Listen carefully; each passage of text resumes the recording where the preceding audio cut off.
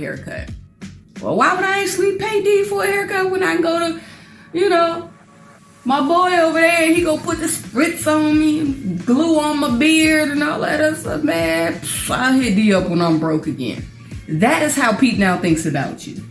So you can do it if you want to.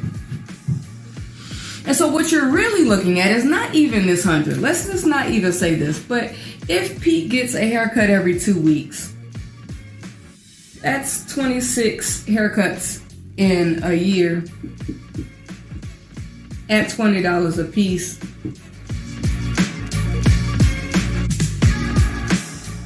That's not a loss of $20. That's a loss of $520 because odds are if Pete was your client, now all of this weirdness with the free haircut and him owing you money, but now he can't afford to owe you money, so he's gonna go somewhere else and get his haircut. And so that one visit that he wanted for free turned into 5 visits that he wanted for free, and now you've lost him as a client.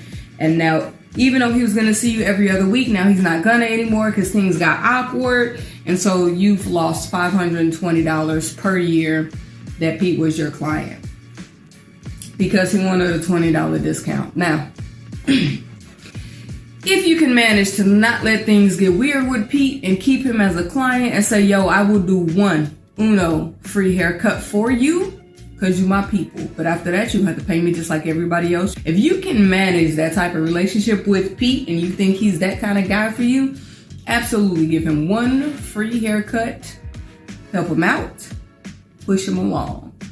Or if you know he's a guy who is super loyal, he's been coming to you for tons of years, and that one haircut is really going to stay one haircut. If you really, really believe that, then go ahead and give Pete a free haircut or discount it. Whatever the case is.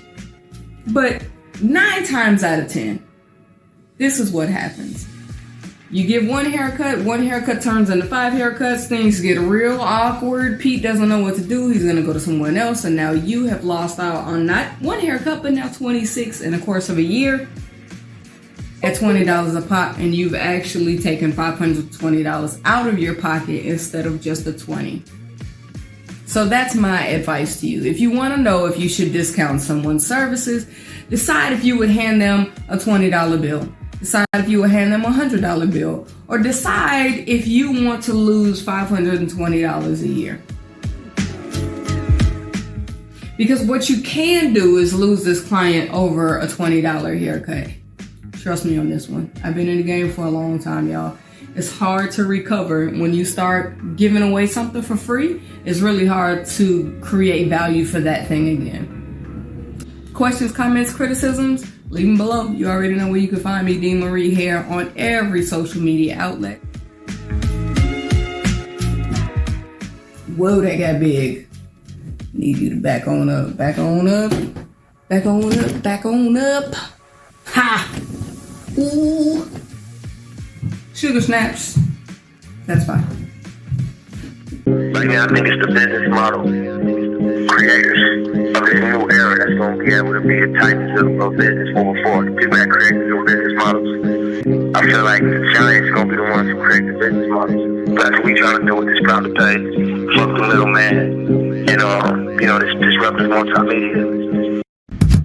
It's time for you barbers. I'm calling your name. It's time for you stylists. I'm calling your name to prepare yourself for the opportunity because the opportunity is coming. You know what I mean? It's actually an incredible time. It's like a gold rush. There's never been a time like Yo. What's good, Ant? What's good, my dude? Yes, sir. Welcome, everybody, to the Better Barber Podcast. We got an exciting episode today, man. Very exciting. We got a really dope guest, man. Man, I can't believe it. Hey, man, I can remember the first time I ever met this brother that we got on the show today, man. And I'm excited, man. Hey, how you been feeling, man? Man, the Eagles won last night. So you already know how I'm feeling because whoever we about to talk to, you already know where they from. So. Come on, man. Man. Where they from? Dallas or something like that? Man. Oh, I was messing with you, man. Hey, man, this is the Better Barber Podcast, y'all. So thank y'all for checking us out, man. If you never checked us out, we talk about barber experiences, things related to barbering, our perspectives, our experiences, with the expectation that you will become a better barber. If you're not a barber, you'll just become a better individual all around. So all our people that's coming back to check us out, we appreciate you for the love and the support. We come every Tuesday right now, man. We're creating a lot of shows, so we might do 2 times a week. But man, the feedback we've been getting is amazing, man. And we appreciate it because it's a lot of content out there to go through these days, right? Everybody's creating content now. So, and how do you feeling, man? Like, just, you know, it's kind of like the new wave, man. We got all these apps out here like Instagram, Facebook, TikTok, Triller, and the new joint is what I keep calling it Campground, man. What's the name of that joint, man? It's called I can't even think right Clubhouse. now. Clubhouse, yeah. Have you been up there yet? Yes, I have. What have you found any good conversations or rooms or whatever? The one that right now that I like is the How to Get Rich, and then it's another one. That's the main one that I got a few like entrepreneur ones that I be into, but the one right now that I like is How to Get Rich. It's a morning one, but I don't know what that one is, and this one Joe Button just put up that I started following him. Cool. And I think the other day you said you seen some fellow barber brothers hopping on. Shout out to Dre the Giant. He up there. Dre, Mo Mackey, and it's like 2 more people from the barber industry that I saw. I got up there. Tell me, have there been any barber rooms yet? Like rooms where barbers can just talk? Not yet. Sound like something we need to do? Right. All right, cool, man. Well, today, man, we got somebody that is so phenomenal as a human being, man. Just let's put barber into the side. Right. Just a person. Very impactful. Very genuine, very humble, but well established. Right. We done seen him somewhere everywhere, man. Where you seen him at, man? Where have you not seen him? Let's show the list. Just gotta think big, man. Right, absolutely. So, man, today, man, we got a brother, man, coming out of Philadelphia, man. I'm just excited to know this guy, man. I met this guy. I don't think I told you this, Ant. We all have a mutual friend. Right. Rest in peace, David Lindsay. That's my guy. This is how I met this brother at Curtis. You remember we had Curtis on the show a couple weeks ago. I met him at a Curtis Smith Exotics Roundtable down in Atlanta at the Bronner Brothers. And sitting at this table with this brother was so cool, man. Like, you know, I'm just a newbie, man. I'm fresh, well, still wet behind the ears. And this brother, man, just welcomed me with open arms. And it was cool because I had just kind of met David that same week. Right. And it was just like, man, we was just like, we already knew each other, man. So I ain't gonna hold him up, man. Ant, you gonna announce this person, man. Go ahead and give the intro, man. Yo, it's the one and only Philadelphia's own Fahim Alexander, man. Fi, what's good, bro? That's the dog pound over there, the dog pound. What's good, my dude? Fellas? What's going on? What's going on? Hey, man. Chilling, man. Hey, I appreciate you guys having me on your show. I've heard a lot of good reviews about the show, and I'm just happy to be here, man. And y'all some really good, cool brothers, man. And I would say that's crazy. I was just talking about David Lindsay, and you know that's my guy, man. Like I told him, you know, I met him on social media. I loved his style. I loved what he was doing on Facebook at the time. I was like, dude, you know, come up to Philadelphia and come to New York with me to cut some hair, man. And he was on his way. He came up, him and his brother, they drove up to North Carolina because he said they'd never been in New York before. And at the time, I was working at the Tonight Show, Jimmy Fallon show, and I did the Hip Hop Honors Award, the West Coast edition, back then. And he came through and he crushed it, man. He crushed it, man. So rest in peace to my guy, David Lindsay, man. I love you, dude, man. Yeah. Very genuine guy, bro. Energy, man. And I put him on game with the bow ties, man. He took it and ran with it, man. What did he? Yes, he did, man. So what's up, guys? Hey, man, what's up, man? Just your impact and your influence in this industry, man. We had to have you on the show. So we're just so thankful, man, that God has aligned us and our schedules to have just a moment with you, bro. Yeah, go ahead, man. I am all ears, man. Any questions that you need to ask me for your listeners, I want to be able to answer them for them. You know, anything, man. no holds barred. That's what I'm Shoot talking 'em at about. me. I'm gonna get mine out the way right quick. It's just something simple. It's a personal one, man. You stole a barber from us. We had a North Carolina barber that was killing. He was in school. He was going crazy, and I just knew he was gonna be like the next North Carolina barber. He went to Philly. Shout out to Don Treese, man. How you treating Don Treese up there, man? Don Cheese is my guy, man. Same thing with David Lindsay. Same exact thing. I just got a knack for North Carolina barbers, man. I've seen Don Treese on Instagram. Facebook. And I was following Don Treese for about 3 or 4 years, man. And I seen his cut.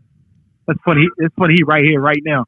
And I was looking. I was like, God damn, boy, you cut some goddamn hair real good. I said, where you at, man? You live at, man? He said, I'm in North Carolina. I said, North Carolina, where? He said Kinston. I'm like, what the hell is Kinston, North Carolina? From the hood.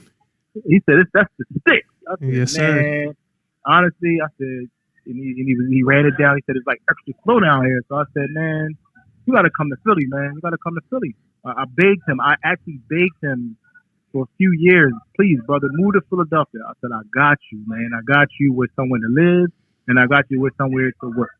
You ain't got to worry about nothing. Just bring your cousins. Got you. You know what I mean? And because he was doing something that I didn't see in the young men in Philadelphia.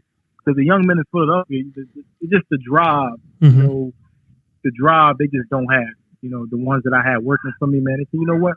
I'm gonna just recruit from the outside, man. Doc, he's been here a year, and a few months, man, and he thanked me every day. That, you know, by him taking initiative and coming to Philadelphia, and it changed his life.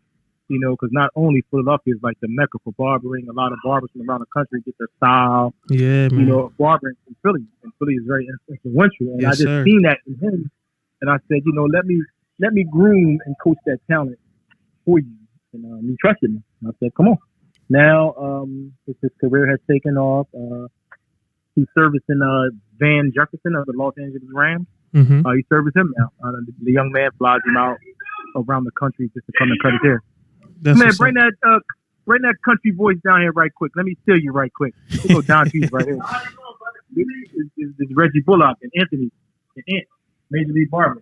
They just talk. Oh, you go Don Cheese right there. Hello, Don Treese, what's up, man? It's Reggie Winston, man, and this is my man, Amazing Ant, man. We were just bragging about you, man. We was kind of upset that you left us, man. So come on home, man. You done learned everything. So come on, bring that back to North Carolina, B. We got LaMelo now, man. We popping now. Like, come on, man. Come on home. I gotta stay in Philly, man. Hey.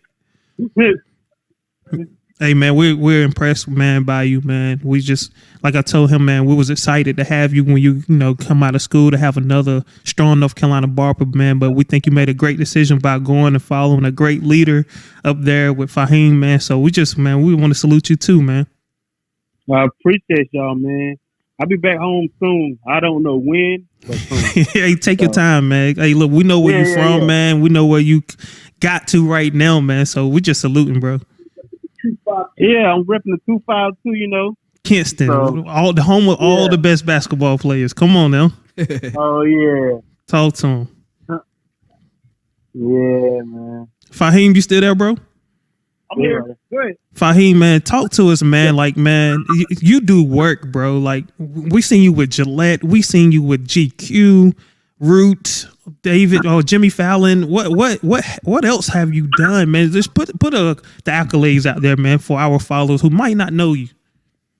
All right. Well, myself personally, I was blessed to cut the Root, the Grammy Award-winning band from Philadelphia. I'm a music fan. You know, I love the Root, and what they did for me was tremendous and unheard of for a young man, a barber coming from Philadelphia. You know, and I looked at them and I patterned myself, my barber career behind exactly what they were doing.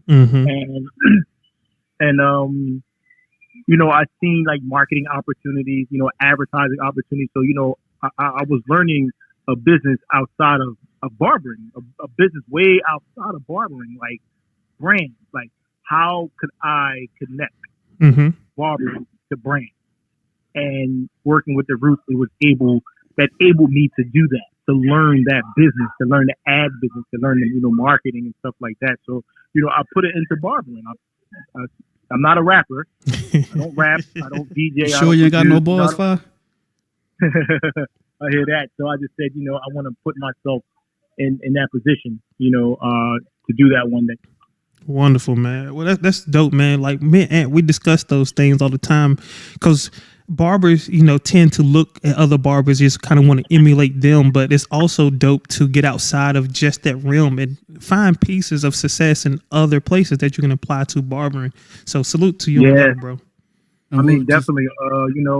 Like when Bevel, the company Bevel first started, I got blessed to work with them, and I was able to help them, get influence in culture, pop culture, I use Questlove for one of the ads and stuff like that, you know what I mean?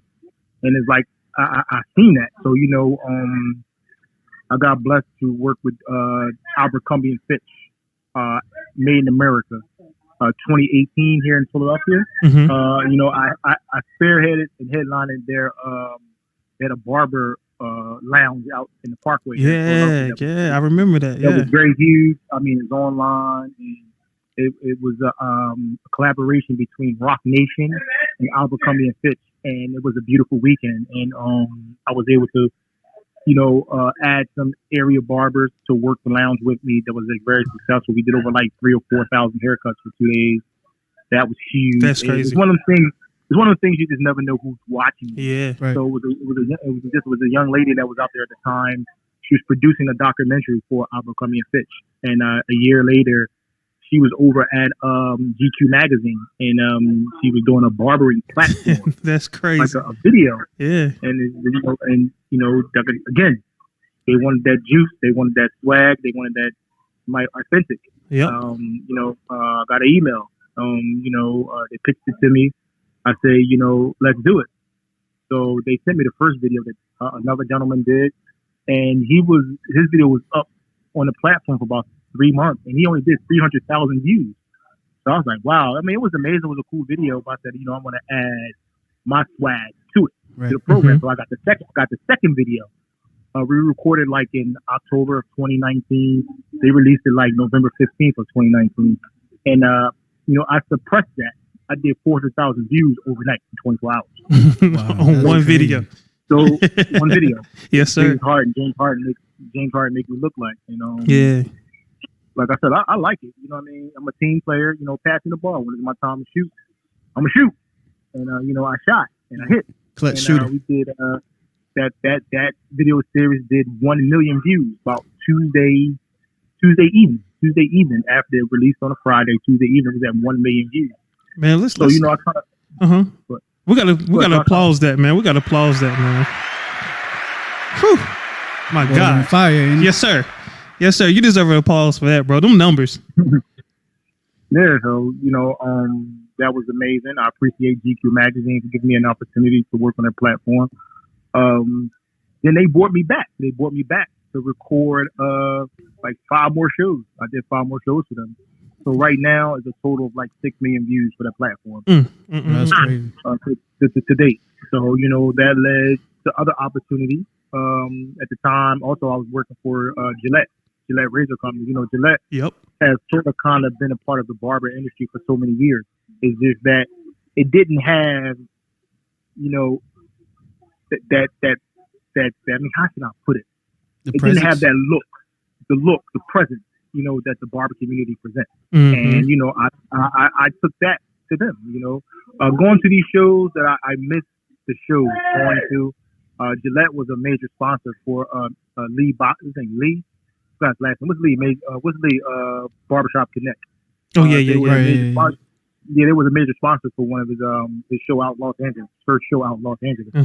So I was invited out there to do a showcase with someone, and Gillette just happened to be there. And like I said, working with the Roots, it gave me the experience and to know about brands and marketing. And I said, I always wanted to work with Gillette.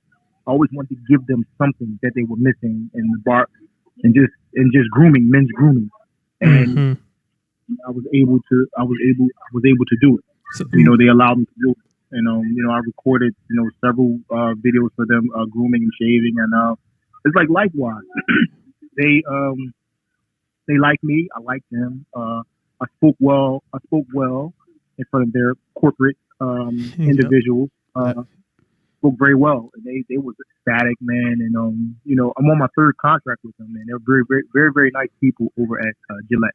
And Gillette is also owned by Procter and Gamble. Yep. So if you know about Procter and Gamble, Procter and Gamble, one of the biggest pharmaceutical brand in the world. Right. So, Bevel over there with them too, right? Bevel, yeah, they just bought Bevel too. Mm-hmm. They bought Bevel, which is cool. That's what you got to do, man. You build a small startup, man. Absolutely. You get by bigger companies buy you out, man. You just move up the ladder, man. Shout out to Mr. Tristan Thompson. Mm-hmm. Not Tristan Thompson. I'm sorry, Tristan Walker. Yep. Shout out to him, man. Congratulations to him and his team. Over at Bevel. Congratulations to them. And thank you. Absolutely. And off that, I just did a video for Disney. Actually, I did a video for Disney for the Michael Jordan, The Last Dance documentary. Oh wow! They just released it on Blu-ray. So they hired me to actually shoot a commercial for them, and I was able to do that. That was very, very successful too. Dope. Hey man, I got a couple things to talk about that you went over, man. First thing is, I went to war for you, man. I loaded up my gun on YouTube and over social media, and I had to lay some folks down, man. It was some chitter chatter on comments. You got the haters, man, the Twitter fingers. Oh, this guy ain't that good on some of your stuff, and I'm like, y'all have no clue who he is. Exactly. Clearly, because if you go over to his Instagram, you'll see the work. I did see some of those comments on YouTube, and a lot of people don't understand. Is when you don't own the production, you don't own the producing, you don't own the editing, you don't own none of that stuff. Shout out to the 360 Jeezys and Get Beam, Tune 45, and all of those brothers. They own their content. They can edit it and do whatever they want. They can show you the stuff that they can show you. They can take all the mistakes out and show you all the good stuff. You know what I'm saying? With GQ, I don't own that stuff. You know what I'm saying? Right. They just want content. Yeah. Content that they can sell, which I totally get it and I totally understand. You know what I'm saying? Mm-hmm. So, and time constraints, because you're on a production set now, and you costing money now. Yeah, right. Yeah. So they spending money. Absolutely. On the so it's like, I couldn't quite finish the haircut. You know what I'm saying? So I did them the best way I can. So what they really want is the commentary, the talking, which I'm a very good talker. Yeah. They told me the questions, I answered. That's what they really, really wanted to get the audience attention. Absolutely. They want that. I think you delivered, bro. But see, at the end of the day, people have to fail to realize it's not even about the fact it wasn't even about that. It wasn't even about the haircut. Right. It's not even about the haircut or the fact that you didn't finish the haircut, but it's about your notoriety, your accolades to be noticed, to be put in that position. And like I told the haters, listen, bet money on your barber. Please bet money on your barber. I will bust your barber's ass. Put your money on your barber. Yes, sir. You know what I'm saying? Even James Harden barber, he jumped in the comments. The one that do the haircut, he's saying, man, they could just hire me. Like it ain't even about it. It ain't even about it. The person that actually does James Harden does a phenomenal job.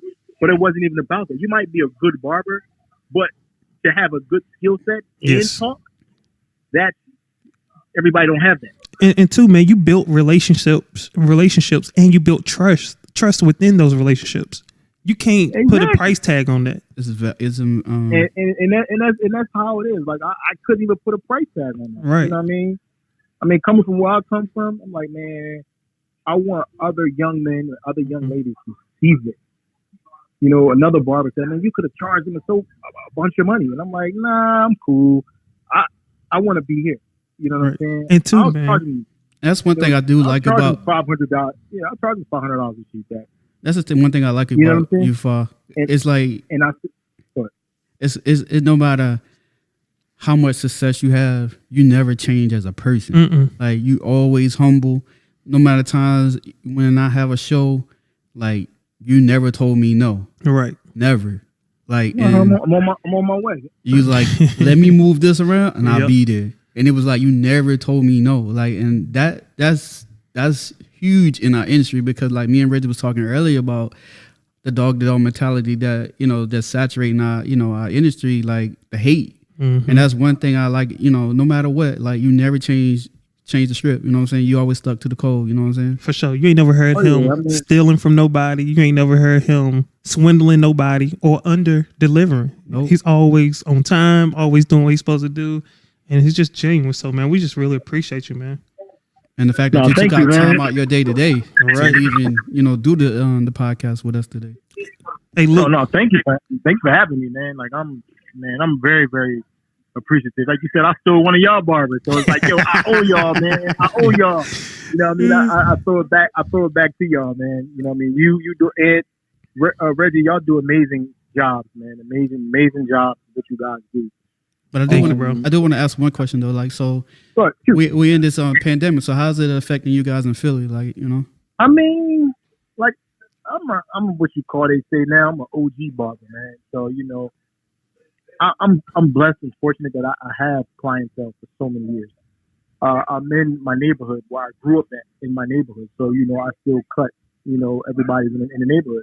Then people come from New Jersey. People come from Delaware because I'm next to those states, right? To get haircuts and stuff like that, man. Then like I said, I'm always, like you said, 100. So I keep it 100 with everybody, man. So I was fortunate, to do good, during the pandemic. Okay, that's wonderful. And have a staff and a group of guys that I support and they support me. So I was able to do all right. That's what's up, man. And something that I've heard, been on the road with you, man, and doing classes like the Exotics Hair Battle Tour, man. You don't only own your business; you actually own the building, correct? Yes, sir. Come on, man. I had a beautiful landlord that I rented from for 16 and a half years, Mr. John Tripoli. Good guy, an Italian gentleman, man. When I first met him, in 2000. He just had bought the building, his first commercial property. And I said, man, I always wanted this place so I could open a barbershop. It's one of the biggest buildings in South Philadelphia at 20th and Snyder. And a week later, I gave him my information. A week later, I was down signing lease, to rent the barbershop. Mm-hmm. And 16 and a half years later, I built a beautiful relationship with him, man. I was able to save some money. I bought some real estate. It was time to sell. So I sold the real estate, and I told him, months prior, I said, when I make settlement on my real estate, I want to buy your building. The building has 4 units in it. And he said, okay, just let me know. And just building a relationship, he knew his best friend is the banker that I got my mortgage from. And he took me there to meet his guy. And he said, yo, this is the guy that I want you to loan $250,000. And he loaned me $250,000, and I was able to put money down. Name speaks for itself. Put money down on the property to get into the loan. So I bought the building, big huge building. Like I said, 4 units, 2 apartments, 2 barbershops, and everything else just speaks for itself. You know what I mean? Everything online is just me, authentic. This is what I do. I take care of my people take care of me. Absolutely. That's how it's supposed to be, man. And you just can't roll up in the bank and say, hey, let me get no, you cannot. Nah, man, you gotta go in there with somebody that is one of them things. Somebody that knows somebody. Right. Their word is great. My word is great, and he was able to pitch me. That's wonderful. And get me sold. So yes, I own the building. I own my barbershop. In Philadelphia.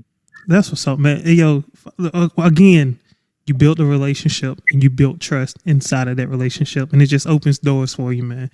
Man, that's amazing, man. We're gonna wrap this thing up in a second, man. But I got one more question, man. I always ask celebrity questions, man. Curtis told us a crazy joint about having to cut Diddy hair while hanging on the outside of a moving 18-wheeler.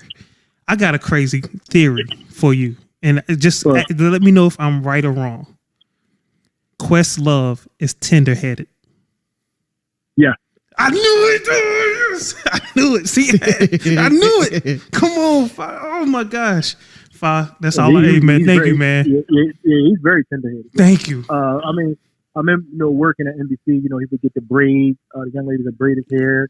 They'll shampoo his hair. Yeah, he's very tender-headed. I knew it. The scout. Yeah. Ain't the only one, Ant. That's what's up, What man. Hey man, what are you selling now, man? Because I know you always sell product or tools, and what are you selling? And how can people get to a place where they can purchase that, like online or something? All right. So what I start doing, the clippers that I cut with that make my work look good, I just start reproducing it. Nice. You know what I mean? So right now, I just modify my blades real good, sell them real good, and I slap them on the Slimline Pros and the Slimline from Andy's, and they do real good. And they can order them directly from me. You know what I mean? They can just jump my Instagram DM at @thebarber1, and they can order the tools. You know what I mean? That's what's up. I still got the ones that you made for me. I still got those. Yeah. So every clipper that I use that I like, other barbers love, or they significant others like, hey, can I buy that for my husband? Can I buy that for my boyfriend? You know what I mean? As a gift.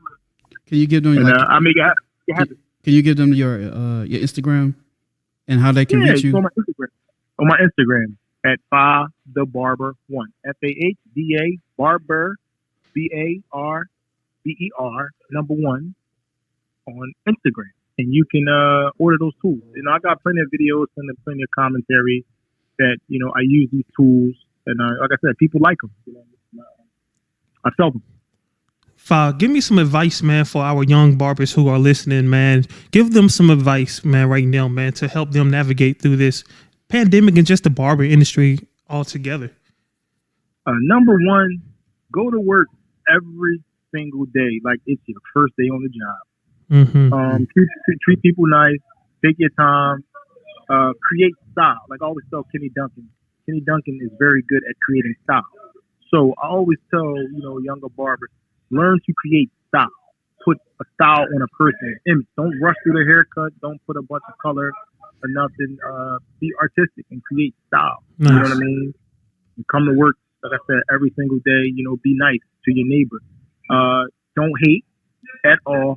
Invest in yourself. Invest in your barber career. And invest in your success. You know what I mean? Because that's what I always ever did since the age of 14 years old, was invest in myself. And like I said, whatever I like for myself, I teach other barbers. I teach other people. This is how you want to be. This is how you want to be successful. This is how you want to be successful. And I don't hold back. Don't hold back at all. I'll give it to you. It's like I'm a firm believer. I say, you can't take it to the grave, but you can't take it to the grave. You can't take the clippers to the grave. You can't. It's got to pay it full. You can't take none of that stuff to the grave. You got that right. I want to share, with my people. Share. Awesome, man. What about advice for the barber that's been in this thing for about 7 to 10 years, who kind of at the level, that plateaued a little bit? What can they do to spice their game up or spice it up or shake it up for themselves to reach that next level? Like I said, what they have to do is keep grinding, keep going, take as many shows as you can take in, go talk with the vendors, go talk with the companies that be at the shows. You know what I mean? Because you can share with them. They'll pay you. You can hop on and be on the creative side of things. You know what I'm saying? When you get with the companies, that they allow you to create content for them. You know what I mean? You can build with these companies. Absolutely. To a level of success that you never thought you'd ever believe. Absolutely. It'll definitely open up some doors for you. What do you see for the industry, man, for the next 5-10 years? What do you see the industry headed to? Back to pounding the payment. You know what I'm saying? Because after this pandemic, it's really taught a lot of us, how to survive. So to not create any downfall going forward, you got to go back to pounding the payment. Passing your business cards out. Going to events. Talking with your neighbor. You know what I mean? Right. Because that neighbor is a Fortune 500 company. Once they open that door, you're cutting everybody in the family. Yep. So being resourceful. You got to get back to that. Man, that's the that's I agree with you, man. And brothers like yourself are outgoing, and it's easy to make a friend with. Like, you're just a great guy, man. I think anybody come across you, you smile. You know, even when you're not smiling, you still look nice and friendly. You know what I'm saying? Right. So you got to be that way? Absolutely. You can't even get upset with Fa because he gonna make you laugh. Like I tell people all the time, if somebody's talking bad about me, they hate it, man. They hating, because it's like, you know, I don't do nothing to hurt anybody. No. You know, I just want to help.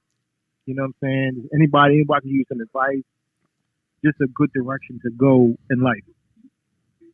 Absolutely. Is there any shows you're looking to anticipate to go to soon we come out of this pandemic? Well, you know, I want to get back to the exotic. Shout out to my man Curtis Smith. You know, I love that brother, man. You know, he put me on game. You know, he taught me a lot just learning from him. You know what I mean? I want to get back to doing exotic shows, man. Traveling the country, going to the barber shows, you know, just meeting people, you know, brands, stuff like that. Right. Like I said, you know, I want to create content. You know, I want to create content for brands. You know, I want, you know, ESPN, Disney, you know, to, you know, send me another email. Hey, you know, sir. They said Disney loved my video. ESPN, they love the video. You know, well, Disney is their parent, you know, company of ESPN. But just to hear that hey, they love your video over at Disney, I feel like I'm an Avenger now. I'm a Marvel. Like, damn, you know what I mean? Like, damn, I'm a part of, you know, where Avengers is from. Right. So I feel like that, man. That's so, you know, that's like pretty amazing too. How are you feeling about the tool companies, the clipper companies, man? What's your thoughts on them? The Babyliss, the Andis, the Wall. What are your thoughts on these companies? I mean, you know, take care, brother. I mean, get with them. You know what I'm saying? If they're giving you opportunity to express yourself through the tools, you get with them. You partner with them. You know what I mean? Because you got to learn X's and O's, and they have all the X's and O's over there on their marketing table. You know what I'm saying? Yeah. Get with them. I see you use I see you use a lot of the gammas. How you like those? Not the gammas, the calibers. The calibers, yeah, calibers, that's what it was. That's what it was. My bad. I like the 50 caliber. It reminds me of the old school Speedmaster. It reminds me of that so much. I got 3 pair, by the way. Everybody wants to buy them, but I know when I saw them on your page, I was like, yo, them joints fire, bro. The burgundy ones, yeah. I got 3 pair of them, but I ain't selling them. Yeah. Everybody wants them though, so they remind me of those, man. They're smooth and they're strong, and they do great fades, you know, and you know, trimming the hair and stuff like that, you know, tapering and everything like that. So, you know, that's a good strong clipper that they got at their company, and I stand by that. Absolutely. And one thing I almost forgot, man, with you working with these brands, man, and you know, I'm not going to ask you how did you get recognized by them, but what should someone expect from working with these brands? Like, how to maneuver while working with these brands? For someone like myself who ain't worked with a big brand like Gillette, what should I expect going in, and how do I handle my business or handle myself throughout the relationship? You be yourself, and exactly how you were raised from your parents to be respectful. You be the same exact way as if they were your parents. You know, you be respectful. Be respectful. Be on time. You know, you be on time. You know, clean your face. Make good judgment. You know, speak with some goddamn sense. Absolutely. Stuff like that. What goes on behind the scenes that people don't see, like that people just don't know? Like, give us some insight. I mean, it's a lot of people that work for these brands that you will never ever see in your life ever again. Very, very nice people that are very smart, and you want to learn from them. People that you're not going to see in your everyday life. You're not going to see them. So you get that 5 minutes. You got to get all you can out of them then, right? Go ahead. Keep going. I mean, whatever y'all need to get out of me. No, I'm just saying when you come across those people behind the scenes, you got to get that 5 minutes in with them. And just, yeah. Absolutely. Yep. Absolutely. Yes. Man, and what barber has been most impactful for you, man? What other barber out there was most impactful to Fahim? Let me see. I got a couple. Definitely I love the way Reggie dressed. I love the way Reggie speaks. Reggie Winston. That's my guy, from afar. Like I said, looking at David Lindsay. Rest in peace. Guys like him, Mr. Kenny Duncan, like that. Watch him. My main man, can't think of his name. Out in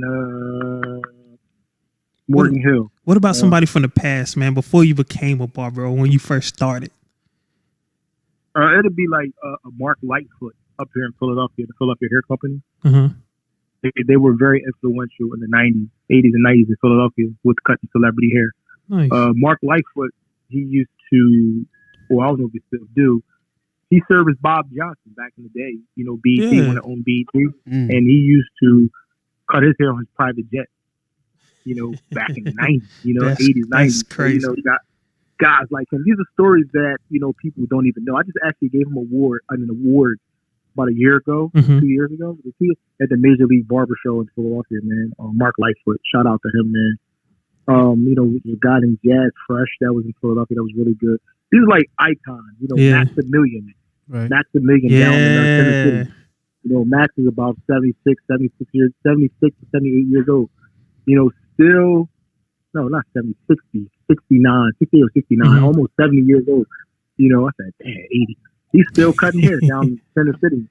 First African American that I know of that owns a barbershop in Center City, Philadelphia. Wow. He's at 21st and Chestnut. Amazing older gentleman. Like I said, you never know who's watching you. He sought me out. He called me. I used to always hear about it, but he initiated contact first. He called me. He said, this is Max. I'm like, Max who? Max. I said, Max the Million? I said, what you doing calling me? He said, Young Buck, I like what you be doing, Young Buck, Instagram, man. I'm like, man, Max the Million called me? That's when you know. That was crazy, though. Yes, sir. Yeah, so, like I said, looking at the past greats in Philadelphia that are still cutting hair, they dig me and look at me from afar, and tell their barbers in their barbershop, like, that's who you want to look at. That's who you want to pattern yourself behind. Right. The young man from Fahim from South Philadelphia, he's doing his damn thing. For sure. So, like I said, Kenny Duncan is great. I learned a lot from him. Kenny put me on game. He introduced me to the internet as far as, barbering. Him and Chuck Style. Chuck don't cut no more, but Chuck Style, Chuck. He's into his art 100%. He retired from barbering, but those two gentlemen right there, I look up to, and they helped me, like, far as with my career.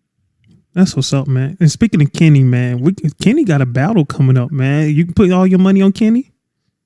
I mean, this versus thing, right? Yeah. With the barber. Yeah. And he's going against Bones. Yeah. Right. Clipper over Cone. I mean, Kenny's a bad boy with that clipper. Yes, sir. I have never seen Bones get down, but Bones is a very good dude, very good speaker, motivational speaker. He's one of my favorites too in the barber industry. Bones the GOAT. But I gotta put my money on Kenny though. I ain't even gonna hold you. And did you watch the Chico Boom versus Marcus? I didn't see that one, but Angel Rawls was on last night in Pat Pito. Okay. I seen that. You know what I mean? And that was pretty cool. I liked that. Angel's pretty dope. Angel can cut his butt off. Yeah. So we got to do a better job with scheduling these out, because it seemed like all of these came on the same day at the same time. Yeah. This is just something new to how we have to express ourselves through social media. So this is just new. You know what I mean? Who you want to see me go up against? That's what, man. You took the question out of my mouth, boy. I will ask you. Like, who do you want to see? Who would you like to go against?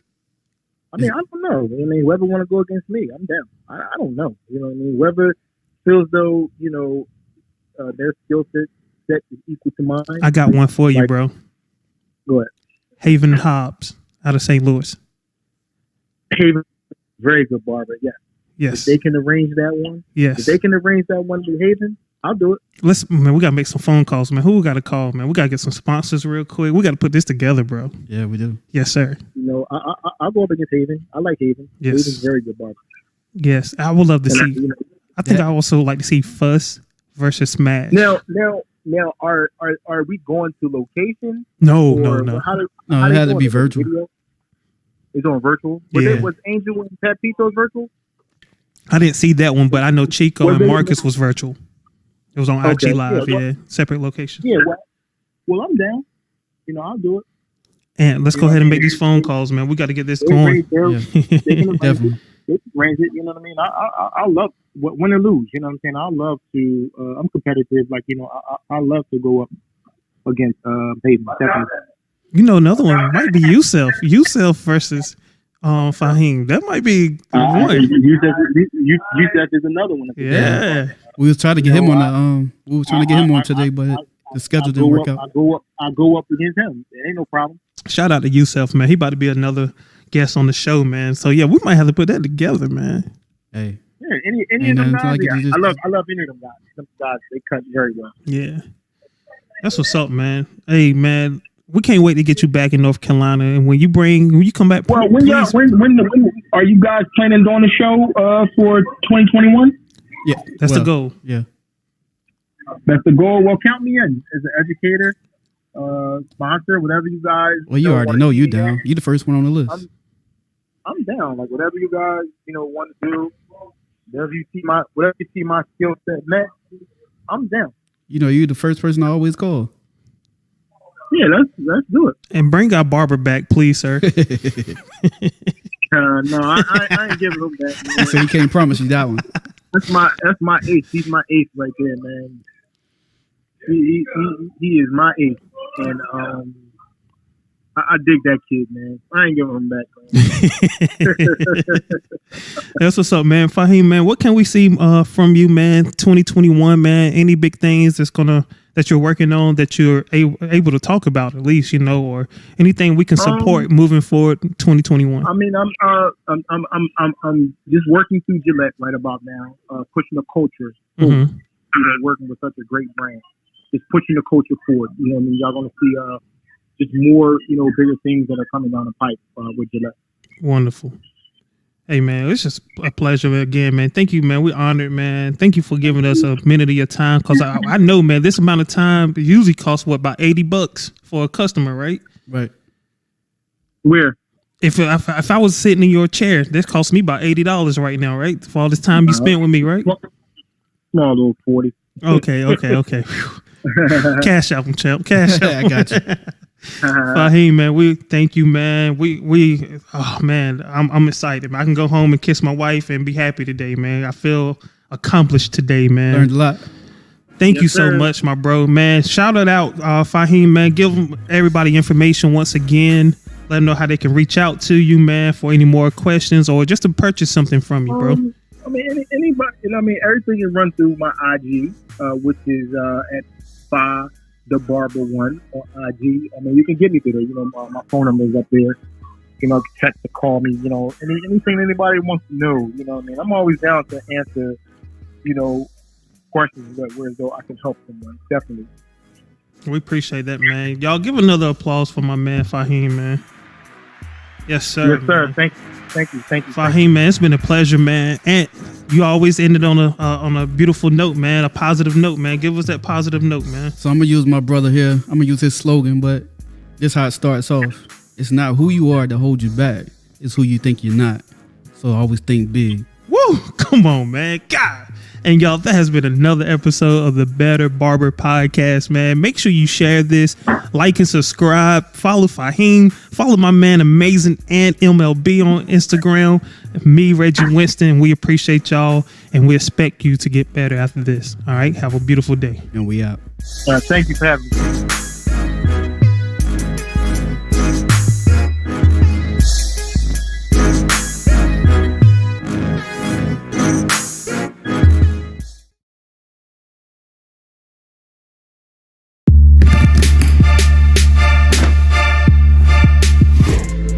Hey GQ, I am back. This is Fahim Alexander, and today I'm working with Chaz, aka Shampoo Poppin', to show you how to get that Donald Glover look. Come on, Chaz, get in this chair, man. What's up? Father Barber, I'm about to be blessed by the best, man. Appreciate you, man. Get in that chair, man. As you can see, like, my hair is like wild and crazy and curly, and I really respect Childish Gambino having that freedom in his hair. And what really pulls me into the haircut is the part. I never had a part in my hair. I need the part. Let's do it. This is like he's wearing a clean cut look. This is, I believe, Community. A natural look, natural shape up. It doesn't have his beard in this one. This is like almost the beginning of his career. Well, the hair right here is a little longer. This is when his beard first started to appear. Initiation of the beard gang. This is a beard with a very strong mustache. In Philadelphia, they call that this cop stash. Oh man, this one looks like he's rocking that club where Blade went to. That's the club I'm trying to go to. Yeah, that's where I'm going after this, after I get my cut. This is around 2018. And this is getting closer to currently what he rocks. Full head of hair, full beard, everything's all grown in. So this is the exact look that I'm trying to give. I can see that, you know, he's wearing his beard. It's not no 5 o'clock shadow, it's pretty much getting thicker. It's dark, yeah. It's a dark, like a dark shade for his beard. Soft shading where it's not, like you said, like the 5 o'clock shadow. It's more of a heavier look without the actual beard coming out. Well, it's the rough look. This is my favorite photo. Yeah, I like that, the back. Yeah. The shadow with the part. Yeah. How does he get his hair to twist like that? Like, how does he coil it? He probably put like something into his texture of his hair so he can hold it and lock it while he's reading for a part or something like that. You know, he's twisting his hair. He's training his hair. So this is going to be our final look. You see the part, you see the smile. It's amazing. My man Shampoo Poppy, you know, he wants to wear this style. It's my job to give it to him. Let's go. My very first step would be shampoo and condition the scalp. I already did that, already performed that. This cut, you want it to be free and loose of any, you know, lint in the hair, any dirt or anything like that, oil in the scalp, because I'm recreating a style. It's about creating on a clean canvas when you're a barber. Well, there's like a thing in the barbershop where like the hand is not supposed to kind of be, but it's true. The hand is never supposed to be here. There's two things in the barbershop you don't do. You don't keep your hand here, you don't make eye contact. Specifically when you're doing the mustache, you don't want to be like, that's like real awkward. You have like a little pixie, you know, on your right and your left arm. It's like, what are you looking at? Yeah, I kind of just like this. Don't look at me. Whatever you do, you make me nervous. So step 1, get your hands back inside. Step 2, don't make eye contact. Keep your hands inside, Shampoo. Step 2, we're gonna blow dry the hair. Right here we have the Andis blow dryer. Kind of looks like something from Star Wars. It's soft, it's easy to manage the client's hair. I wanna work with the part first. I'll go to the Andis cordless outliner and my comb. I'm gonna part the hair. I know growing up, you used to see the women getting their hair parted. I never thought that I would have to part hair in the barbershop, but these are the things that you have to learn. If I wanted to part at home, what kind of comb would I use? You're gonna use like a smaller comb that has like, you know, levels, because the smaller teeth would get stuck.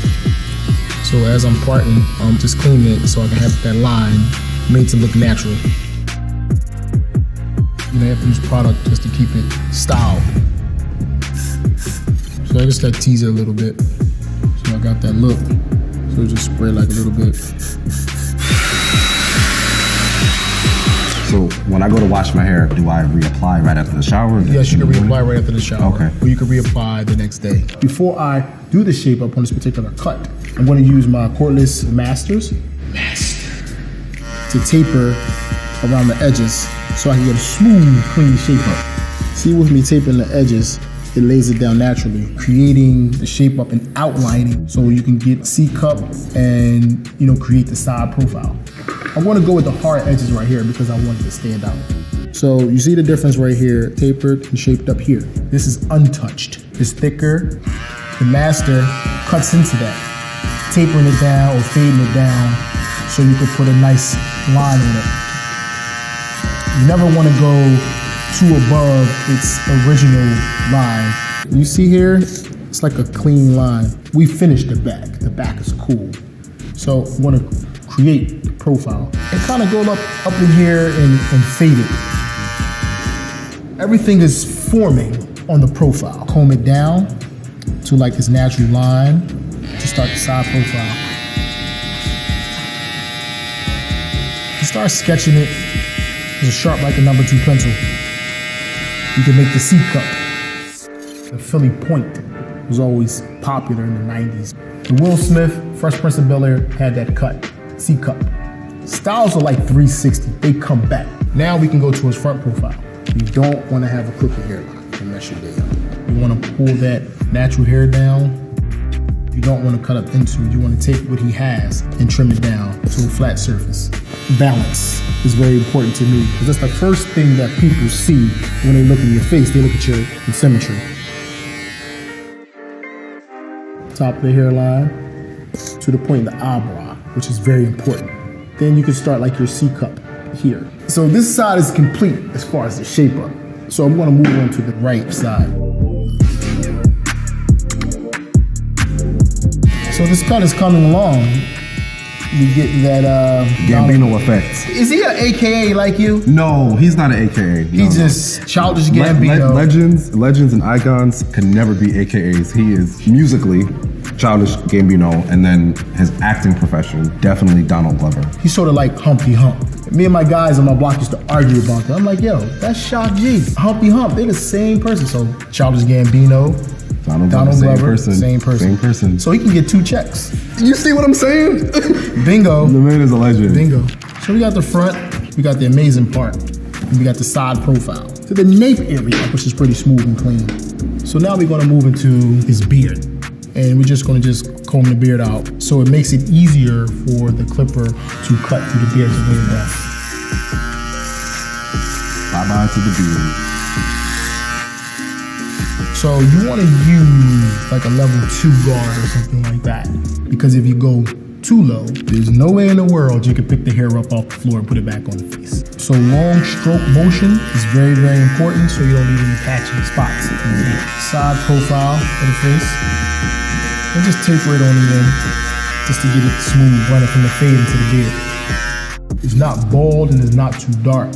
So in case he wants to grow his beard back, he has a starting point. They'll all match and meet in the same location. Now we have your left profile, same operation. Go with the grain. Everything is cut smooth and even into the point. We are almost done with the beard. We're going back to the ends outliner. So my first order, cleaning the neck area, getting all the excess hair off. When I do my beards, I normally just start back here. Not going up too high, just on the neckline. Nothing super sharp. Clean the scrubs up, just the natural dirty look. So one thing guys always say, I taste my food and I taste my mustache at the same time. Could you make an adjustment for me? Sure can. So the beard is done. All that's left is finishing touches. Got the Afro twist pick. People seem to like it. People want to know where to get it from. Amazon. Holding spray. Woo! Then just the blow dryer to make it stiff. So this right here is my curly racket with the pick. Just circular motions to get those twists, those natural twists. Then the part that I like about this style here is that you can continue to style it with the pick. I don't want you to see the bald spot that I did. I mean, it gotta be a work of art. I know you nailed it. You want to see it? Oh, I'm looking here. I'm ready. Psych. Let me go back. Tippy toe. You're giving me anxiety, man. Anxiety. Oh, man. Depression. Oh, man. Depression. Check it out. Let's see what we're talking about. Oh, okay, real smooth, real nice. Okay. Getting to the part though, okay. Shampoo Poppy looking like a movie star. I actually really like this. Yo, I'm really about to kill some selfies when I go home. Look at this part. Yo, my goodness, like I'm bringing the part back. I'm about to set a trend. I'm the man with the master plan.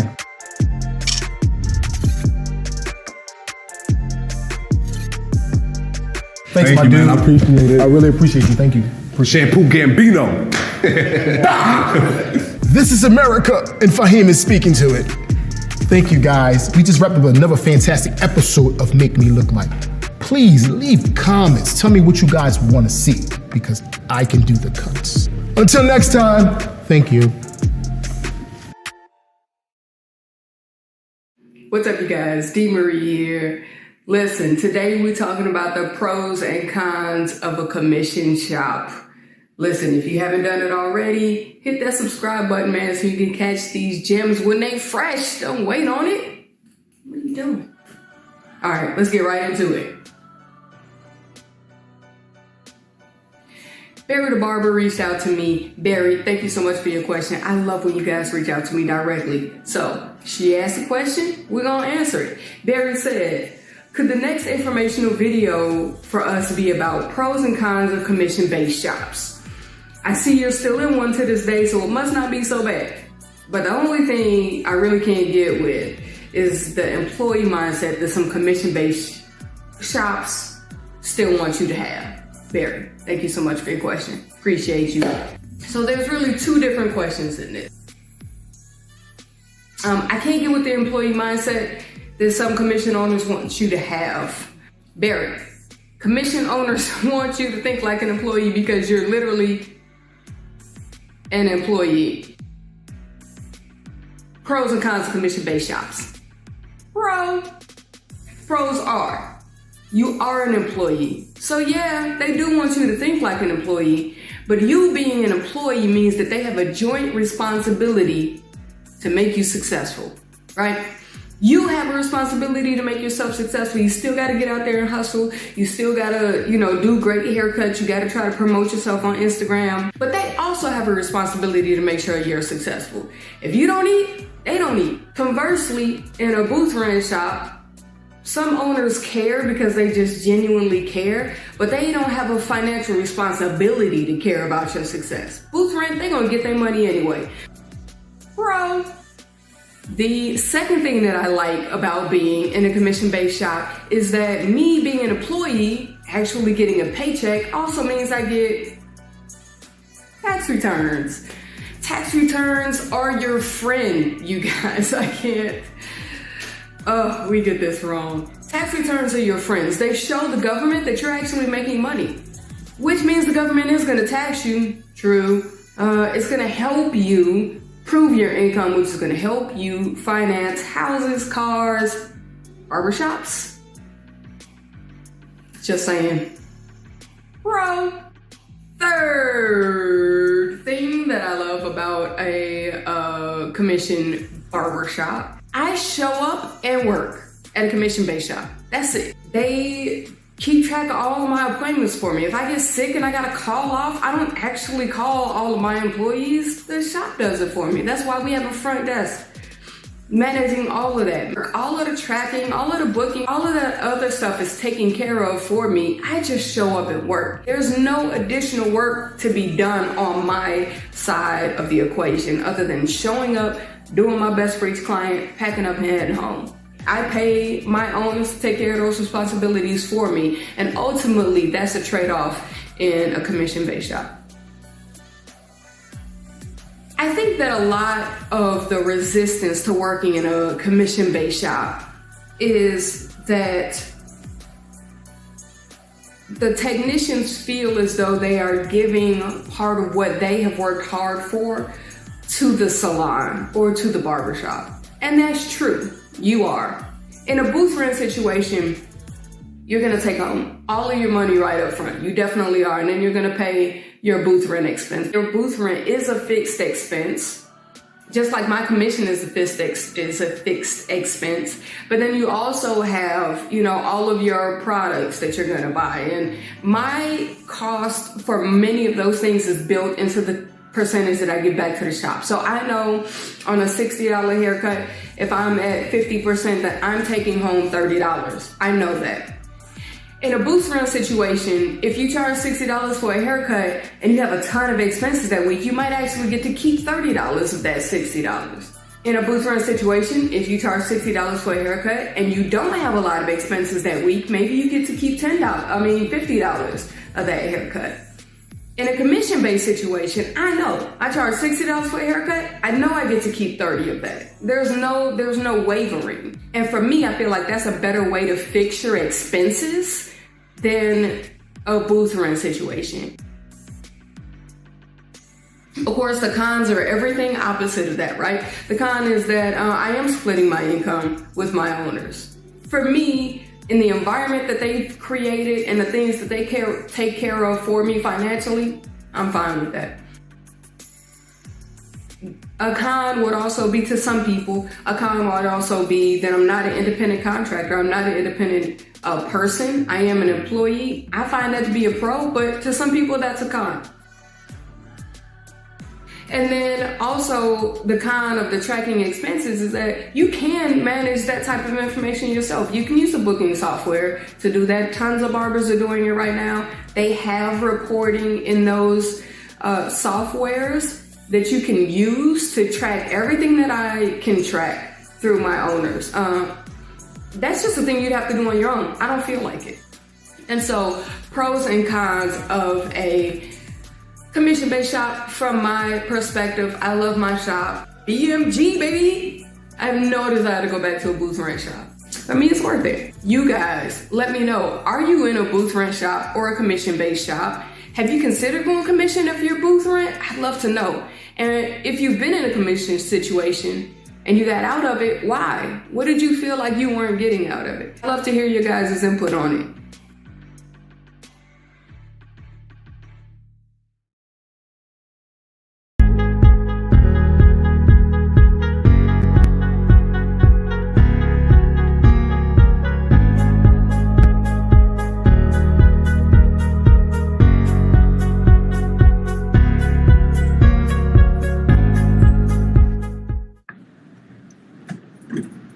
What's going on, everybody? This is Dante Financial.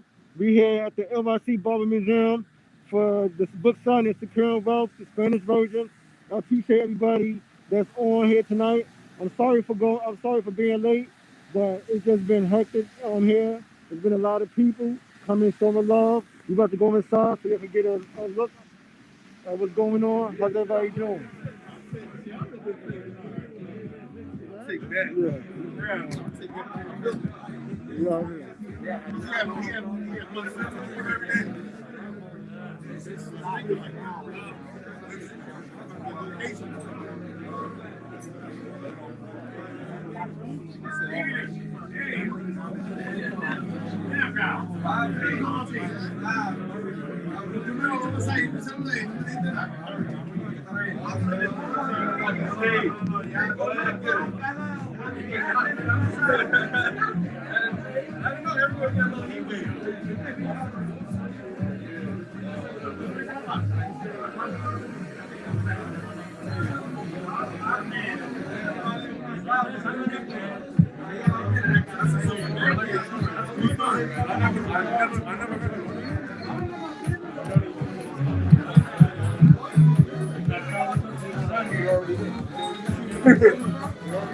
So he's still in the business.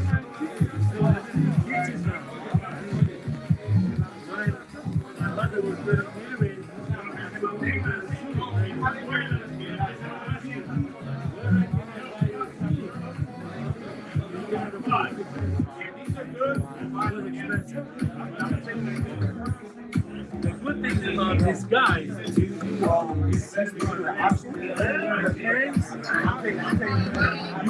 still make it.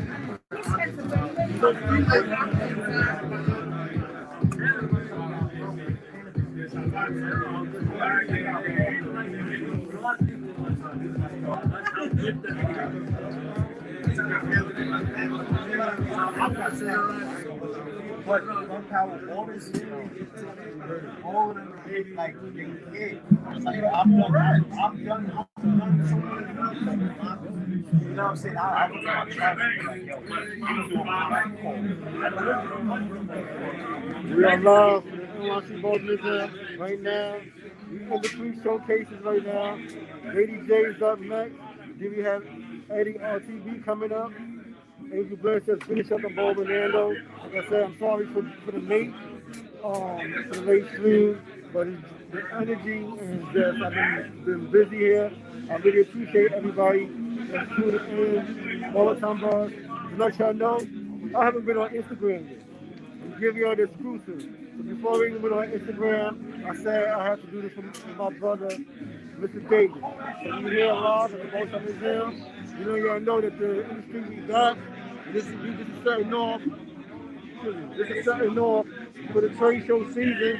So, you have, so for 2021, find a trade show to go to. I'm telling you, this is gonna be that kind of energy. Like right now, we're in between showcases. So I have Lady J here from Jersey City. Lady J, what's going on?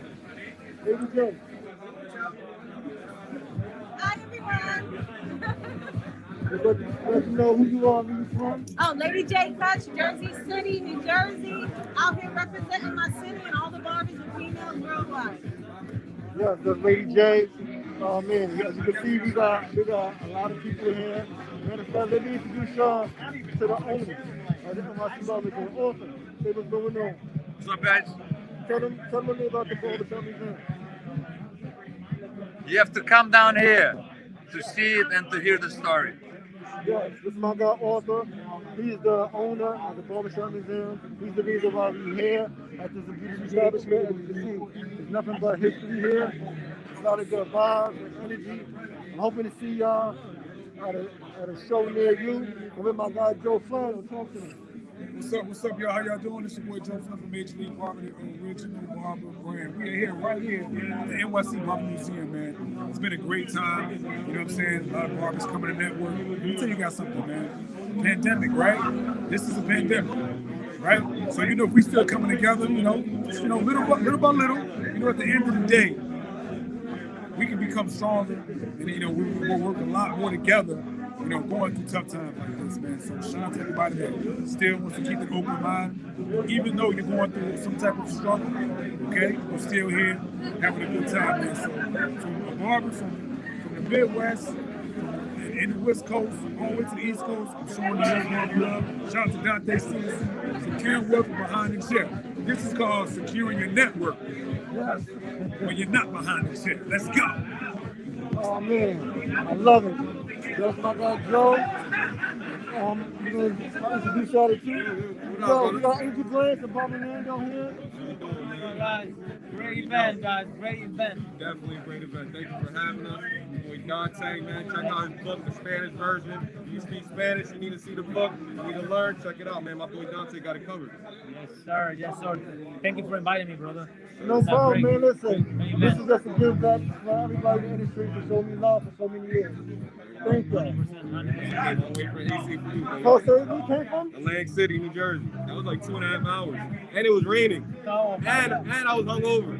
But it's for my boy, man. That's love right there, man. It was my brother's birthday last night. I had to go out, but I still came in today for my boy right here, man. Oh, man. Bob Fernando, tell them where you from. Yo, we come from Brooklyn, Williamsburg. It's not too far, but we made our way here, half an hour. And then I'm going to get the book in Spanish, probably. Thank you, man. I appreciate you. I want to read those advices. It's great information. Oh, we also have his camera on. That's the camera guy? No, this is another barber. He worked with us. Oh, he worked with us. Talk to me. Tell him about the plan. Sometimes in Brooklyn, New York, come visit us in Williamsburg. Also, this barber museum is beautiful, man. The thing we're coming back to the events, man. That's what it's all about. Getting together, each other love, Barber love. This has been over a year. We haven't had this, so it's like we're itching. So thank you. Thank you for making it happen. Thank y'all for being here. You could be anywhere in the world, and you decided to be here. I appreciate y'all. Thank you. When can we purchase your book, by the way? Oh, I'm sorry. Hold on, I got you. Yeah.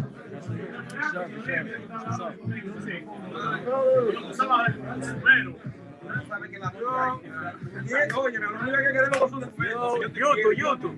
No, this is Barbertime Buzz. Oh, what's going on, man? We live in the back.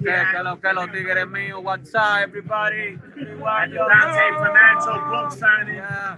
The lineup Inc. You already know, man. We got Tremendo Barber. We got Jubilosa Supplies in the building. Dante Financial with the books, man. Come get your book signed. Come on, come through. Yo, the best book, to be honest with you. I'm not even a barber. I'm a barber supplier, and there's a wealth of knowledge for me here. I'm just an old guy.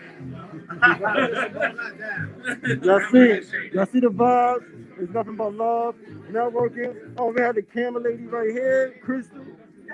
Yeah, you already know Metal C's photography and the IG Metal C's. That's MATAMCES.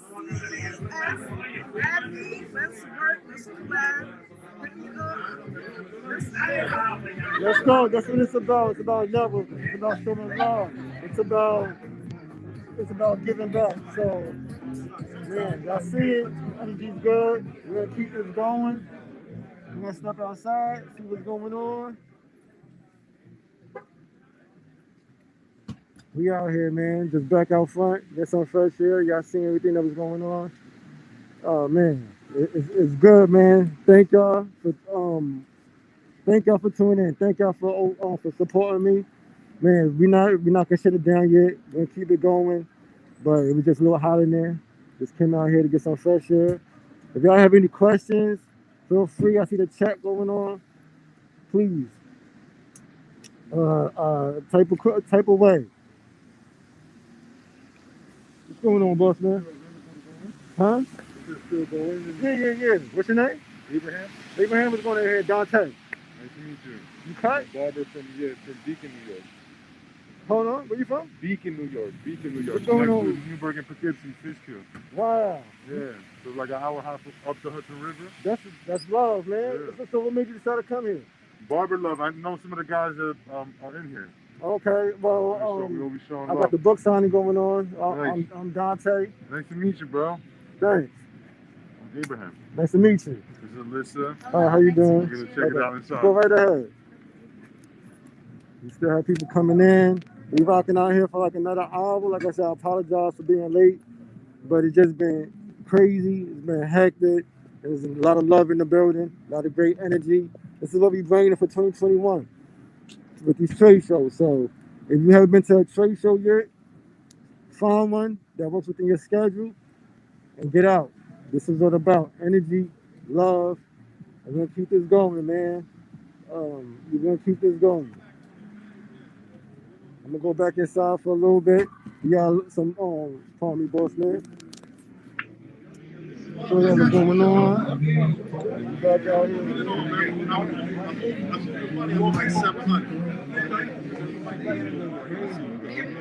I mean, I lost. We got Showtime. We got 360. What up? You know what time it is?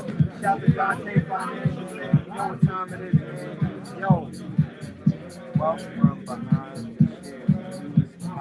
Back securing wealth from behind the scenes. Very informative. Your life, especially as a barber. There's informative stuff for any entrepreneur that's in this has. Specifically by that book. Let's go, Dante Financial.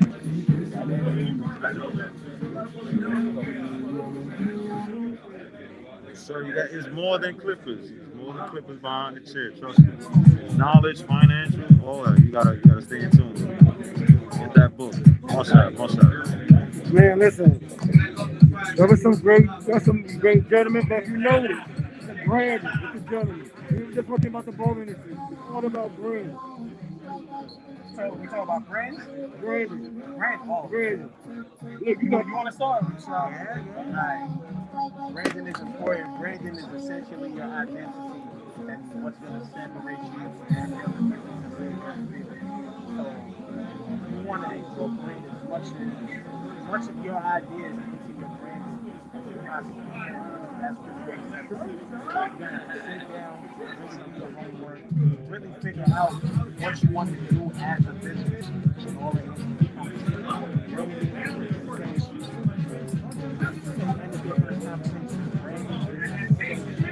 that's how you know about this journey. That's how you know about your stuff. That's how you know about that branding is essential. That's what separates you from everybody else.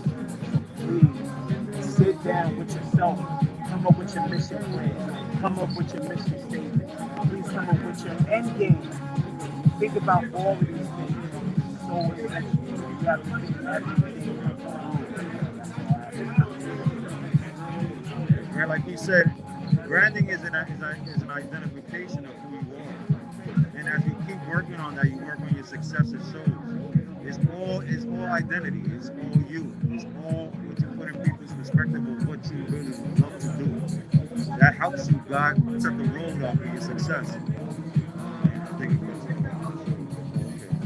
So I thought it caught off. I'm sorry.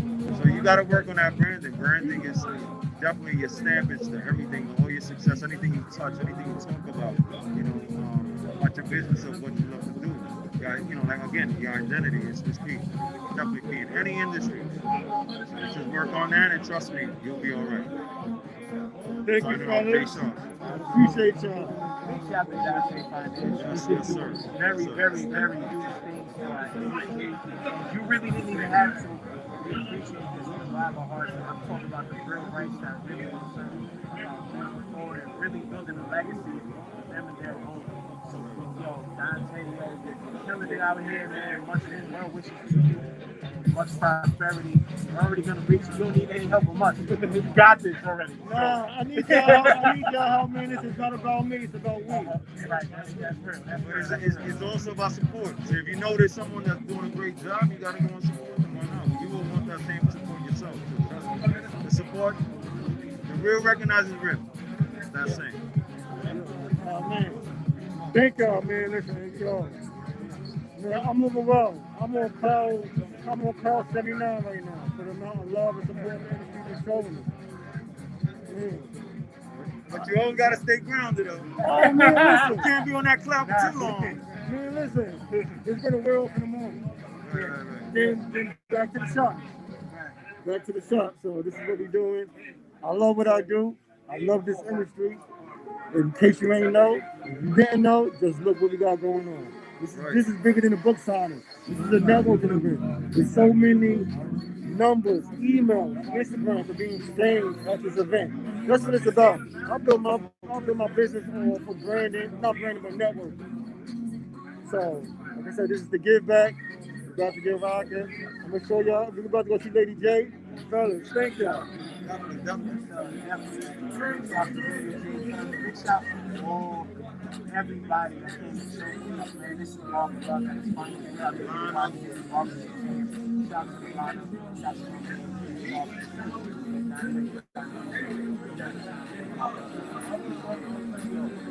Good. Lana, Jay Shaw, U.S. Financial Group.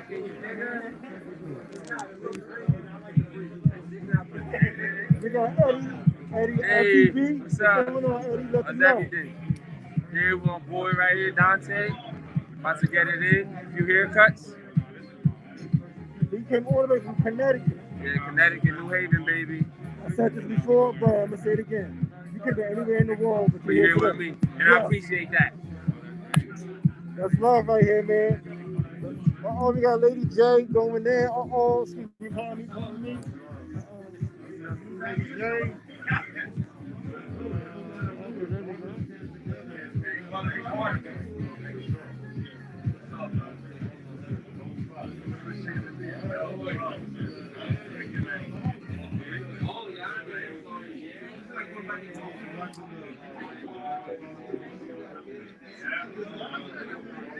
You gonna step out?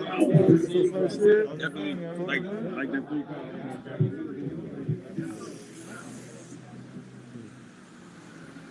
People, I'm gonna sign off for right now because it's raining and I need to start shutting down right here. I appreciate everybody that tuned in.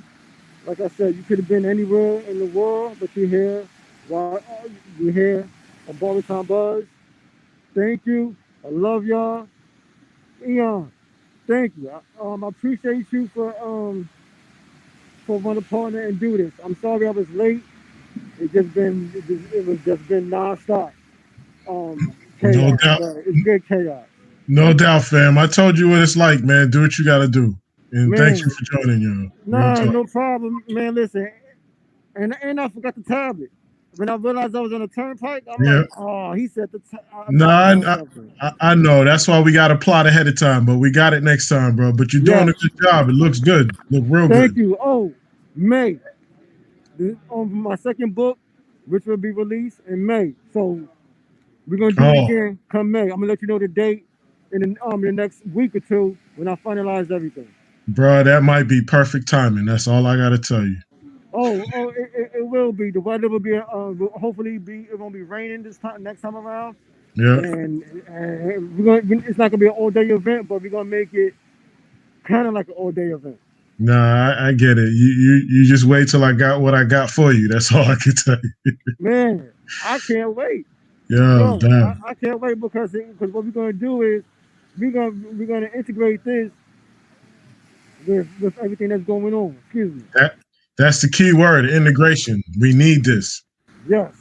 Absolute. Brethren, thank you. No problem. My apologies again. Thank you for being patient with me. I definitely appreciate you. Thanks again, brother. Nah, no doubt, man. And yo, tell New York we coming. Barber time all the time, yo. Oh, they know now. Word. They know Word. now. No doubt.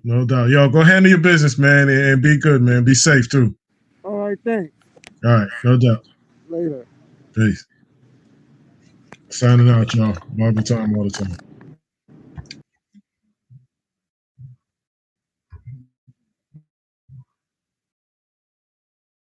Which says the government, right, is saying, hey, we feel as if this industry can operate differently. So we want to lift the bounds off of it, right? So we have that piece that we're dealing with. Then we have the internal piece, right? We have the internal piece where we have folks that are saying, you know what? Going to get a license just doesn't concern me, right? It's just not a priority for me. And so we have that piece. So we have two different sides in which these calls are coming from in terms of deregulating this industry in which we all make money in. Then we have the piece of the pros versus the cons of this all. And this is where our conversation will start to begin tonight with our town hall.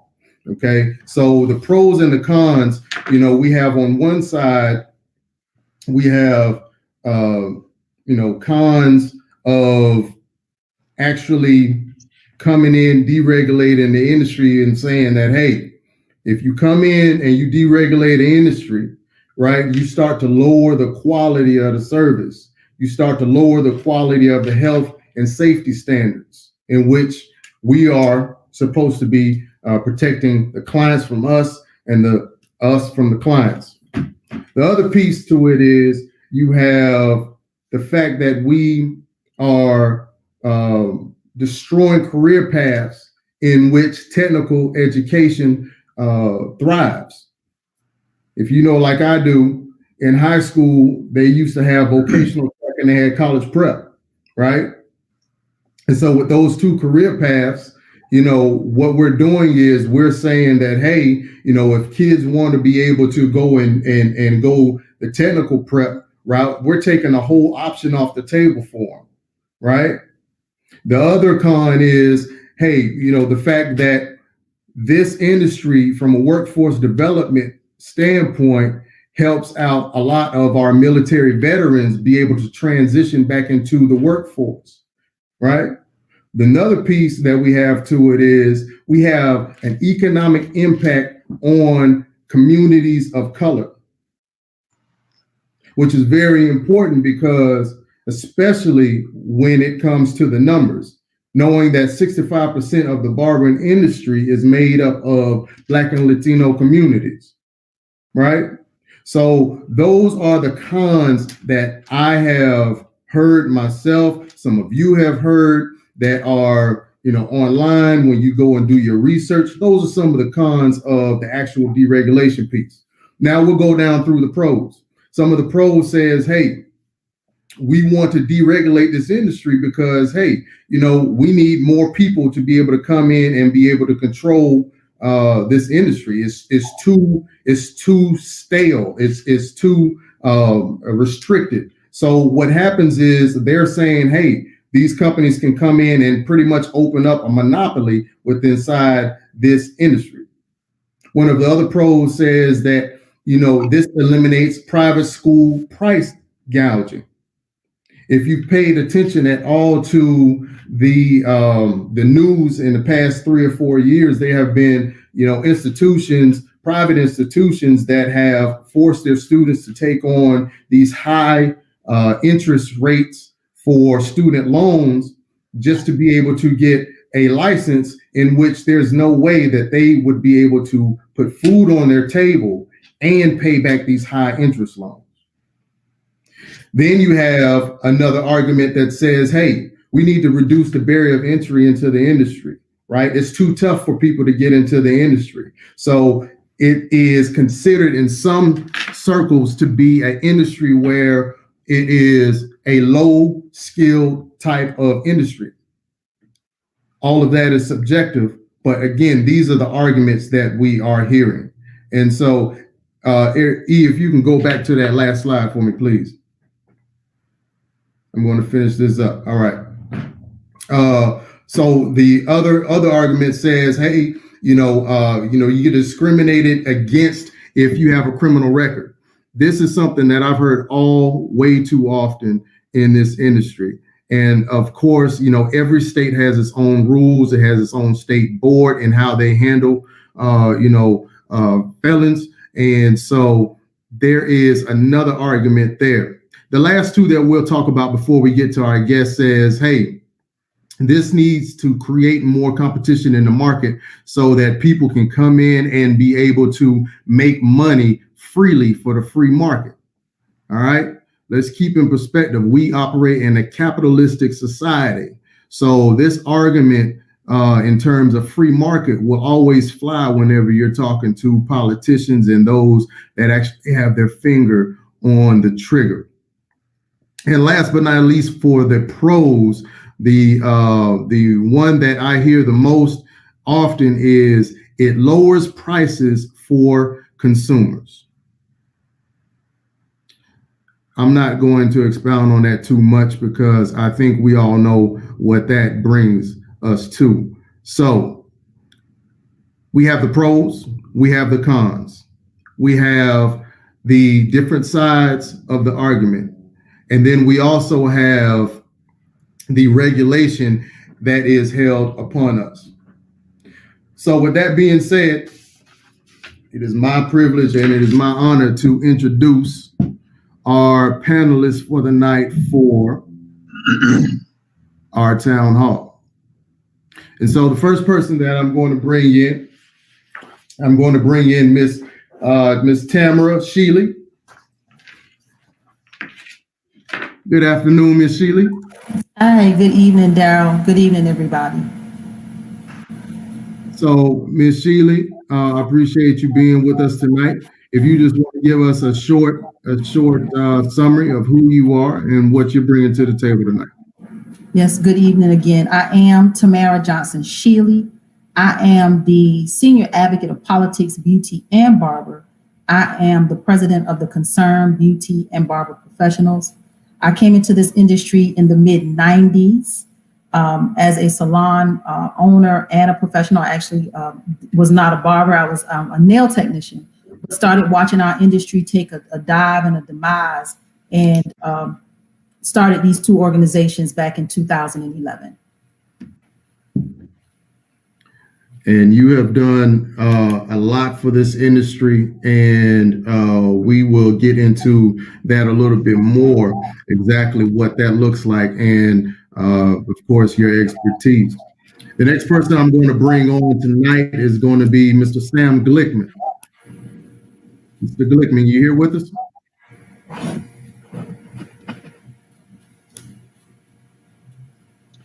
Sam was telling me, he sent me a text and said that his window of getting in it's full. The room is full, so he couldn't get access. They were denying access to him. So he's trying to get in. Yeah, actually, am I in here? I'm not even sure. You are in. We hear you. Yeah, we can definitely hear you, Sam. I don't know where my picture went though. I'm not sure how to use this, man. How are you doing? Not bad, not bad. Just look at the bottom where the camera is, Sam, and click that button. All right. All right, click it one more time for me.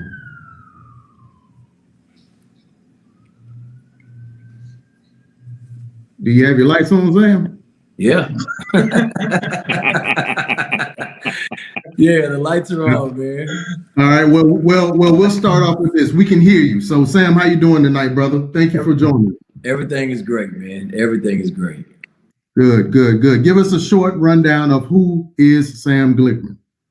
Well, I am a 27-year veteran in the barber industry. I am the founder and organizer for the Georgia Barbers Network. I also host a show here in Atlanta every January called the NBBS, the National Barbers and Beauty Symposium. And I am the owner of Provato Grooming and Provato Beauty. And for the most part, I'm just an organizer and a networker at its best. And that's pretty much it. Listen, we appreciate your presence, brother, and we thank you for joining us tonight on this panel. The next person that we're going to bring in tonight is Mr. Thomas James. Mr. Thomas, how you doing, sir? I'm good, sir. How are you doing, Daryl? You all right? I'm great, brother. I'm great. I appreciate you being here, giving us your time tonight, sir. Please explain to everybody, who is Mr. Thomas James? As Daryl said, Thomas James, master barber educator, also a licensed cosmetologist. I would say own, but it's actually my parents. So I manage my parents' shops, third generation. Historically, it's the first Black barber shop in all of Rutherford County. So I mean, that's a huge pillar of the community. Instructor, no longer own a school in Murfreesboro. End of last year, ended up having to let that go. That situation went south. And yeah, I work with a few state boards, not only here in Tennessee, but in Nevada as well. I do continuing education for instructors. I do a few here in Tennessee, and then I skip a few states. And as Sam said, just here, I network. I like to bridge gaps, and yeah, I'm here for it. I like what Daryl is having to say. I know a few of you all on this panel here. So yeah, I'm just glad to be asked to even participate. So thanks. Great. We appreciate that, sir. Next up, we're going to bring in Miss Tarsha Andrews. Andrews, I apologize. I was trying to do ladies first, and I apologize. I overlooked your name. Please. No, it's okay. No. Hi, how are you all? How's everyone doing? I'm Tasha. I've been in the industry for over 30 years. I am glad to be a part of this panel because it's definitely needed for us to come together and make sure this doesn't happen.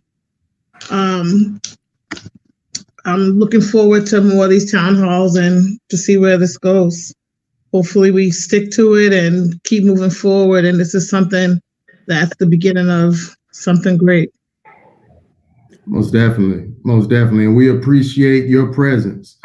Next, we're going to bring in Mr. Tyreek Jackson. Mr. Jackson. All right. Thank you for just having me tonight. I'm excited to be here to be a part of this. A little bit about my story. I've been in the industry almost 28 years now, like Sam, about 27 years. I did cosmetology and barber training. I got my manager's license and teacher's license, opened up schools, competed at Bronner, won, various competitions, but my passion has always been school. When I was 18, I said I wanted to open up a school. When I turned 38, I opened up my school. So it's been some time since then, about 20 years from the time I started in cosmetology school to when I actually opened up the school. In 2013 and 14 is when we began to open up Premier Barber Institute. It's the only accredited and Title IV funded school in the greater Philadelphia area. And more to what this conversation is about, I worked in Delaware at a school, and we helped to change some laws in Delaware. So I'm hoping that tonight I can help give you some guidance, maybe some tools and some resources that'll help you all in fighting this battle of deregulation in Georgia. Most definitely. And we definitely need that added to the conversation. Appreciate your presence, Mr. Jackson.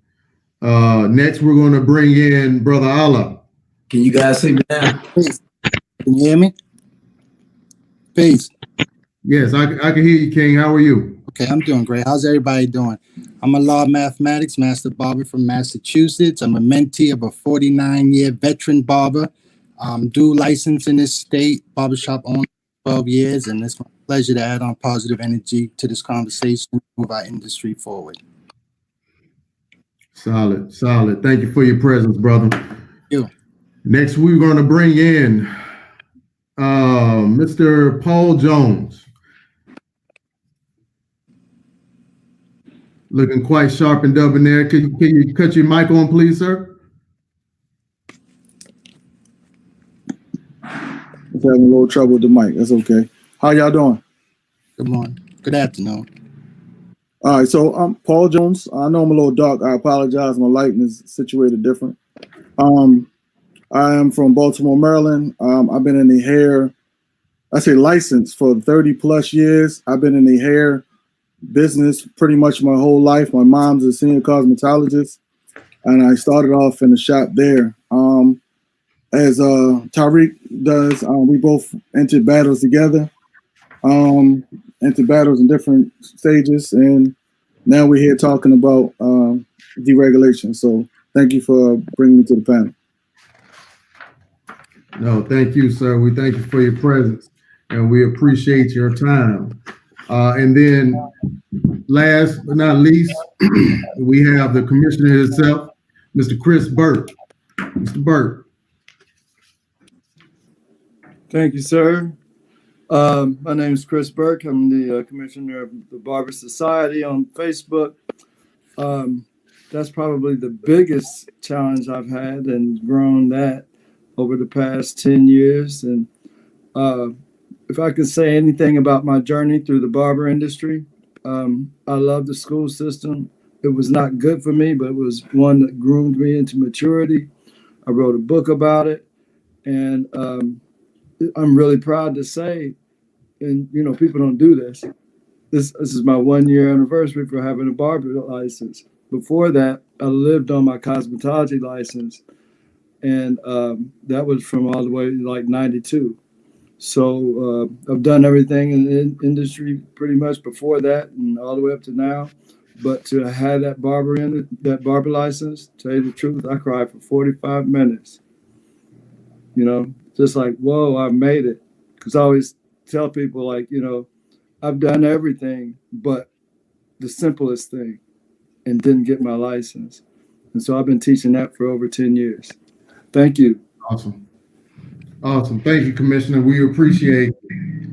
And so let's get into it, folks. Right. I tried to set the tone the best way possible so that we can have a robust conversation.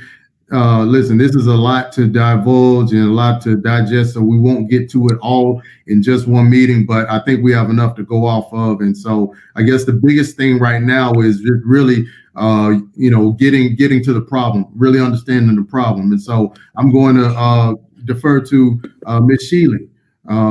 She has done a lot of work from a governmental standpoint, and she understands that process well. So I'm going to ask to you, so the problem itself, how do you see it from where you sit? Well, you know, we started our efforts back in 2011 as an organization. And I say we started watching, you know, I knew something was happening with the industry. I saw professionals that were making six figures now get second jobs. And there was just this lack of enthusiasm in the industry. Our health and safety standards, we just didn't seem to care about continuing education. I saw a lot of problems with the industry. So I started going to the state board meetings. I started going to, I got involved with a bigger national organization that took me to Washington, D.C. I lobbied on behalf of our industry for tax policies. For those of you that are salon owners, you know that you are double taxed in this industry. Not only are you paying taxes when an employee gets paid on their tips, you're taxed on the tips, and the employee is taxed on the tip, and you're taxed on that tip as well as an owner. So there's double taxation happening in the industry that the restaurant industry has gotten credit for many years ago that we never got. So bringing it fast forward, we started our organization and our efforts, and we started tracking hard data. And we actually literally have, from state to state across this country, we're able to tell you all the bills that affect our industry. We track this. We're diligent about tracking it. We've been diligent for many years. So just to give you some hard numbers and some real examples of how bad this really has been for a very long time. I mean, we're talking about it now. but we've been sounding the alarm for a very long time. So just to give you some hard numbers, in 2015, we tracked 308 bills. In 2016, we tracked 343 bills. In 2017, we tracked 409 bills. In 2018, we tracked 355 bills. In 2019, we tracked 266 bills. In 2020, we have 422 bills on our radar. That number will probably be in the 300s because there's some of them that we can eliminate. But as you can see, we've had hundreds and hundreds of bills that affect our industry that go through our state legislature for a long, long time. This is the numbers that we have. And what is so disheartening is that beauty and barber professionals, it saddens me that, we don't seem that I know we love what we do, but we don't really see the correlation between policy and politics and what we do and how it all is intertwined. So there's a lot of political education that needs to happen, where people understand that the dollars and the money that's coming through your pockets right now is dictated by what's happening in politics. We have bills right now in this 2020 legislature. Indiana, I just saw where, but deregulation is not a new threat to us. And we got to figure out how to reach our industry and have these conversations and engage, not just talk about it.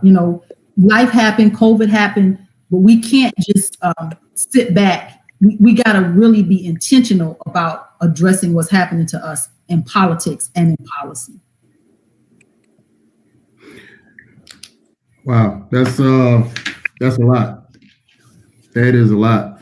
And so I guess my next question is, how do we get access to this type of information? Is this information, is it normally put up on these state websites, right? Is it normally just distributed at the state board meetings, or is it just a thing of where it's reserved just for associations to have access to, or groups of industry professionals to have access to? How does that piece work? Well, you can if through our organization, and that's what we do. We actually pay for our data. It ain't cheap and it ain't free because we have an actual database and we collect our data. This information, if you are in, you can go to your state legislature's website. Any professional can do this. You can go to your state legislature's website and you can query. You can do a search for bills specific to our industry. But we do the work for you as an organization. That's what we do with Politics, Beauty, and Barber. That's what we do as the concerned beauty professionals. So we do it for professionals so they don't have to do it for themselves. Our members, they get updates, they get alerts. We know what's going on. Those of us that are engaged in our organization, we know what's going on, and we do what we can in our prospective states, but we've never had enough of a core. Our goal as an organization has always been, and just hear me how minimal our ask has been as an organization. We've asked to have 2 professionals for each entity, 2 cosmetologists, 2 estheticians, 2 nail techs, and 2 barbers. So our goal has always been 8 in each state. If we can have 8 professionals in each state, we could collaborate and say, yeah, this is happening in Texas, this is happening in Illinois, this is happening in Iowa, and we need to collaborate and we need to work together to fight this. But until we start attacking the bills and these policies as an army, as a unified force, you can go do it in your state, you can go do it in your state, but each state is a battleground. It's a battleground. This is a war, an attack on our entire industry that we have to fight collectively. And until we learn to do that, we're just going to continue to win and lose battles while this war is continuously being waged against us. That's heavy. It's heavy, but it's the truth and it's the reality. And unfortunately, that message is not talked about enough. So I would like to defer now to some of the school owners, to some of the educators in the group. So where do you all fit with this problem, and how do you all see it from your perspective? So Mr. Jackson, Mr. James. Yeah, I can speak to it. So a few things. Most barbers in the prospective states, they don't reach out to the boards. They don't connect with the boards. They're not talking with the boards. They don't have a relationship with the boards. And so that's just at a state level. What Shealy was talking about was politics and policy. You know, we talk about going to the polls every 4 years, but you know, there are these small elections that happen that aren't the presidential election that really affect what's happening in your state, what's happening locally in your area. And those people are the ones that are responsible for helping to be a liaison for you and an advocate for some of the change that you're trying to create. In 2013, when I was working in Delaware, now I'm a licensed professional in Pennsylvania, but I was running and operating a school as the campus director in Delaware. And right before I retired at that place and opened my school in 2013, I was in the middle of changing some laws that took place. House Bill 339 was a hybrid co-op licensing program. It was the only program of its kind. In order to change things, we sat down with the governor, right? We sat down with the state board chair, and we collectively, with a group of individuals, like she said, she's only looking for 2 from each part. We gathered people together, and we voiced our concerns on how this could work. We identified the problem. In this particular case, the problem was there weren't enough schools to accommodate the illegal license activity happening in that state. So do we want to penalize people for not getting licenses?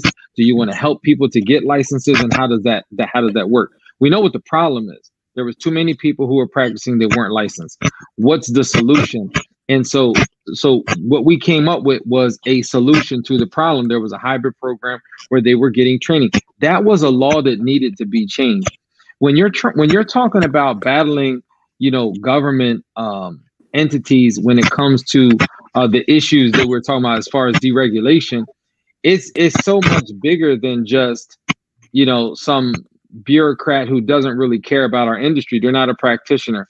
But when you ask very simple questions, you'll get really simple answers, right? And it's not about asking just the right questions. It's asking the right questions to the right people, and then getting the right people in place to help fight for you and advocate for you. When you look at all the entities that have been able to fight for their rights, the gay community, LGBT, they've been able to do things that the civil rights and just blacks alone have been fighting for years and haven't been able to get it done. Because what they have in place is people who are lobbying for them, and they have money backing their efforts. That's the thing. You know, what Shealy's talking about is she's doing all the heavy lifting. What she needs is 8 people from 8 states to help fight on the front lines for her. She's already doing all the hard work, right? She knows all the data. She has all the information. What we need is backing. So in Pennsylvania, we have an organization called PAPSA, P-A-P-S-A. It's run by Debbie Dunn, and the executive person is Sean. I forget his name, but I can send you guys their information. They're an open book.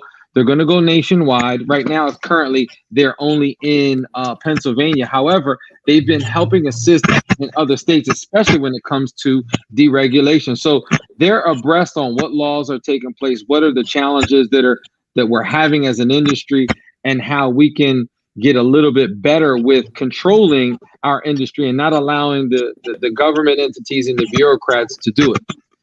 What it is most of these states, and what Ms. Shealy was talking about, is there's not a pathway. No one wants to go and take out the machete and hacksaw the pathway through the jungle. They just don't want to do it. So one of the things that's really, really important is having a pathway.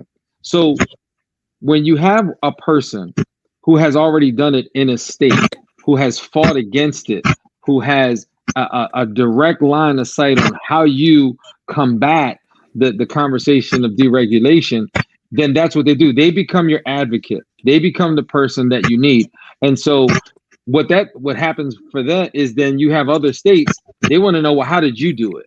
Show me what you did to get to where you were trying to go. And that's really what it is. It's about, you know, laziness. They want to sit at their balls and have their meetings and you know, and do the thing and raise the money, right? But they don't really care about what it is, because big businesses like Holiday Hair, Cost Cutters, and things like that, what they're saying is, hey, let's open the market so I don't have to hire licensed personnel. I want to be able to hire and train whoever I want, who can do what I need them to do for my business. And when they're looking at that, they want to take away from, and they're saying make it a free market. They want to take away from the licensed practitioner who's creating a quality service. I think there's room for both, but deregulation is off the table. And when I say asking questions, what happened in a local barbershop here in Lancaster was local legislation came in. He was against, he was part of deregulation licensing, but he was coming to a barbershop. And the barber said to him, I'm going to go and get my weed whacker quick. And he's like, for what? He says, to cut your hair. And he goes, no, you're not going to cut my hair with the weed whacker. He goes, why not? And he goes, because that's not what it's for. And he said, you're against licensing regulations. You want to deregulate. If you deregulate, then anybody can use whatever they want, whatever tools. He goes, no, I think that's a bit extreme. And he goes, no, that's exactly what you're opening the door for, because there'll be no regulations and no guidance around it. And what that did was change his perspective, because he was going to a licensed practitioner to get his hair serviced. And the barber was very smart about saying, I'm going to use my weed whacker to cut your hair today. And he was adamant about not getting it done.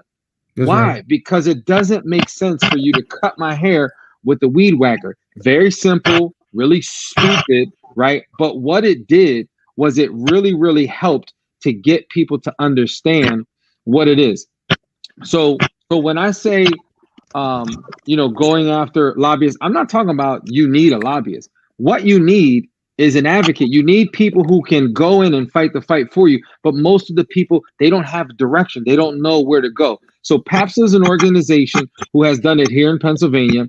And then AACS, Association for Cosmetology Schools.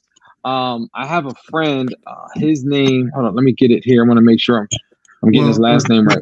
This is what we're going to do, brother. This is what we're going to do, because I want to make sure that we're going to get everybody in to be able to chime in on it.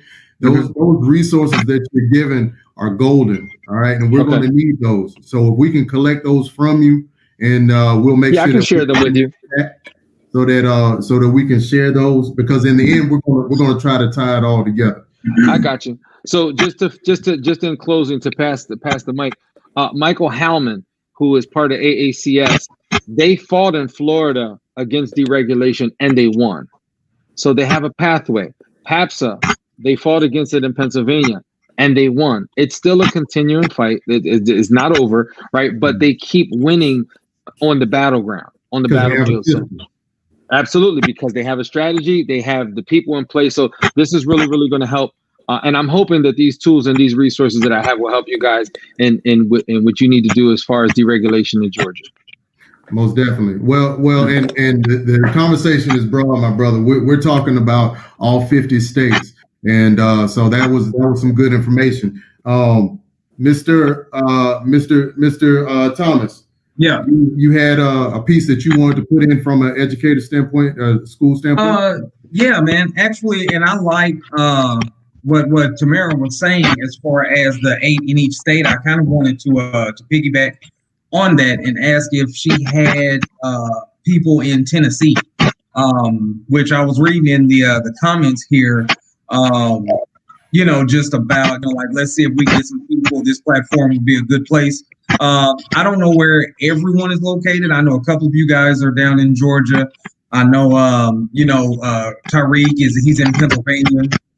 Myself, I'm in Tennessee. I think that, as who said that? Tasha said that, yeah, for us to even use this platform as something to start, because I think that between everyone's backgrounds, whether that's, like time served, educationally, legally, that we're all experts in our respective field and in our respective lanes. And I think that if we continue, we will have 8 awesome, ideas, right? And then, is that how many people are here? We have 9. We'll have 9 awesome ideas, right? I think that if we pick, 1 or 2 goals that we really want to shoot after, I think we can get that and achieve them. So, I mean, because like Tariq was saying with the PAPSA, right? If they are there to be like that protective shield for some people, some groups like Daryl, you and I were talking the other day, then if we were to become a miniature version of PAPSA, right? I mean, I think that would be a great start. And like I said, we have, like Tyreek was saying, for Miss Sheila, that she's already done the legwork, right? We've already got that data. She already knows like what we have to do, right? And then you have Brother Tyreek, who's like, yo, we've got a couple of groups, we have connects that have already laid out how you get this stuff done. So instead of us reinventing the wheel, like I'm all for just hearing, like how can we push forward? Because with everybody on here and all of our connects, I don't see a reason why we would not be able to move forward. I believe that this industry, all of us in our respective fields, have always thought about deregulation is bad, don't do that. But then there are a ton of other things that we could accomplish if we knew what the steps were and how we're supposed to do them. Like Tyreek was saying earlier, that a lot of barbers, cosmos, whomever, that they don't go to the state board meetings.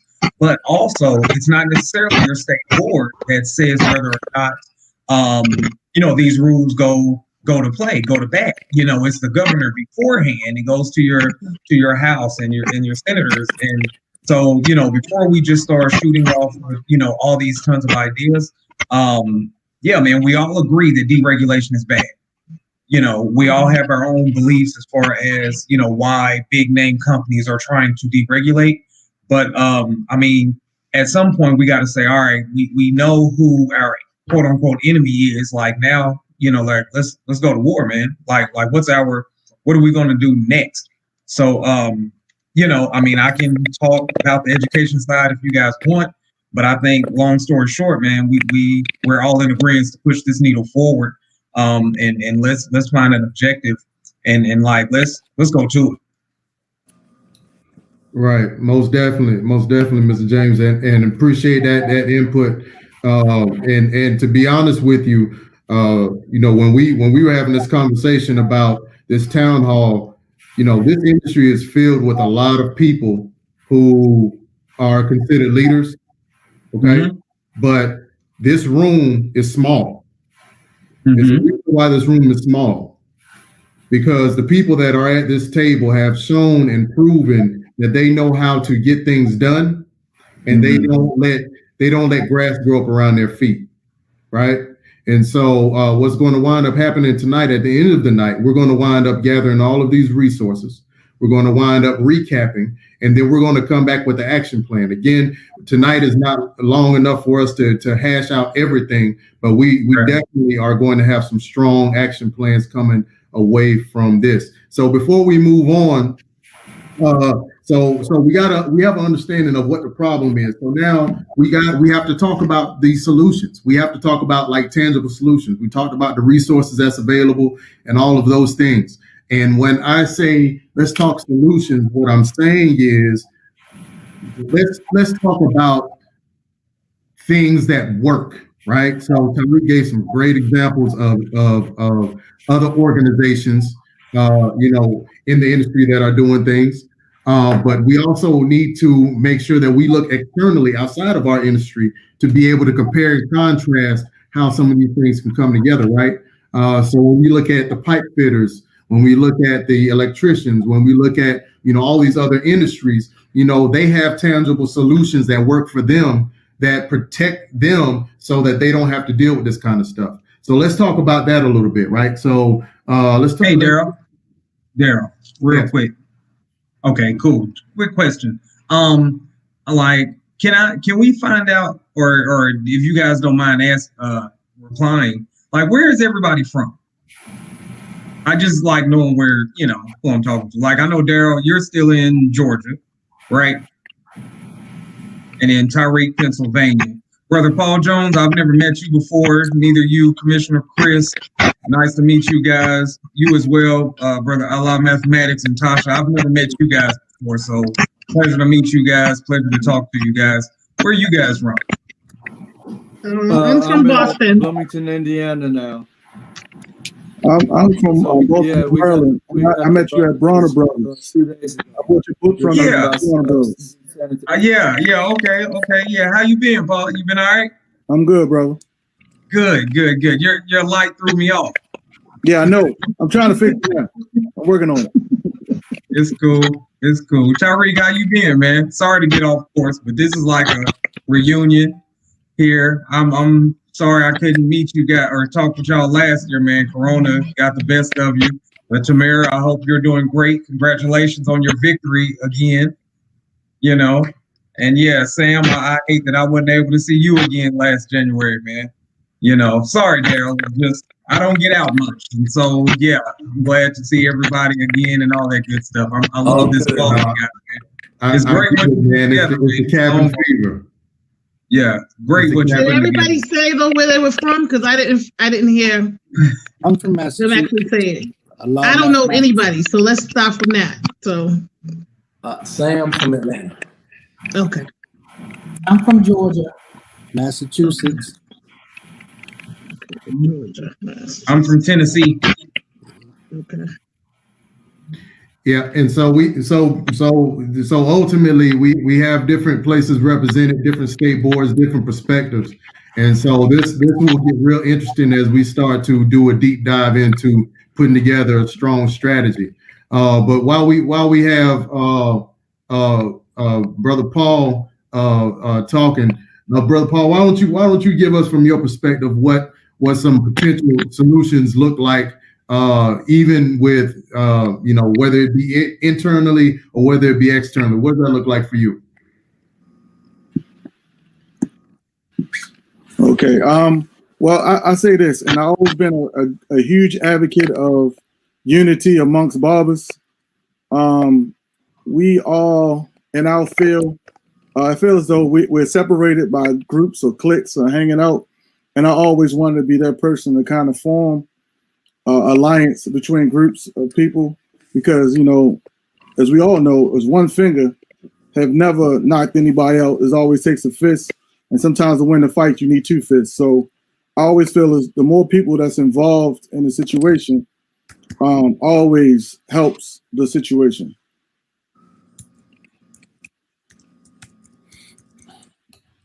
Got you.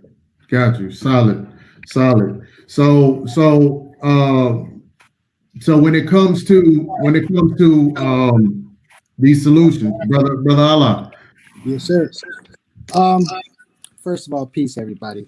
I heard a lot of things and a lot of thoughts were sparked. Deregulation. What I would like to see is a new vanguard of barbers unified and a component that connects the barber boards to the barbers. Because in my state in particular, the barber board is made up of lawyers. There's no real barber to the bones on the board, so they don't really know our concerns and issues. And the thinking is from an old school perspective. Like currently, we're dealing with coronavirus, right? So there's a lot of shop owners who weren't paying taxes. There's a lot of barbers who weren't paying taxes, and they can't apply for no grants, no loans. There's nobody to interpret that for them or interpret this time for them, because this is a new time. We've never been in the virus. So also I have a couple of young men I'm working with who have a criminal record, and there's no language on the application of how you submit a query before you take your barber exam. Because in this state, if you have a criminal record, you have to submit a background check from the barber board before you take your exam. So there's a lot of things that has to be changed from the old school and the old way of thinking. And some of the things that were said today sparked a lot of thought, because I see that we have a common issue. One of the things I like to see is more emphasis on dental health and money management in the shows, because that's not talked about. It's all like cutting and partying, and there's no real things for you to take. Well, the real issues we deal with as barbers is not giving credence, like cutting for money and things of that nature. So I heard you, and I'm gonna think it over what I can do and how I can add on. But I definitely hear the component. We need somebody to talk to the board and convey our issues. Because in my state, I have 6,000 barbers, 1,800 stylists, and the unlicensed barbers are running rampant. That price regulation, that's something we worked on, generating a bill to the governor that's saying, listen, in the state of Massachusetts, can we come up with some sort of minimal price and $25 a haircut? And on the other side of that, we'll give all grade school children 1 through 12 a free haircut with the honor roll in hand if you're able to introduce this bill to the floor. So there's nobody to like navigate the legalese for us everyday barbers and like the state reps or the Congress or even the governor's office. So those are some of my thoughts about deregulation, but I'm definitely against it because it'd be like the OK Corral. With all these unlicensed barbers now, it's getting like that. There's 8 barbers on one block and open up 24 hours a day. What's the barber's hours? Can you be open 24 hours a day, or is it 9 to 5 or 9 to 8? And I know each state is different, and each state has different rules and regulations and prices. But these are some of the concerns that us in Massachusetts are dealing with currently. Most definitely, and those are great points you brought up, brother. And shout out to you for your efforts in pushing the issue there in your state. It takes a lot to deal with these issues and going to these legislators, especially when there's not a clear system about how to do it. And to the point of what we were speaking to earlier, I do want to take a quick second. We do have one attendee who was not able to get in. I guess the room is full, but I want to give a shout out to Rob Diaz and my barber brethren from Farouk System. He is representing Houston, Texas, and he had a lot that he wanted to add to this conversation. I spoke with him a little bit earlier. If you're not familiar, Texas went through their own battle about 2 years ago. And it actually lined up working in somewhat of a neutral situation, to where they did not deregulate the licensing, but they were able to get the number of hours required reduced. Right. So rather than being at 1,500 hours, I believe it was 1,000 hours that it was reduced to, because the complaint was that they were wasting a lot of time in school and not really doing anything, which as an educator, I don't know. I take issue with that just based off of the fact that, there's plenty to learn in this industry and there's a lot to do. But, again, everybody doesn't teach the same. Everybody's classroom is different. Everybody's school is different. So I did want to add that on into the conversation. Moving on, I want to get some input from Brother Burke. Brother Burke, you've been working in this industry for a long time, and you have definitely been doing your part as well. Solution. What does solutions look like for us at this point? There's a lot of solutions. I think, each one of us individually can take a little bit of our time and energy to put towards it, just in our own space. But then each one of us have different availability on different platforms. I will say this, because I loved what was just said about changing the stage of these shows and whatnot, and offering more. Nobody believes me when I talk about how Tamara and I sat with Claude Anderson. And it was just crazy. And ever since then, my life has changed. Nobody came to see him. I don't want to say nobody, but very few people did, because they wanted to see the barber show or network or look at the gold tools and stuff. And if we can take our leadership and just move it from that type of thing and be able to sit down and talk to people like Claude Anderson, or on the same day, was so crazy, because we also had Knights of the Razor guy, and he was there, so he was talking about that, and that was not important to the people, so we can change it from the platforms and even keep these narratives of deregulation in their eyes, not just because of there's an issue. But, when I met Tamara, she was doing it full time in TBS, full time. It was never anything there was never any dry moment of what she was presenting in our group. So I thank you for that. Most definitely. And I think that what I hear, the common theme is that we have to realize at some point that everybody that comes with you can't go with you. Okay. And that everybody that is here with you is not here for you when it comes to leadership. All right. And so I think we have to make sure that we define that because, again, this is not everybody's fight, right? It takes a special breed to be able to put up the wherewithal, to put up the endurance to be able to deal with these issues and to have the discipline to commit to it.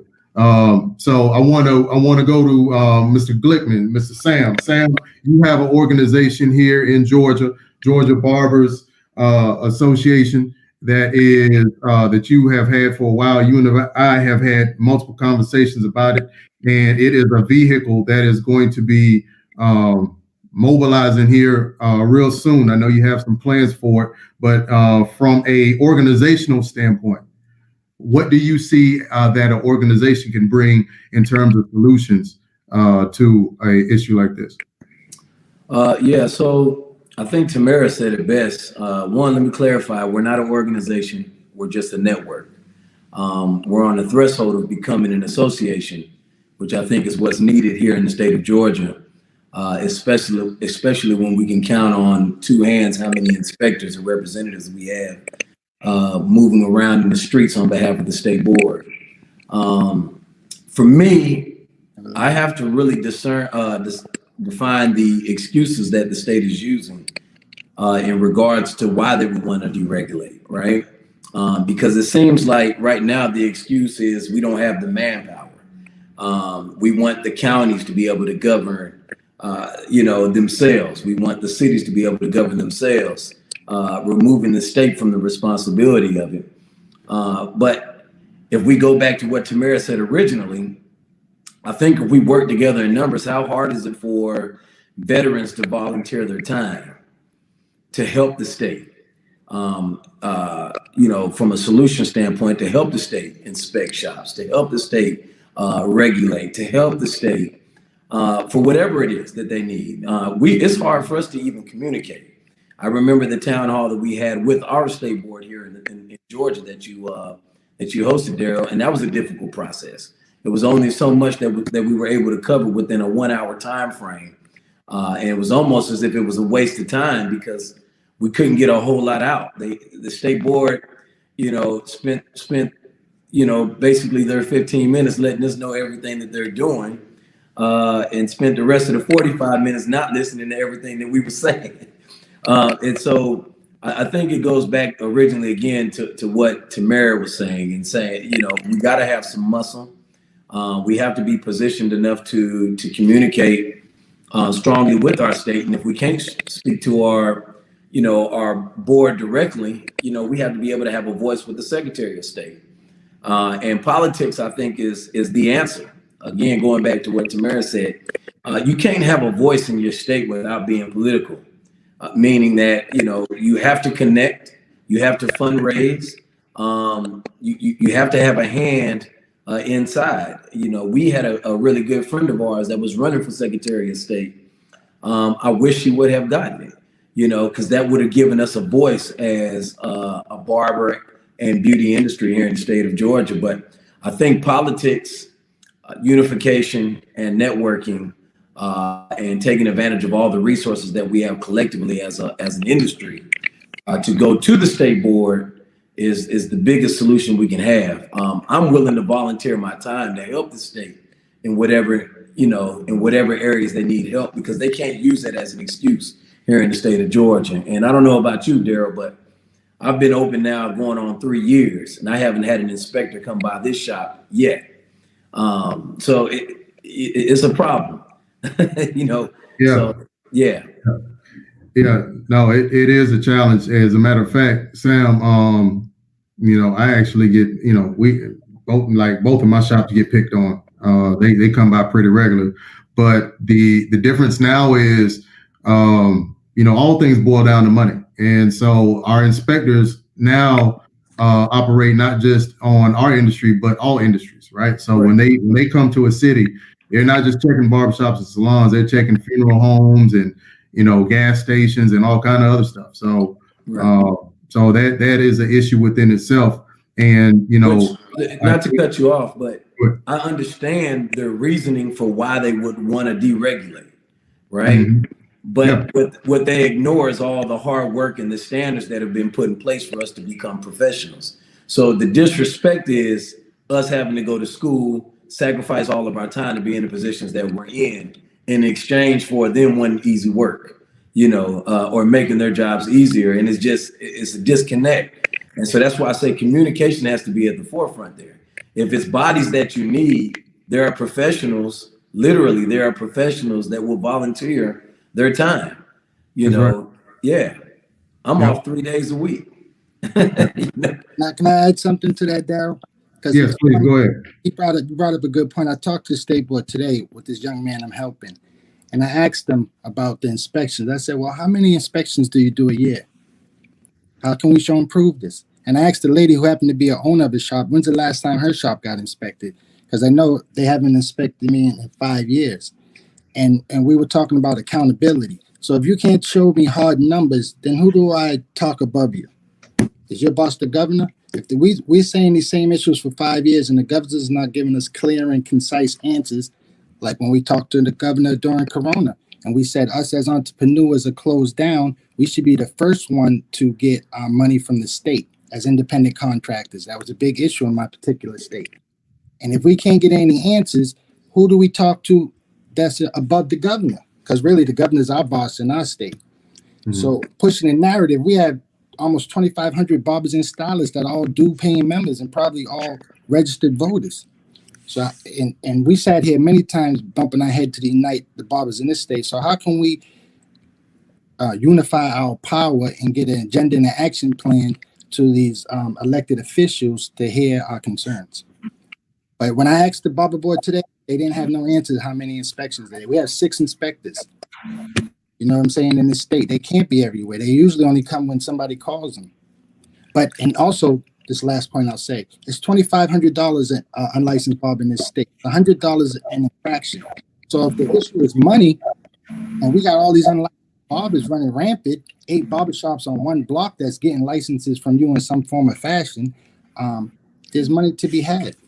So definitely we need to change the narrative and hold people accountable. That's something I thought Can I about. comment on something just in regards to what you're saying? Yes, As far as the inspections go, a lot of if you open up a barbershop and you're not licensed, inspectional services is required to be the ones to inspect you, not the state board. And I spoke to the state board numerous times. They're not going to go in. They're not allowed to go into a business that's not listed as a salon or a barbershop. It has to be inspectional services because they're operating outside of the zoning that they're zoned for. So they're not going to, there's nothing that state board will do. But what You I'm know saying, that's after you get that application signed by INS, the plumbing, electric, and the lighting, you bring it to the state board and then they come out, right? I understand, but they're not listed. If you open, there's been a few salons that opened up. Now I'm as a stylist, I'm a stylist. I'm not a barber. Just I forgot to tell you guys that. Now, when these salons are opening up and they're not licensed, that means they're not even registered as a salon in the state board. Right. And they're not going to be inspected by state board because they're not allowed to go in because they're not a salon. Inspectional services that's for the city are the ones that are supposed to inspect them. So there's a lot of beauty supply stores and braiding shops, and there's a lot of businesses that are open that are running as salons, sinks and everything, but they're not getting shut down because inspectional services, they don't even have the manpower. They're not even looking at the businesses really. Right. And state board will get notification, but they said there's nothing that we can do because they're not listed as salons.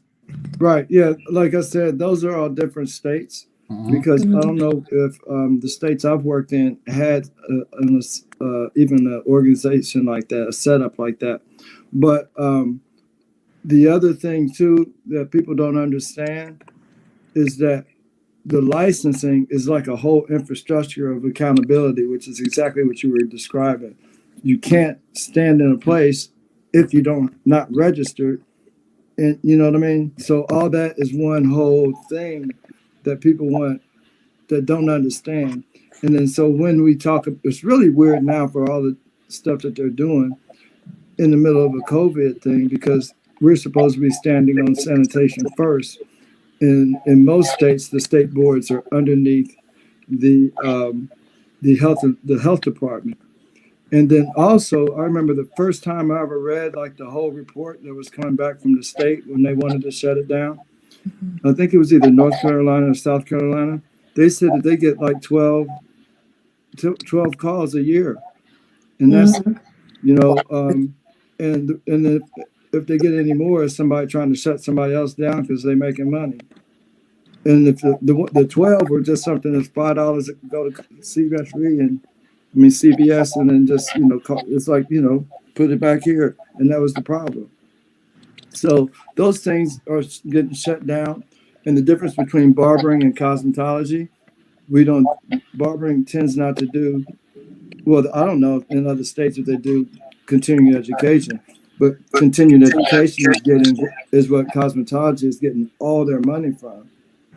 You see what I'm saying? Mm-hmm. I mean, it's expensive to do that stuff at a show, and it's all going to our state board in Indiana and Ohio.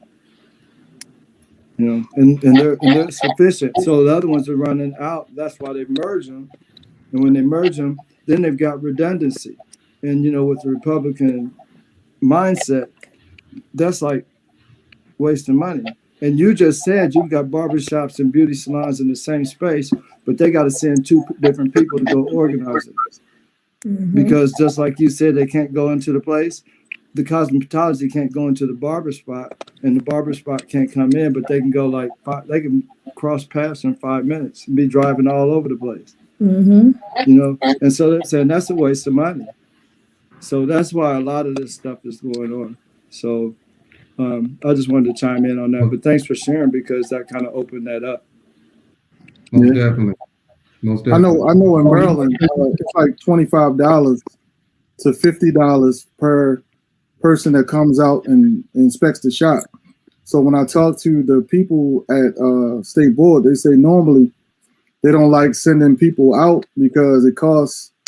They have to pay so much of amount of money for them to come out. And the people that I talk to that come, they say they don't get paid. They only get to do maybe 8 shops a day, and their check maybe $100. They said it ain't worth their time or gas to drive around.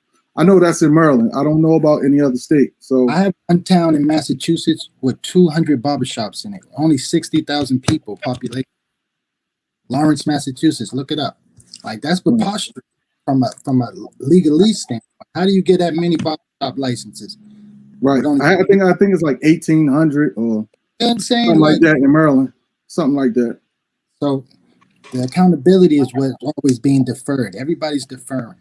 I went to the state board yesterday with that young man. They deferred me. Call this number. They'll call you back. So we need an alliance. That's what we need. I'm sorry for cutting you off, Tariq. We definitely need an alliance, and it looked like, and I hope I'm saying your name right, Tamara is should be a leader, and I think she should be the person that we should all contact and get this ball rolling, because us in each state, should seem like she's the one who really pretty much got the ball rolling. She did all the heavy lifting. Soldier, I'm definitely down. If you need me to go bum rush the doors, you already call my phone. I'm pretty sure, whatever you need me for, I'm there. So that's all I'm saying.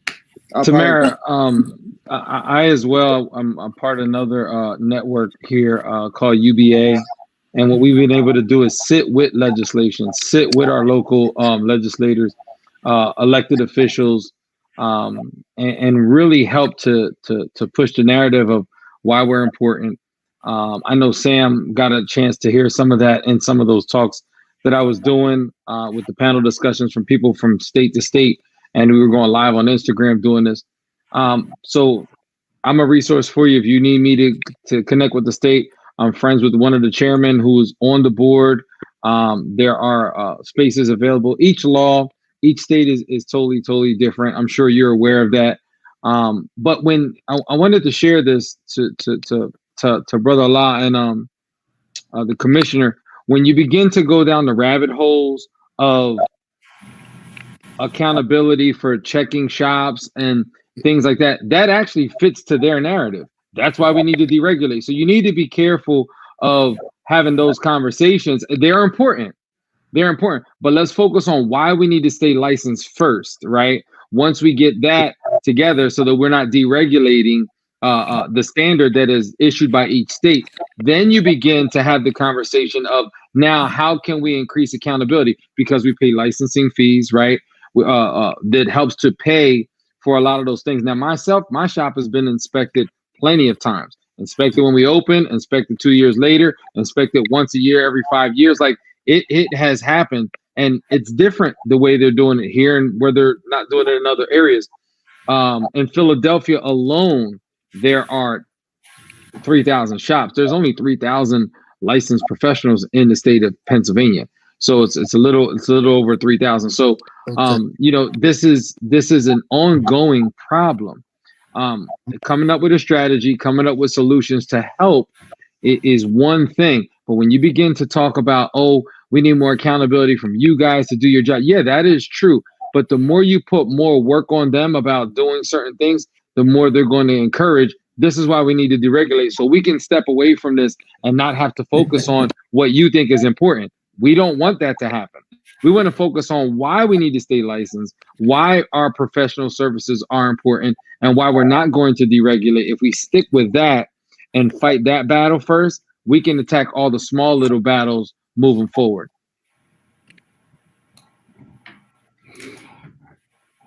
That's a good point, Tyreek. Very, very good point. Can I ask you guys a question?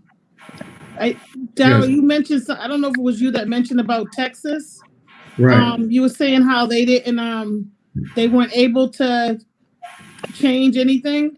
And then I had looked up before, in Texas, I know with the braiding, that they allowed them to braid without a license. I think all they have to do is get a sanitization thing, which is like 35 hours or something like that. Tennessee is the same way. And once they get that, they can open up a braid shop. So to me, that's exactly what we don't want. Because 35 hours, that's nothing. I know in Maryland, you don't have to have anything. You can just open the shop up and start braiding. Again, those things that you feel are important to you is another conversation as why they want to deregulate. You have to listen. You got to start somewhere. I feel you. If you're working with the public and you're doing hair and you're doing certain things, there should be a process. I'm a school owner. I'm passionate about school. I'm not fighting for this because I'm a school owner. I'm passionate about this because this has been my life. I went to school. I know the importance of school, and I see the people who don't go to school and the troubles that they have. Just like Allah was saying, and the commissioner talking about, you know, we need more health and financial training, and these are the things that we have incorporated in our program. But I'm only one school in one state, in one county, in one area of the state. I'm hoping that the influence is pouring out and other schools are seeing it, which is why I post so much on social media what we're doing, so that other students at other schools can say, hey, we need to step our game up and things like that.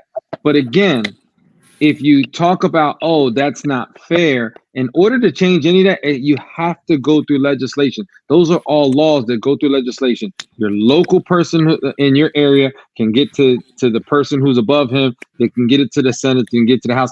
It starts somewhere. And it starts with you. If that's how you feel, you get a group of people, organize that, explain the why, though. Not just, I don't like it. There has to be an understanding. And for them, it's about money. If you license them, they make money. You make money. If they're licensed, then you have jurisdiction over them. If you have jurisdiction over them, then you can fine them. That's what you were talking about earlier. They can't go into certain places that aren't licensed because they don't have jurisdiction over the illegal activity.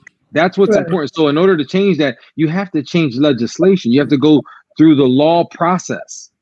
No, I understand that. That's what we're talking about. But I'm saying it's already done clearly if they already have that in writing. So that it's already happened. I was trying to clarify when he was explaining that it wasn't whatever they did, it made it not happen, but it actually did happen if that's what it is now. So Tasha, if you don't mind, I'll kind of jump in right there. Texas is a unique Texas is one of these states where we have to literally keep our eye on them all the time. Texas is they don't convene every year. They actually have a session every other year. They are in session this year. And from the years that we have tracked legislation in Texas, Texas has 10, 15, 20 bills at a time per legislature that come out that affect our industry. What you're talking about with the hair braiders, I'm not sure if you know the story behind Isis Brantley. Yeah.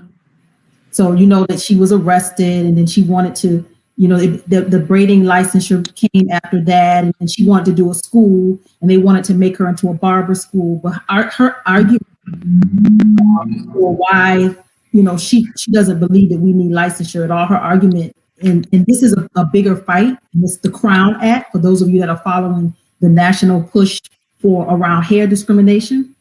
They've made it, and ISIS's argument was it's ancestral, it's cultural, it was racial. So they made braiding ethnic. They took it away from us as a part of our, a part of the profession and a part of the industry. They took it and made it something else. That is what caused Texas and Tennessee to be in the state that they're in. Tennessee, we actually hosted our industry day. We've been hosting industry day at the Capitol for the last 5 years, and we've done Georgia, but one of the years we went to Tennessee. And we went to Tennessee because that was when Tennessee was, Tennessee has some discrepancy with their law, because Tennessee says that you can have a license to braid, but then you don't need a license to braid. They have this, it's very confusing in the state of Tennessee, and it probably needs to be a lawsuit. I won't, I'm in no position our organization is in no position to pursue anything like that, but it's definitely some very misleading and confusing language around hair and braiding in the state of Tennessee. Texas is real clear. It's gone out of Texas now, and it is just what you said it is. No licensure is gone. They got rid of it. They said to hell with it. ISIS sued the state and won. So Texas is like, we're not fighting this battle no more. Y'all black people, y'all want to go do hair, go do hair. So we just have to be mindful that these laws that are coming down the pike. I know we're at the hour, and everybody's probably getting tired here, but I just want y'all to be mindful that we have well over, I just put in the chat, 204 bills that need addressing all across this country. We have enough information to feed all of you. I don't necessarily have to lead anything. If I can feed you guys the information, we have 8 in each state, and feed y'all the information. We can organize and galvanize. We are a voting bloc. When you talk about lobbying and advocating, those are two separate things. We are advocates for our industry. We don't need lobbyists. We don't have to pay. We got enough voice, and we have enough power to do anything we need done, because we vote these legislators in our states, and we can vote them out. And not only do we do it, we have the influence of our clients, because we tell our clients, they tell their family, they tell their friends, we are a force to be reckoned with, y'all. And when we come together and organize and galvanize and utilize this vote and become the powerful voting bloc that we are, all of this crap will stop. They're gonna be like, do not mess with them beauty and barber professionals. And I'm gonna tell you how I know this works. I saw it happen with the realtors here in the state of Georgia. The realtors go down to the Capitol every year as a group. And one year I was standing in the window of a legislator and watched a sea of realtors come to the Capitol. The secretary gets on her phone and she said, the realtors are coming, the realtors are coming. And I'm gonna tell you, everybody around there was on alert, because those realtors had so much power. And when the beauty and barber professionals, it's enough of us. When we do the same damn thing, we will be a force to be reckoned with. We will not have to have this conversation about deregulation ever again. So come together, organize. I hope that we'll have some continual conversations after this, and let's put this plan into action. We got everything we need. We just don't have the people. We don't have the industry professionals saying, don't mess with us. And that's the kind of attitude we got to have to win this fight again. In Pennsylvania, we got some people for you for sure. And that was exactly the conversation we had when we got with our legislation, was the amount of people, the social influence that we have in our businesses, and if we can vote you out. When we had that voting conversation, that shifted everything, because it was election year.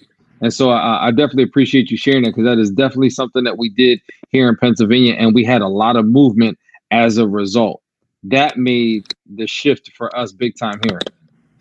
Hey, listen, I think that I think we definitely have a streamlined conversation about a few things, and this has been impactful, you all. Okay, this has been impactful, and I didn't expect anything less. We have a lot of ideas on the table that have meat on them, and we have a lot of resources to pull together and to be able to build with. And I think that what we're going to do, because we did run a little bit over our time, but we have enough to be able to continue this conversation at a later date.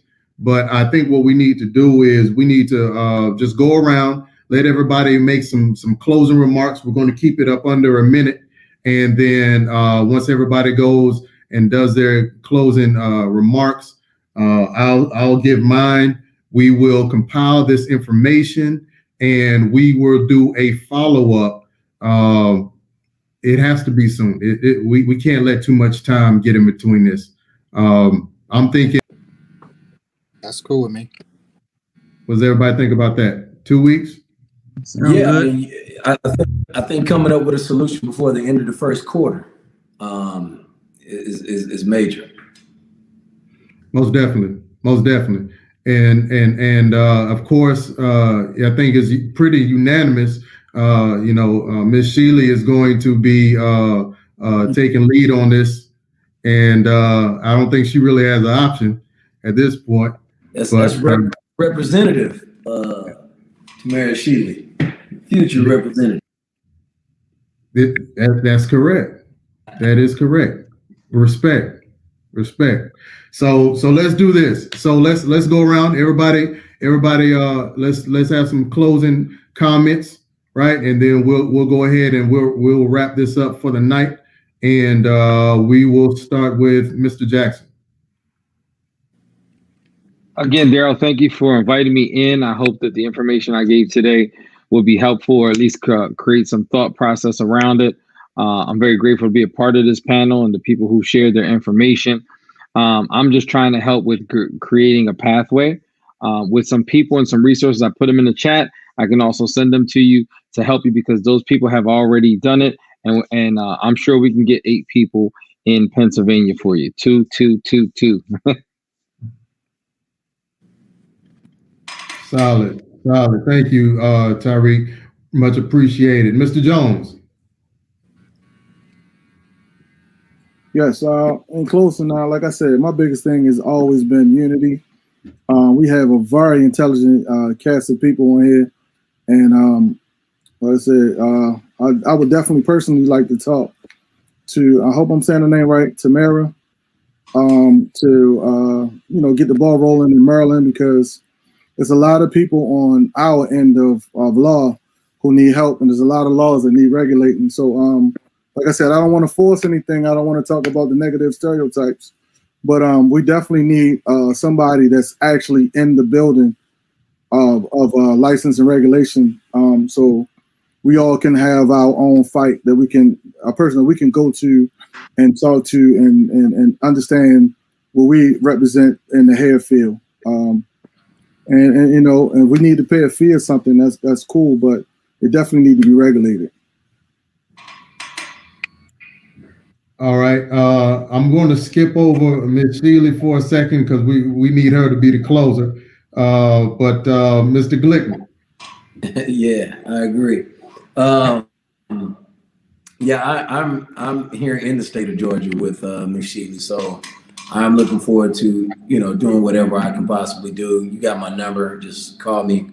I'm willing to volunteer my time. I'm in a different space now in reference to my work-life balance, so I am available to do things like this.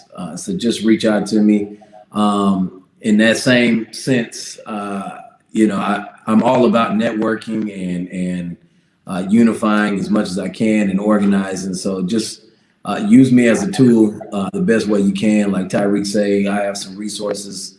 If I have some resources, I'm willing to share, and all of the above. So Thank you for the platform tonight, Daryl. I think it was a great first start to an amazing accomplishment here in the future, and looking forward to what's next. Appreciate it, Sam. All right, Miss Tarsha. I just wanted to thank everyone for inviting me, Ian, and everyone. I am definitely looking forward to our next platform meeting, Zoom, stream, whatever this thing is. I'm excited about the motivation everyone has to doing this. A lot of times I get in a conversation with people and they're motivated for the moment and nothing takes place after that. And I don't feel like this is going to be that type of moment. So I am looking forward to us moving forward, because we do have to take control of our industry. We have to keep education in the forefront, and I'm ready. All right, good stuff. Good stuff. Much appreciated. Mr. James. Yes. Yeah.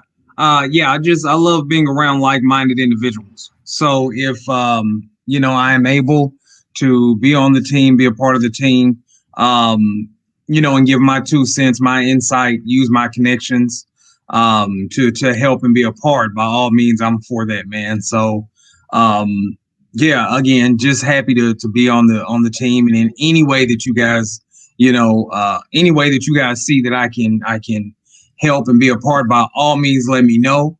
Again, this is like a small reunion for me. So, I mean, I'm just glad to be in the presence of giants, man. So, hey, let's get this ball rolling.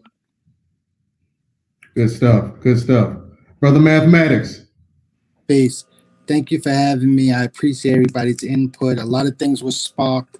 I left with one determined idea. That determined idea today is, how did this conversation of deregulating our industry stop?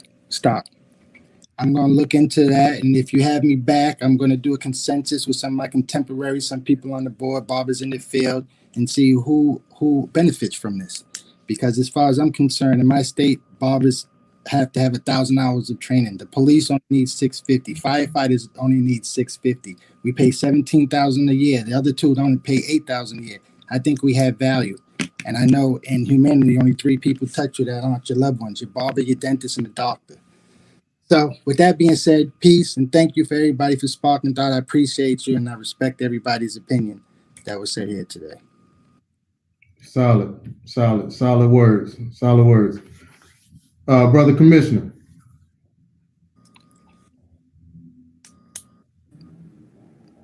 Yeah, like everybody else is saying, I've never been around 9 people that are really ready to make something happen.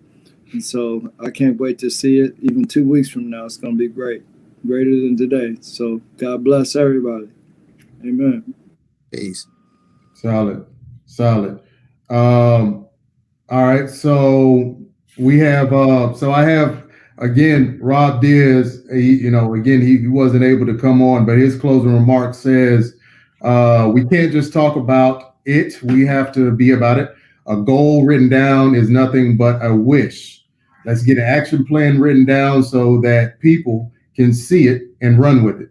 We have to share this because this is bigger than any one person, shop, or state. Let's unify." All right, and that's from Brother Rob Diaz out of Houston, Texas. All right.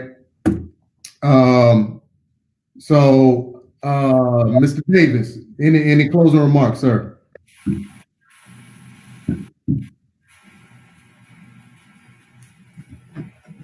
Mr. Davis, you there?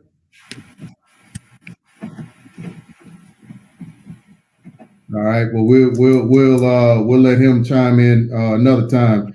I'm gonna go ahead and give my closing remarks, and then I'm going to go ahead and defer to Miss Sheila here. Folks, first and foremost, I appreciate you all taking your time out and joining us for this conversation. These are not easy conversations to have, and it is definitely not easy to to come up with solutions, right? But what I do hear here in this conversation tonight is a theme. The theme that I hear is about power structure, right? And the commissioner was talking earlier about, speaking with Dr. Claude Anderson. He speaks a lot to the power structure. And Tariq touched on it a little bit earlier, power structure, right? We all are talking power structure, right? And I think we all understand the power structure. I think we just have to take on putting together a system to challenge it, right? And with that challenge, what that means is we have to understand a few things. And the first thing we have to understand is fragmentation is expensive, okay? Being in an industry that is fragmented is very expensive, because we are having a conversation about the power structure and being able to at will take our livelihood from us. That is a very expensive cost. So I feel as if moving forward, what we will see happen is within this week, you all will receive an email from us.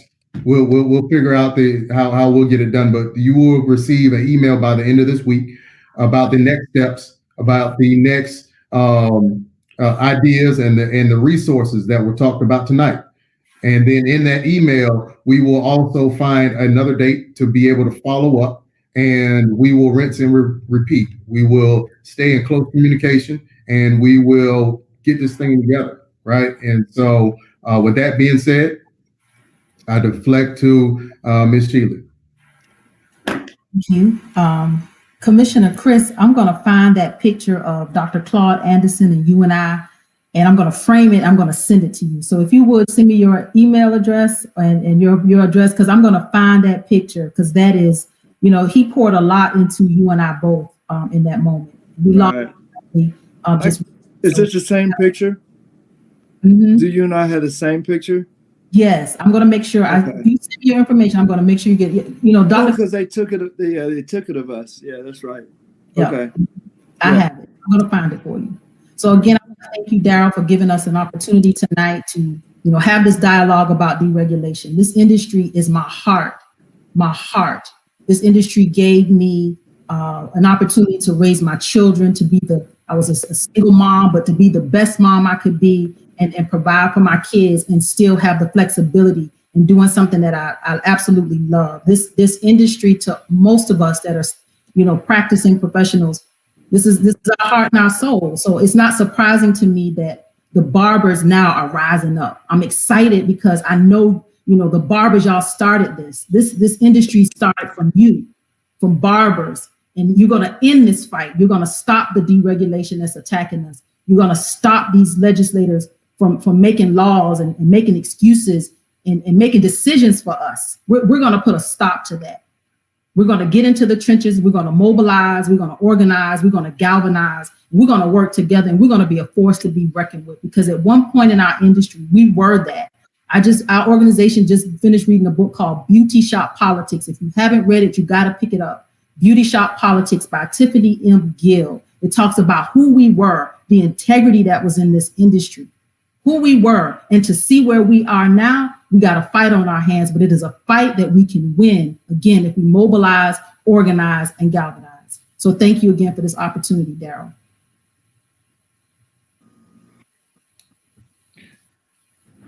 No problem. Listen, I'm just doing my part, you all. Again, that's it. Just doing my part to bring strong leaders together so that we can be able to make an impact. Mr. Davis, are you there, sir? All right. I guess he's off. So listen, folks, it's been great. It's been good. We ran a little bit over our time, but again, just know action plans moving forward is you will receive an email this week about the things we discussed. We will schedule another time to get this done, and then we will come up with some further movement on this. I appreciate your time, and I appreciate you all. You all be blessed and have a great night. All right, you as well. Peace. God bless you, man. God bless all of you. Thank you. God bless. Good night, everybody. Good night.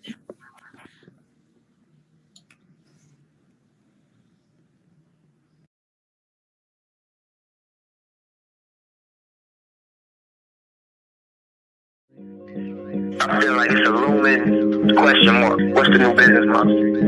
And to me, you know, the people that lead to that answer, and then they intelligence, they hustle, they effort, they mind power, they, you know, whatever they can offer to that question, and to fixing that, coming up with an answer to that, I feel like that's one of the most important things. Right now, I think it's the business model creators of this new era that's going to be able to be the titans of business moving forward. People that create new business models. I feel like the giants going to be the ones who create the business models. That's what we trying to do with this proper pay. Fuck the little man and, you know, this disruptive multimedia. It's time for you barbers. I'm calling your name. It's time for you stylists. I'm calling your name to prepare yourself for the opportunity, because the opportunity is coming. You know what I mean? It's actually an incredible time. It's like a gold rush. There's never been a time like this. This technology has empowered everybody. It's giving people, you know, it's as big as you want to make it. And, you know, it's as far as you want to take it. Giants gonna crumble. Big companies gonna crumble. New companies gonna pop up out of nowhere. And it's going to be dramatic right now, and I believe it. And I'm telling you, Barber Time is the best media, social media for the barbers out there. Listen, watch Barber Time, because this is what we do, baby. This is the barber industry. This is what we do, and this is how we get down. And Barber Time all the time.